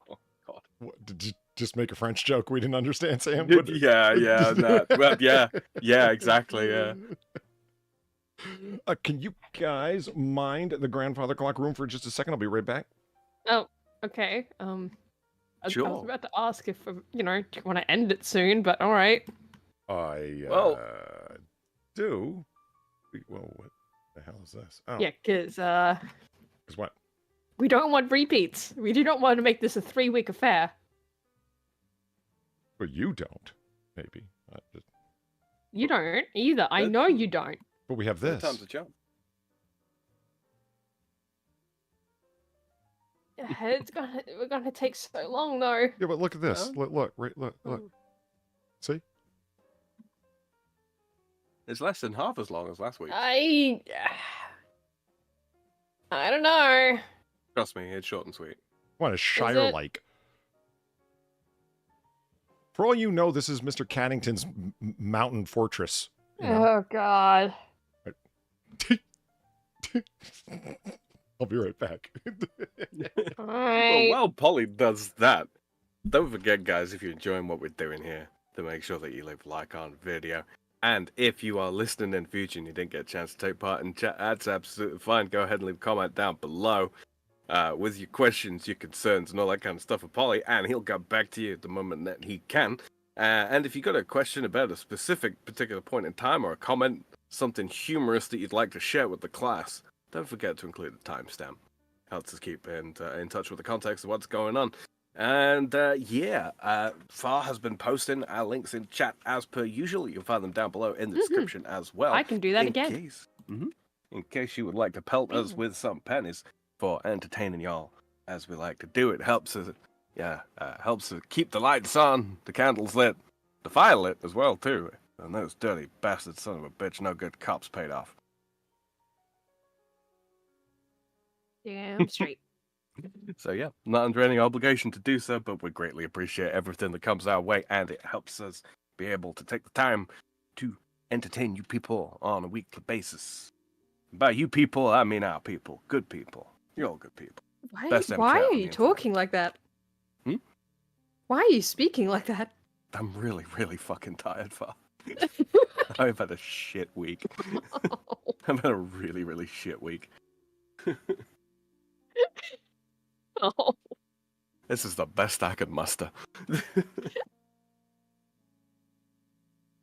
Did Sam turn southern there for a minute? Nah. It's just the southern accent just sounds. The southern accent just sounds like me talking slow, trying to focus on not falling over my words. What, you did a good job? I guess. I suppose I'm doing my best, Far. It's okay. Your best. You're doing great. You're doing great, man. What have you been up to lately, Far? Your streams and stuff. Tell the good people. My capture card didn't work, so I ended up just doing a full class of 09 re-up. Fucking Christ. I don't know what to say about it other than it's an experience. Oh, so presumably the capture card stopped working, so you can do Hollow Knight, right? Yeah, like I'd already planned for it to be half and half, right? Half Hollow Knight, half that. It's just I actually haven't looked into why that wasn't working, to be honest, but it would capture audio but not visual. Weird. Yeah, so I'm gonna have to look into that. But yeah, instead we got we got I don't even know how to describe it. 2008 high school. with with the added bonus of all the teachers seemingly want to fuck the students except for the white nationalist teacher. Yeah. Well, yeah, apparently some things are just too far, huh? God, if I know. Well, people that'll be keeping up on my side of the internet, my corner of YouTube. I've been doing a lot of the Elden Ring stuff with Eva and Zelthor lately. We was gonna do Escape on the Thursday just gone, but yeah, we got a lot of prep coming up for the bonus XP weekend event thing that's coming up on that. So that's kind of not on the back burner, but yeah, a lot of the prep that we're gonna do is not super interesting to watch. So yeah, so instead of that, we've been doing the Elden Ring, and I've transitioned over now to on Tuesdays when I stream. It will be over on Twitch, on my Twitch channel, which is just twitch.tv/TheFreedomFrog. So yes, yeah, and if any of that appeals to you, make sure that you jump over to our channels and click the subscribe buttons and all that kind of thing, so you get notifications when we go live with that kind of stuff. It's still very much conversational. We still like to interact with chat a lot. It's much like we do here. much like we do here, although more so. And yeah, play a video game or two while we're at it. It's usually a good time. I'm forgetting something. I don't know. It's gone. Okay. Well, it Let's have mustn't have been that important. Let's take a quick look at chat. Let's see what people are saying, shall we? I've lost the stream. Where's it gone? Class of 08? No, it's Class of 09. It's just... It's called Class of 09 because I graduate in 2009. That's it. That's it. It is taking place in 2008. Dog Backwards says, I have 5 cats and only one is called Mars. Relax. Cats, you say? Oh, Jesus. He's back. How do you keep getting in here? We enjoy the presence of cats around here.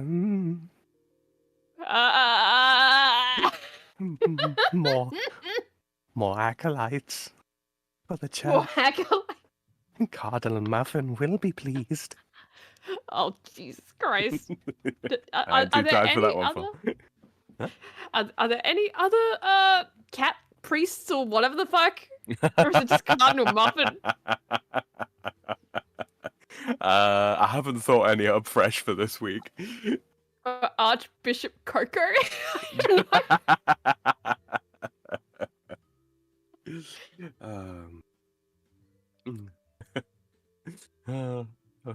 Mother Tabitha will be pleased. There we go, Mother Tabitha. That's a good one. Mother Tabitha. We got one. Mother Tabitha. Hope Spot. Isn't Spot more of a dog name? I would have thought so. Yeah. There is no Pope at the head of the Church of Cats. It's no, it's the Pope is Mr. Caddington. Well, it's the Grand Mog. The Grand Mog. Yeah.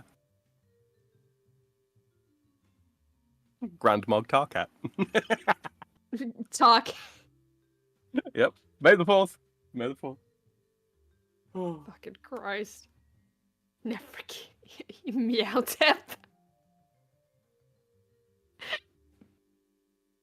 No. It seems that Oast-san is familiar with the Ancient Ones. God. The Ancient Ones. Man, he's just pulling all the religions into this. Yeah. Neferkitty. In Meow Tap. Meow Tap. It's a bit of a stretch, Host, I'm not going to lie. You know, I started doing the Mr. Cattington voice of my cat, who was laying over on my bed from here. Yeah, she's just got up. She's now stretching. She's paying attention. She knows what's up. Oh no! Oh no! Actually. Yeah. Oh my God! That voice is like a siren to cats.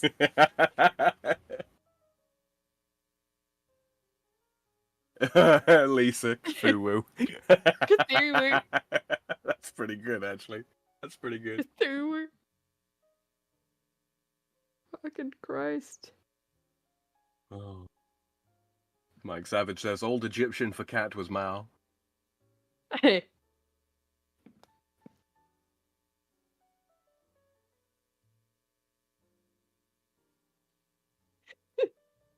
I don't know where to go from here.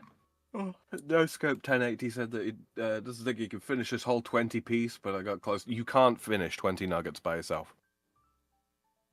I am disappointed. This is not the way. The way is Mr. Caddington's cat cult. This is Lisa said. This is why Mr. Cattington is so crazy. He lost out on that sweet McDonald's job to a moon supremacist. We do not speak of the dark times, Lisa.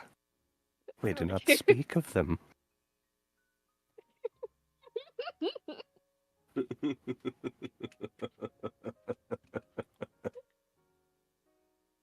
Interview with Mr. Caddington. Right? Yeah. Like, so, what did you used to do before you became leader of the almighty cat cult? We do not speak of the terrible times.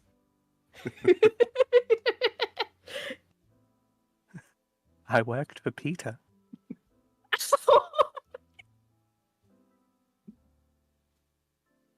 It was there I learned.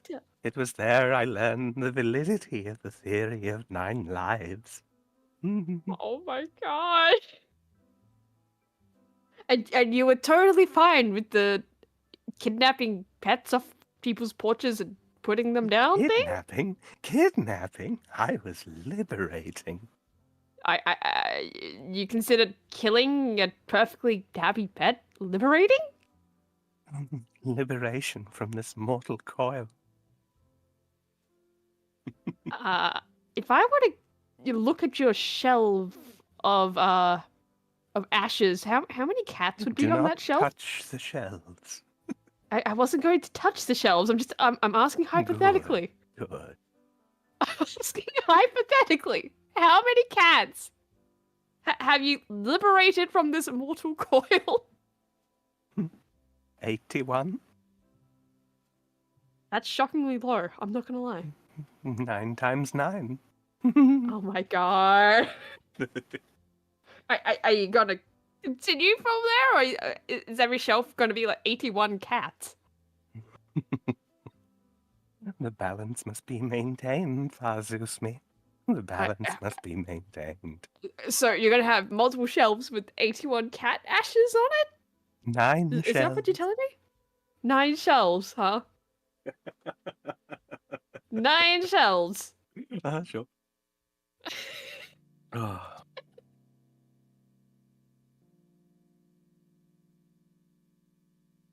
I don't know what the fuck to do with any of this information I've just received.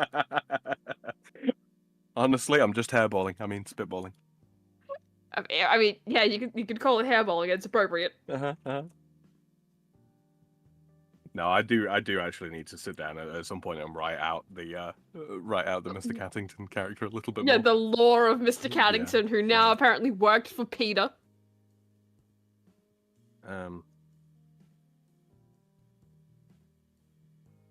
Worked for Peter. 81 cat ashes on a wall.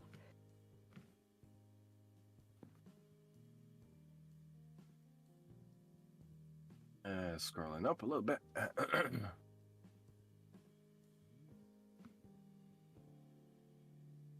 Let's see. Oh, fuck. Polly, please come back. I was going to say, I'm looking through. Please come back. We are literally down to interviewing Mr. Cattington, for fuck's sake. I was going to say, I'm looking for stuff that's not Cattington related at the moment. Took 3 commercials to figure out it was a McDonald's ad and not a show. Oh, right. Oh, wow. Tragic. Rum and Coke is better with Diet Coke. I don't know if it is. Then again, we get the quote unquote proper sugar. Yeah, Coke here, so same. So I don't know. Maybe Diet Coke in the States is better for that than regular. Maybe. I don't know. You guys didn't steal anything, did you? No, we just interviewed Mr. Cattington. Seriously? Yeah. Yeah, apparently he worked for Peter. Before he started Was enlightened to the validity of the theory of 9 lives. Oh, yes. I knew what...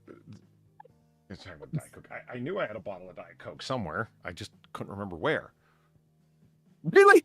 Really? You left us to do a Mr. Cattington fucking interview so you could get Diet Coke? Well, that's not...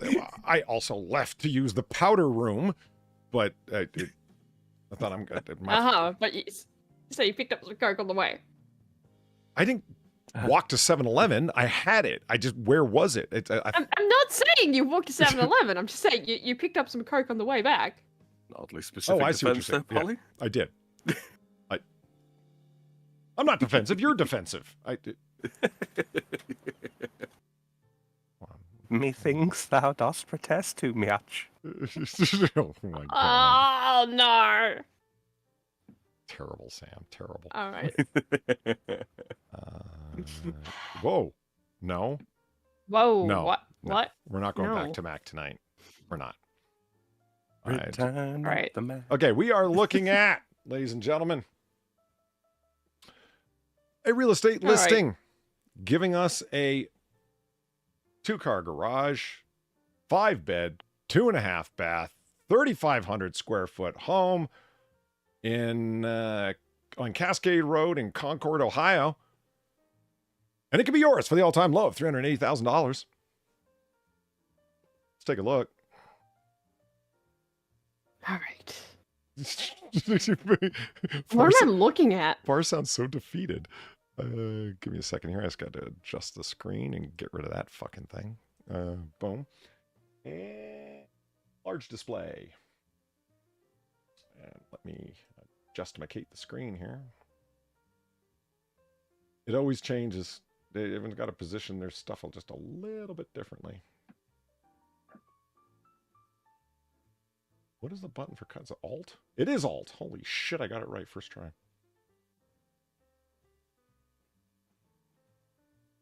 And oh no, that's not right. Shift. I need like an old school computer layover, you know, like the keyboard layovers for Coleco and shit. Like, yeah, that's what I need. All right, Coleco, you say? Yeah. Oh no. Oh no, where we go with this, Sam? Yeah, what the hell? Calico? Like a cat? Yeah. Okay, so $380,000. This could be yours in Concord, Ohio. I don't picture Ohio being, green. Green? Yeah, exactly. Yeah, I picture it being like all paved. I don't know why. Oh, or a natural disaster zone? Yeah. I like to think that Ohio doesn't actually exist at all. What? It's just a figment of our collective imagination. Yeah, exactly. Yeah. That would render Sinatra a figment of our collective imagination. I'm just gonna leave that there. Italians aren't real. Okay, why is it not like Just like Australians, apparently, Italians aren't real. What does this sculpture say to you? Ooh. It says, I am a rock. Natural? Come sit on me. You think? Like, what the fuck? Not natural. I don't know. I don't fucking know. Concrete to me. It doesn't look. This doesn't look natural at all. Which it probably isn't. I figure that this has got to be way out, lest it would be covered in spray paint and butted out joints from 15-year-olds. Yeah. From me. Well, it's on a property, so I'd assume, no one's really going to be breaking into the said property to do that. Yeah. I'm assuming. That never happens. Can you imagine what... I don't know, maybe if you look at the other side and it's covered in graffiti. Yeah. Someone just wrote, like, Satan's asshole right across it, It's nature's goatsy. Oh, no. Oh, no. Oh, for God's sakes. I thought my joke was distasteful. Oh, my Lord. Oh. Let's move on. I guess we got blown out by that one.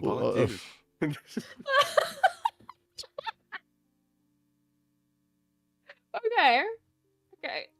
Yeah, I could see the sort of Shire-like shapes of everything in the background. So I was like, when you said like it looks like concrete to me, yeah, it sure does. What kind of way is that to? What's with the bundle cord of wood? I've never seen wood bundled like that. Maybe someone else has, but no, I can't say I have. Yeah, I don't know. Remember they stack it in rounds like that? Yeah. Maybe in Ohio, it's just an Ohio-specific thing. Yeah. They have Ohio-specific machinery to wrap metal bands around it and pull it tight, and it's we're going into town to get some provisions. Coffee, gunpowder, a wheel of wood. The wood wheel. Yeah. It's fine. Maybe that's what the circular stone thingy's for. Is for making sure that they're not skimping out on the wood that they put in your cordon. Everyone has one of those in their house in your Ohio. Now the wood wheel fits in the round stone.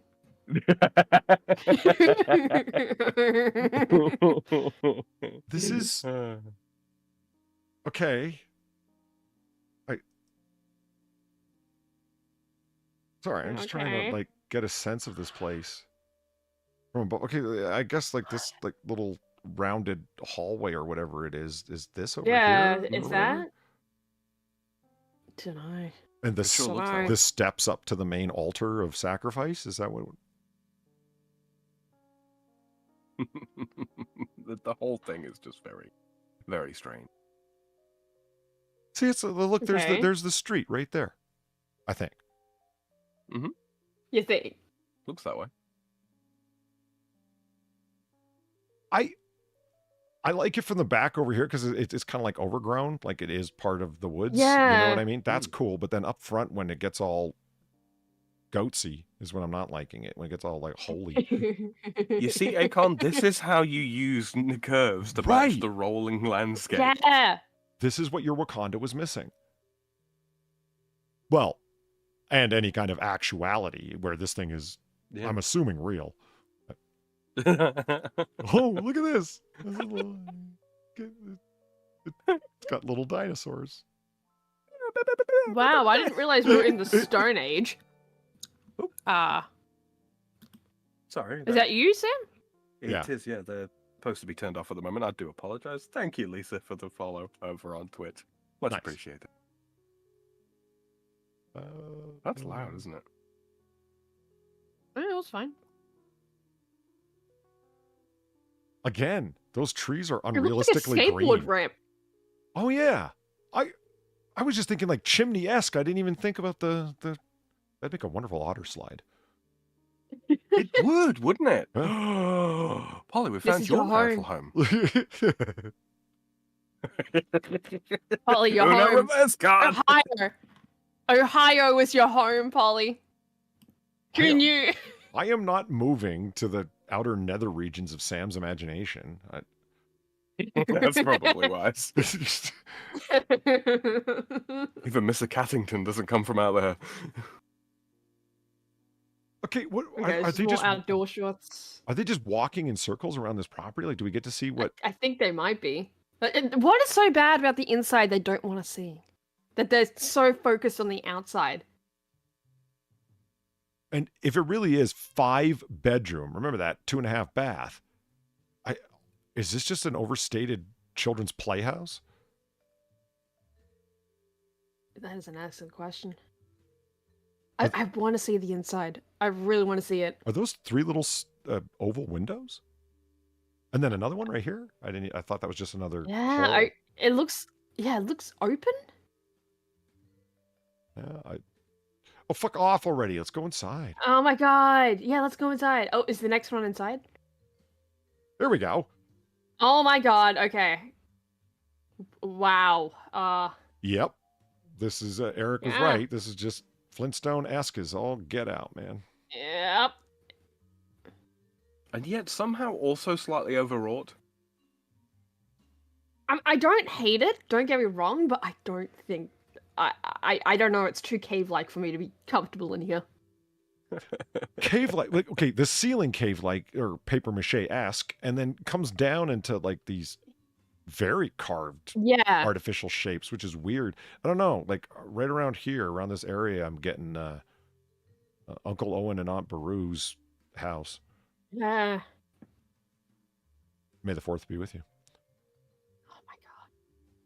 Yeah, it sort of, in a weird way, it's kind of like far futuristic, prehistoric. Yeah. Yeah, you've combined your themes, absolutely. Which is why I don't hate it. It's just, I don't know. There's something about this that's just off somehow. Yeah. It's like, if we could grow a cave. Well, Sam, do you know how caves form? You kind of can. Yeah, but grow a quickly, cave. bro. Quickly. Yeah, okay, fair enough. Okay. When I first looked at this, like, oh, they got like, it looks like a full-on diner setup. You know what I mean? The metal table, that doesn't look like a bar. It looks like a diner counter with the oven there and everything. But then what I noticed is like, I don't like the two light spilling orifices growing out of the ceiling. Yeah, I don't like that either. They kind of look like cephalopod fucking tubules, don't they? Yeah. It sucks up. Like, they suck up the malcontents to be reabsorbed. You know, they're kind of like stalactites that you just kind of cut. Yeah. And they're hollow. Little Billy did not want to pay his bill. Little Billy is going to disappear up the tubule. And there's a third one. Oh, great. Because all great things come in threes. Right? Great. I kind of don't get it either, because it's you have this one skylight cut out. Right. Okay. Yeah, why do you need more? Why do you need more, and why do they need to be shaped like... Why do they need to be directional? Do you think that one dropping down in the center there, the lighter colored of the three, is do you think that's like the hood over the stovetop? That just looks like a bar mat, though, not a grill. Yeah, it doesn't look like a grill. I mean, maybe it is, but it doesn't look like a grill from here. Oh no, I'm. That's a sink. No, yeah. Huh. What an odd place for your sink. What an if you're odd supposed to orange sit there, for your right? sink. Well, if you're supposed to sit there, right? Like that's, breakfast bar or whatever the fuck that's supposed to be, right? Point is, there's chairs. Why is there a sink right in front of that? Yeah, and maybe bump your head on that is right. You're gonna. Consider if that did used to be a bar, and that's the water access or the water takeoff. So they just put the sink there because that's where the water takeoff was. Yeah, it's exactly that kind of. Maybe not the house would have been Andy Warhol's, but that counter is Warhol's. Get out! Look at that garish orange sink, and whoever the poor bastard who had to do the tile on this thing. Oof. Oh man! All the squares make a circle.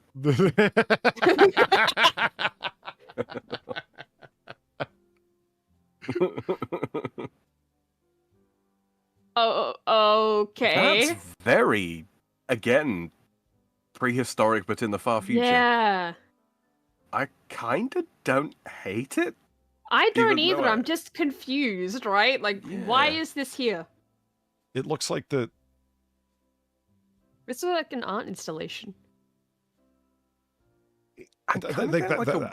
House of Arrakis and Dune, like like pounded copper plates reclaimed, that sort of thing.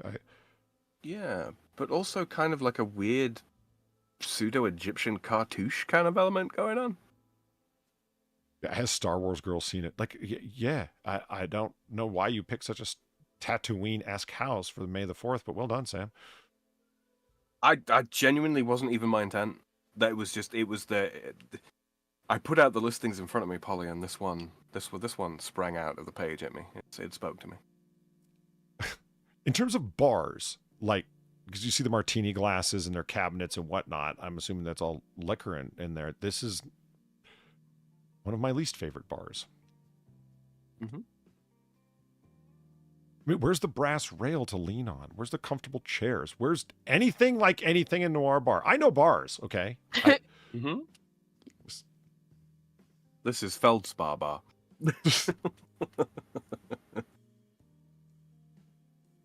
So the way that bar is like molded into the wall, you saw that, right? Like that it comes out to meet it so it's flush with it. And so you also see this going on with the fireplace.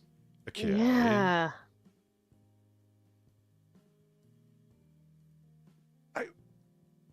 While it doesn't resemble anything like the xenomorphs and aliens would have made, it does in as much as everything is molded organically for purpose. Do you know what I mean? Yeah. I guess that's what they were going for, but it's also creepy. Like it's a cave that's kind of had like layer upon layer upon layer of some sort of excretion. Right. Yeah. Worked onto it till it's been sort of like Yeah. But here's where they store their circles of wood inside the house. Okay. Mm-hmm. All right. Here's the little lowered 70s sitting room area, as was mentioned in chat. Missed opportunity to go with some sort of like thematic furniture, I think. Far, you know the 70s colors, right? Bright orange, red, all the earth tones, yellow. The sink and this area just it does have a 70s vibe. Yeah, and they haven't changed it. And that lamp is just 70s as fuck. Look at it. I'm living in the 70s. I'm living in the 70s. We've seen that exact lamp before. Weeks ago now, possibly months. It does look familiar. Yeah, we've definitely seen it before. It was in a house where there was a lot of different sort of clashing patterns and all that kind of thing, and various lamps in really inappropriate places. Sort of the table and this chair are kind of the only thing that match thematically with everything else in the place, if you know what I mean. Yeah. The colors and why is there a dresser dummy in the corner? See that? You know what would make sense for furniture here, honestly? Wicker furniture? Unpainted kind of wicker would, furniture? Yeah. Yeah. With like you know, the weird like muslin / cheesecloth kind of material that you get. Yeah. It's like an off-white color. Use that on your soft furnishings. Unpainted, unstained wood, something that's not as synthetic looking as everything else here, I guess. Yeah, exactly. Are those felt rope holders? They look like it. Yeah. To keep me away from touching their artwork, is that it? Well, it won't do much, will it? Oh my god, is that real? Yeah, I've never... Oh, I think it's real. Friendly reminder, that's how you save the game in the Noir Bar game. Yeah, I didn't know what to think when Far told me that. The game that she's working on is... I think it's like inspired. Yeah, that's how you save the game, is you walk up to the Lansdowne portrait and touch it. And it saves the game. And it's like, oh my god, I feel so incredibly called out, but in the mood to laugh at the same time.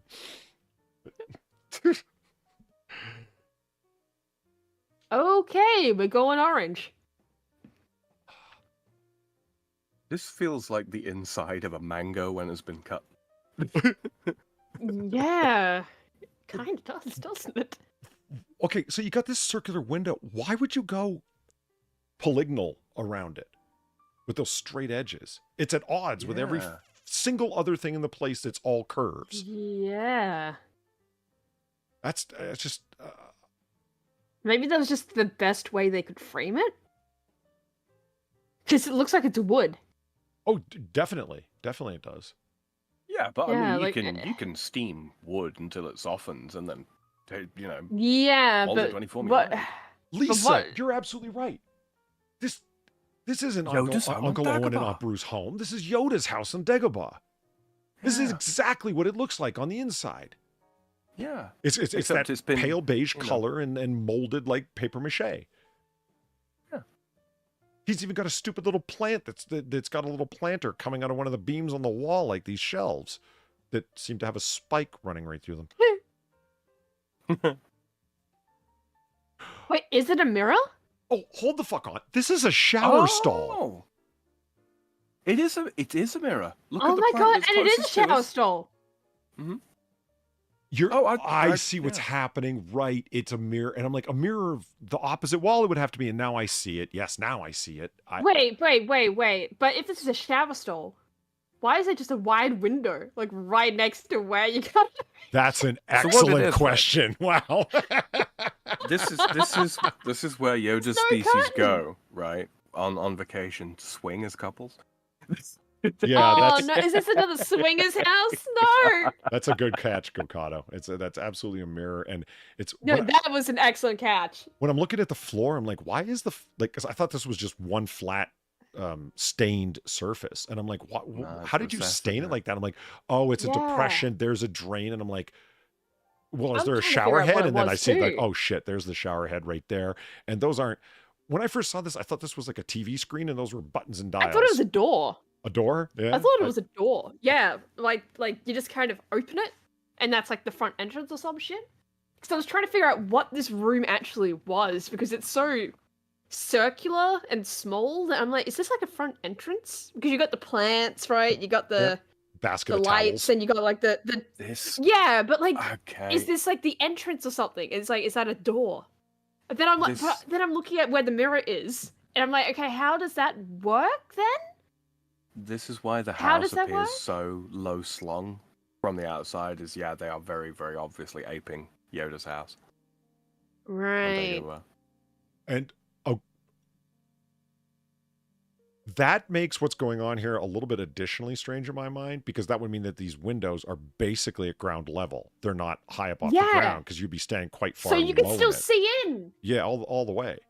So I guess if Yeah, you're like so you could still have perverts looking in at you showering. oh, arguably because you easier. don't have curtains. They don't have to walk up and like tippy toe or like Right? go up on their toes to They just see have to in the look window. down. Yeah, they just on a downward angle, and they're going to see right into you. Right. A Right, decontamination you're cleaning chamber, your right? lightsaber. So not only is there a window to the outside, there's no door on the door. That's a mirror. It's a mirror, so they can see both sides of you. Exactly. Holy shit, you would. all angles. If you were at the right angle, It's you'd be able to all see angles. yeah, the person from both sides. That's fucking great. Well done. Oh, is this a bedroom? Of sorts. Why do you have a bedside table that's just a podium? Oh yeah. It's just a pillar. The bed pillow. Yeah, it's a bed pillar, you know? I'm What curious all how houses far need. of a indent How into the far wall in this it is. goes? Yeah, exactly. I'm curious. It'd have to be pretty far in, right? Like, you'd want a decent sized bed. Yeah. You'd hope so. Well, unless you're a tiny Yoda-sized person. Right. You know what strikes me, though? With it being so low slung and seemingly going below, average ground level, damp is going to be an absolute bitch. Oh, you're right. It never stops raining on Dagobah or in Ohio. Mm-hmm. But apparently, Gokado lets us know that if you are naked to the world, you just begin to accept it after a while that you're flashing everyone. Oh, that's great. That's fucking great. Thanks for that. Okay, what the fuck is that in the wall? Is that just a hollow? What are both circular depressions in the walls? Like, where Yeah. does this go, and why is this here? Like, I'm not so much concerned about the one on the left. It's the one on the right that scares me. It's a Yodan priest hole. When the Empire shows up, disappears down one of them. The positioning of these three windows to the outside are just Yeah, not good. they're just kind of random, it seems. I like this. although I like this you, like, sad little bare structurally light speaking- bulb here. It's just. Nah. Just, you get one light. Oh, I didn't realize it's kind of cutting it off there.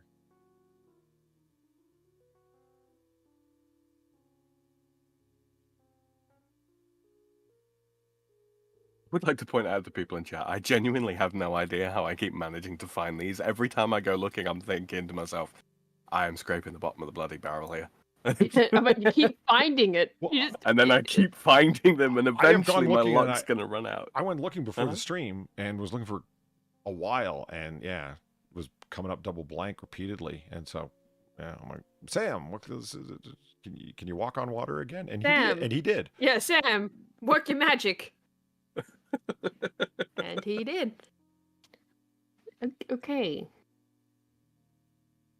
You'll notice though that this place is like interesting and quirky and weird, but not full of shit.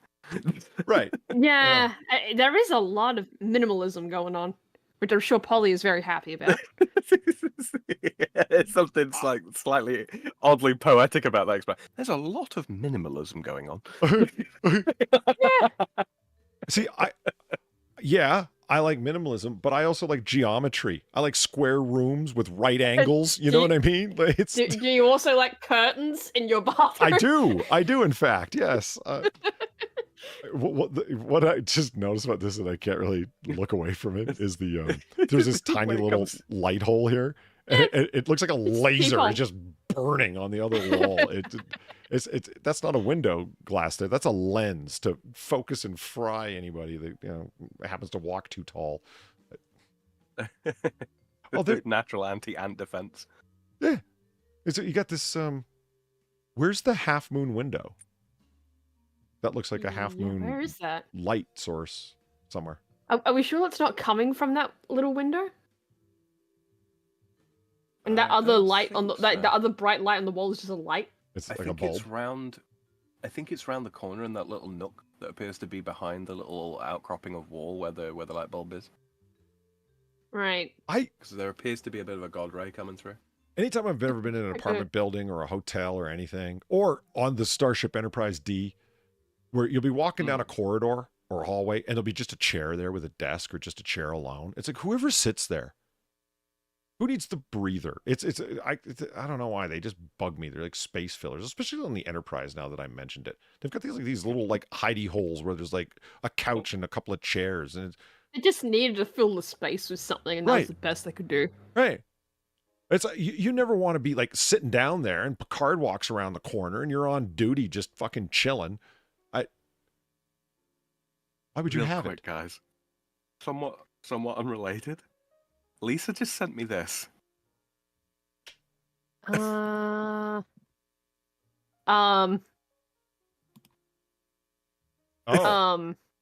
Is that not absolutely fantastic? Wow. I'm stabbed. I don't think I could draw that better. Why do some of the cats only have one ear? Like they're fucking unicorns? Holy shit, Lisa. That is frightening. That's everything I want. I don't like the way the eyes spiral.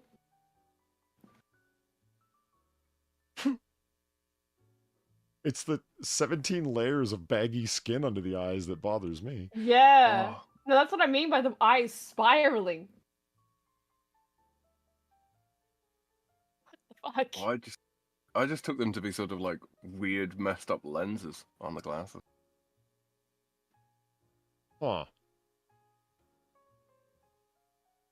And Reaper just sent me one as well. Oh god.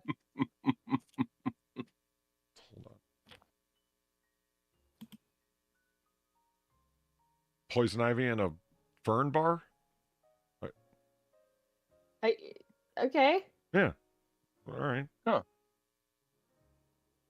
That's what that is. Hold on. Okay, back here. Boom.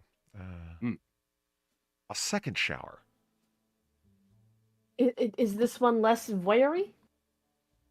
There's appear to be no peepholes. No windows. Yeah. But that... All right.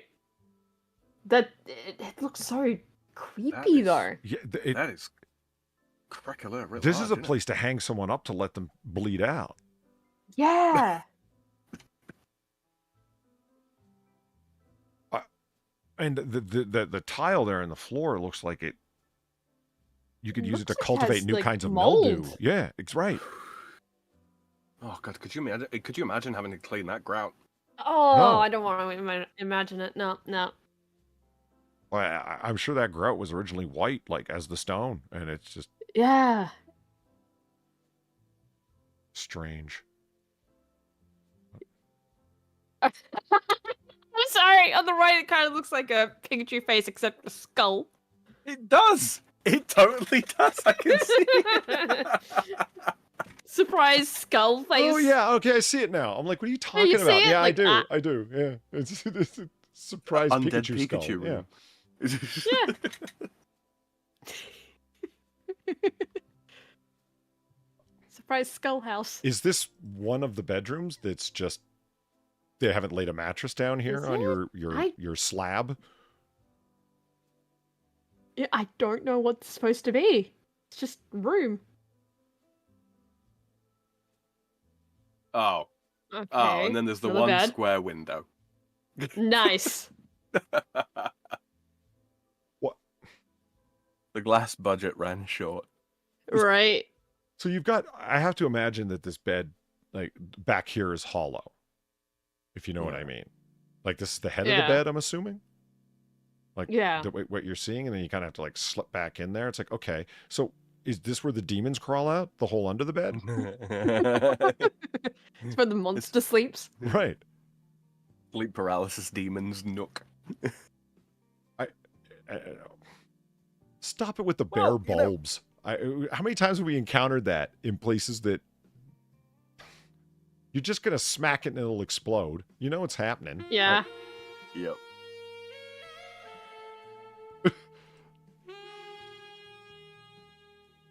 Alan, thank you very much for the $10. Greatly appreciated. Alan, I look forward to this all week. Thank you, guys. Well, hey, thank you very much. I appreciate that. You know what, Alan? So do we. I definitely look forward to this all week. It's it's another what the fuck? Okay, I couldn't even finish that sentence. Yeah, I'm confused about this one too. What is this? It looks like a changing table by the window. It does. It kind of does. An upper and lower deck changing table. Now that I look at it, and a very very moldy light switch panel. Oh, you're right. Look how grimy that looks. I genuinely can't hear you make reference to decks anymore, Polly, without thinking of the fucking cursed remarks you've made about toilets before. That I've made? Yes, about upper decking. Oh. You have damaged me, good sir. You have damaged me. I didn't create that prank. No, you've just popularized it. I can live with that. Okay, another hallway. Of rather. With another chair. Oh yeah, there's the lonely. Or is that the same chair? I think that's the same chair from the opposite direction, and these are the two curved top doorways that we were looking at. Right. At a closer view. Yeah. You're so drunk you can't hit nothing. You're probably seeing double.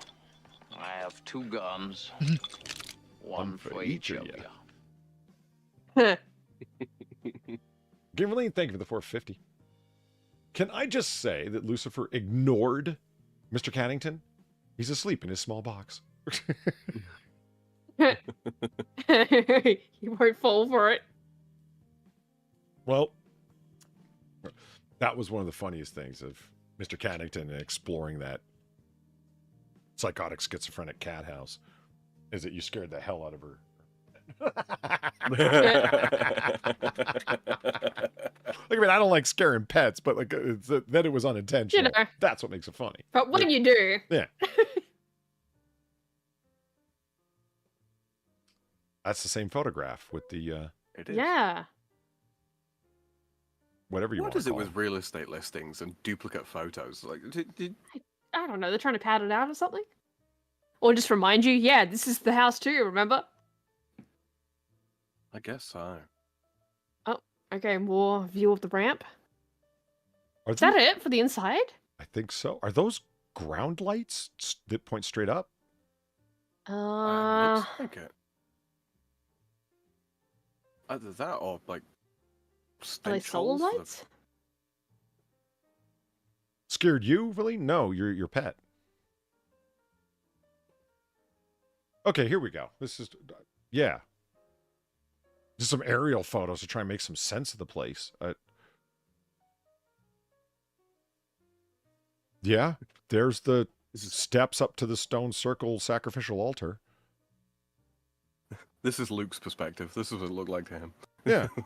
He's coming down in his X-Wing right before he crashes into that bog. And he's like, holy shit, that's it? Smash!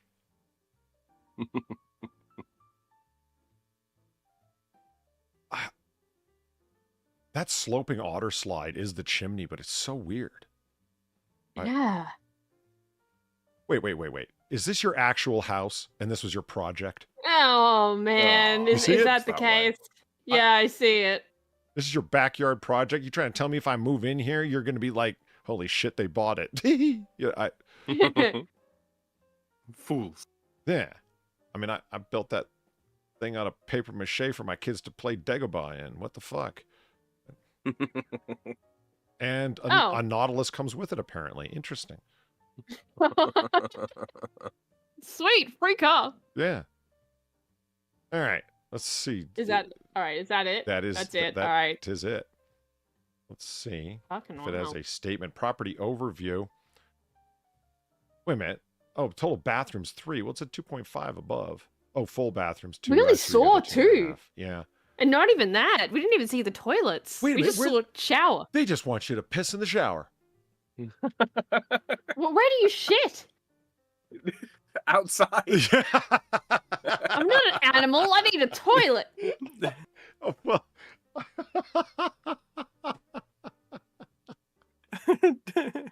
Does a Yoda shit in the woods? Well, he does if he lives here. You'll know when he's going. Oh. For the first time in over 2 decades, Wayne Trapp's Shine.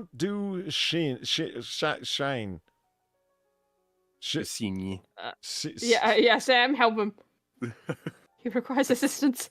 Yeah, the Chantry of the Swan, basically. Oh. For the first time in over 2 decades, Wayne Trapp's Chantry of the Swan is being offered for sale to the public. That no one asked for. This is an amazing opportunity to purchase and restore one of Ohio's most iconic pieces of architecture, saying very little for Ohio indeed. Located on the beautiful Cascade Road, this unique property has been featured on MTV, HGTV, and in countless written articles since its conception in 1970. Fucking wow. And the furniture is still original from 1970. Poorly translated. As well as the light switches. It's poorly translated swan song. Okay. Oh, really? Yeah, like just- they it just clicked. couldn't even do that right? Yeah. I was So thinking, it's like, Wayne Trapp's what would it actually final be? artistic endeavor. Yeah. Yeah, so what is Swan Song supposed to be if it's not that? Chanson. How badly they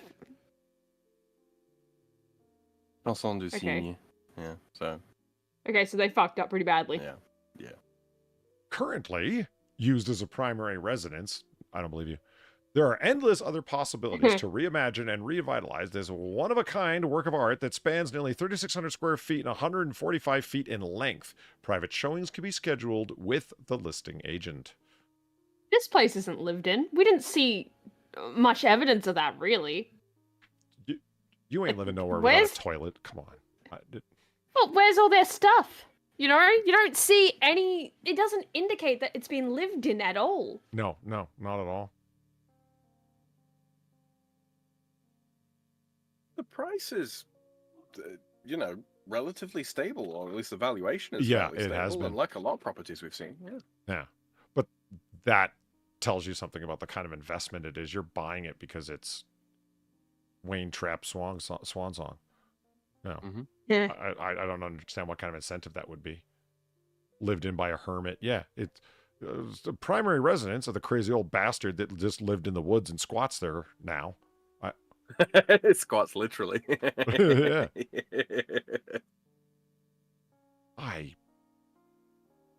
Is that a cousin of Mr. Caddington? He just lives here. I don't know. I genuinely don't know. Although the buyer's represented by Clarice Delugos. Your name is not Clarice, but Clarice? You'll need some Clorox. Clean this fucking place out. And With a dash of chlorine. The seller's represented by Jacqueline Ward, and the buyer's represented by Clarice Delugos. So Jackie and Clary are going to have fun bargaining over this fucking heap. Oh, fuck. people that are artistes in that sense of the word have a artistes. It's one thing when you're painting something or you're sculpting something out of whatever material, even if it's like reclaimed garbage land material. It's another thing when artists become architects and they build stuff like this. Yeah. And have fever dreams and create brutalism, you know? Lisa says, have the swan stopped screaming, Clarice? No, they will never stop screaming. Oh, man. Well, that's it. Yeah. That's it. Where's the... There we go. Yeah. Oh, wait. Hold on. That's weird. That was odd. The fire reflections were walking across the room. Strange. Oh. It's the soul of Stewie. Okay. Oh. That's what happens when you time travel to the same place over and over again. You get, distortions in physics. Weird time distortions. Yeah. It's just can't be held responsible for this. Mr. Dove, the wall is warping. It's okay. We'll go back to normal in a minute. Yeah. Just ignore it. We're on our way back to 2024 to no one's excitement. Fire walk with me. Nice.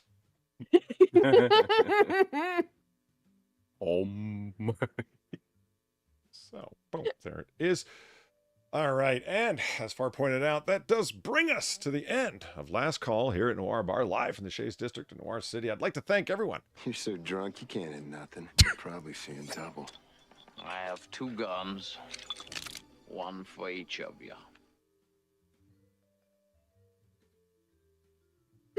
Sorry, I was just thinking over the overwrought nature of that clip. So many added sounds. 3 layers of gun clicks. I did. It was worth it. Gary Valine, thank you for the 450. That abandoned psychiatric hospital I showed you was in better condition on the outside when they raised it, as in R-A-Z-E-D. It was built in 1885. Sure as hell didn't look like it. Valine sent me a picture of a psychiatric insanity asylum in the Northeast. And when I was edgy and 17, I went here and I was like, I believe you. And it reminded me of like the place where Chief Wiggum said that he got the Guatemalan insanity peppers from that he fed to Homer. No, they were grown under a Guatemalan insanity asylum. Oh God. Yeah. Do you remember how Homer ate the pepper because he couldn't handle it when he first it just touched his tongue and it sent him running? Yeah. Yeah. Didn't he like dip it in wax or something? Yeah. No. Or drank wax? He drank wax. He coated his throat and the entirety of the inside of his mouth and lips with wax, and then just sucked the whole thing down whole as one big piece of pepper. And then he had a psychedelic dream because he actually ate the insanity pepper. Where he met his spirit animal and shit. That was hilarious. Yeah, right. He later went on to design that fucking house. Right? It does have a very Simpsons car feel to it, doesn't it? Yeah. The Homer, right? Oh, right. Yeah. Yeah. Forgot about when that. He designed the car and completely bankrupt his brother. And what's the ticket price on it? Oh my God, we're ruined. I'd like to thank everyone for coming out tonight for our own little brand of 1940 booze-fueled banter. I'd like to thank Far and Sam for keeping me company at the bar. Thank you, one and all. That was it's always a fun time hanging out with you. All good, man. And finally, look forward to it all week. Yeah. I would like to thank all the very generous people who tipped me, the bartender, and my friends here, because that's how we keep the lights on, the candles burning, and the cops paid off. It is very much appreciated. Yeah, greatly appreciate it, guys. Thank you. There it is. So, as we always say about this time, you don't got to go home, but you got to get the hell out of here. Have a good night, everyone. Good night. Good night. Oh, God, get out of here.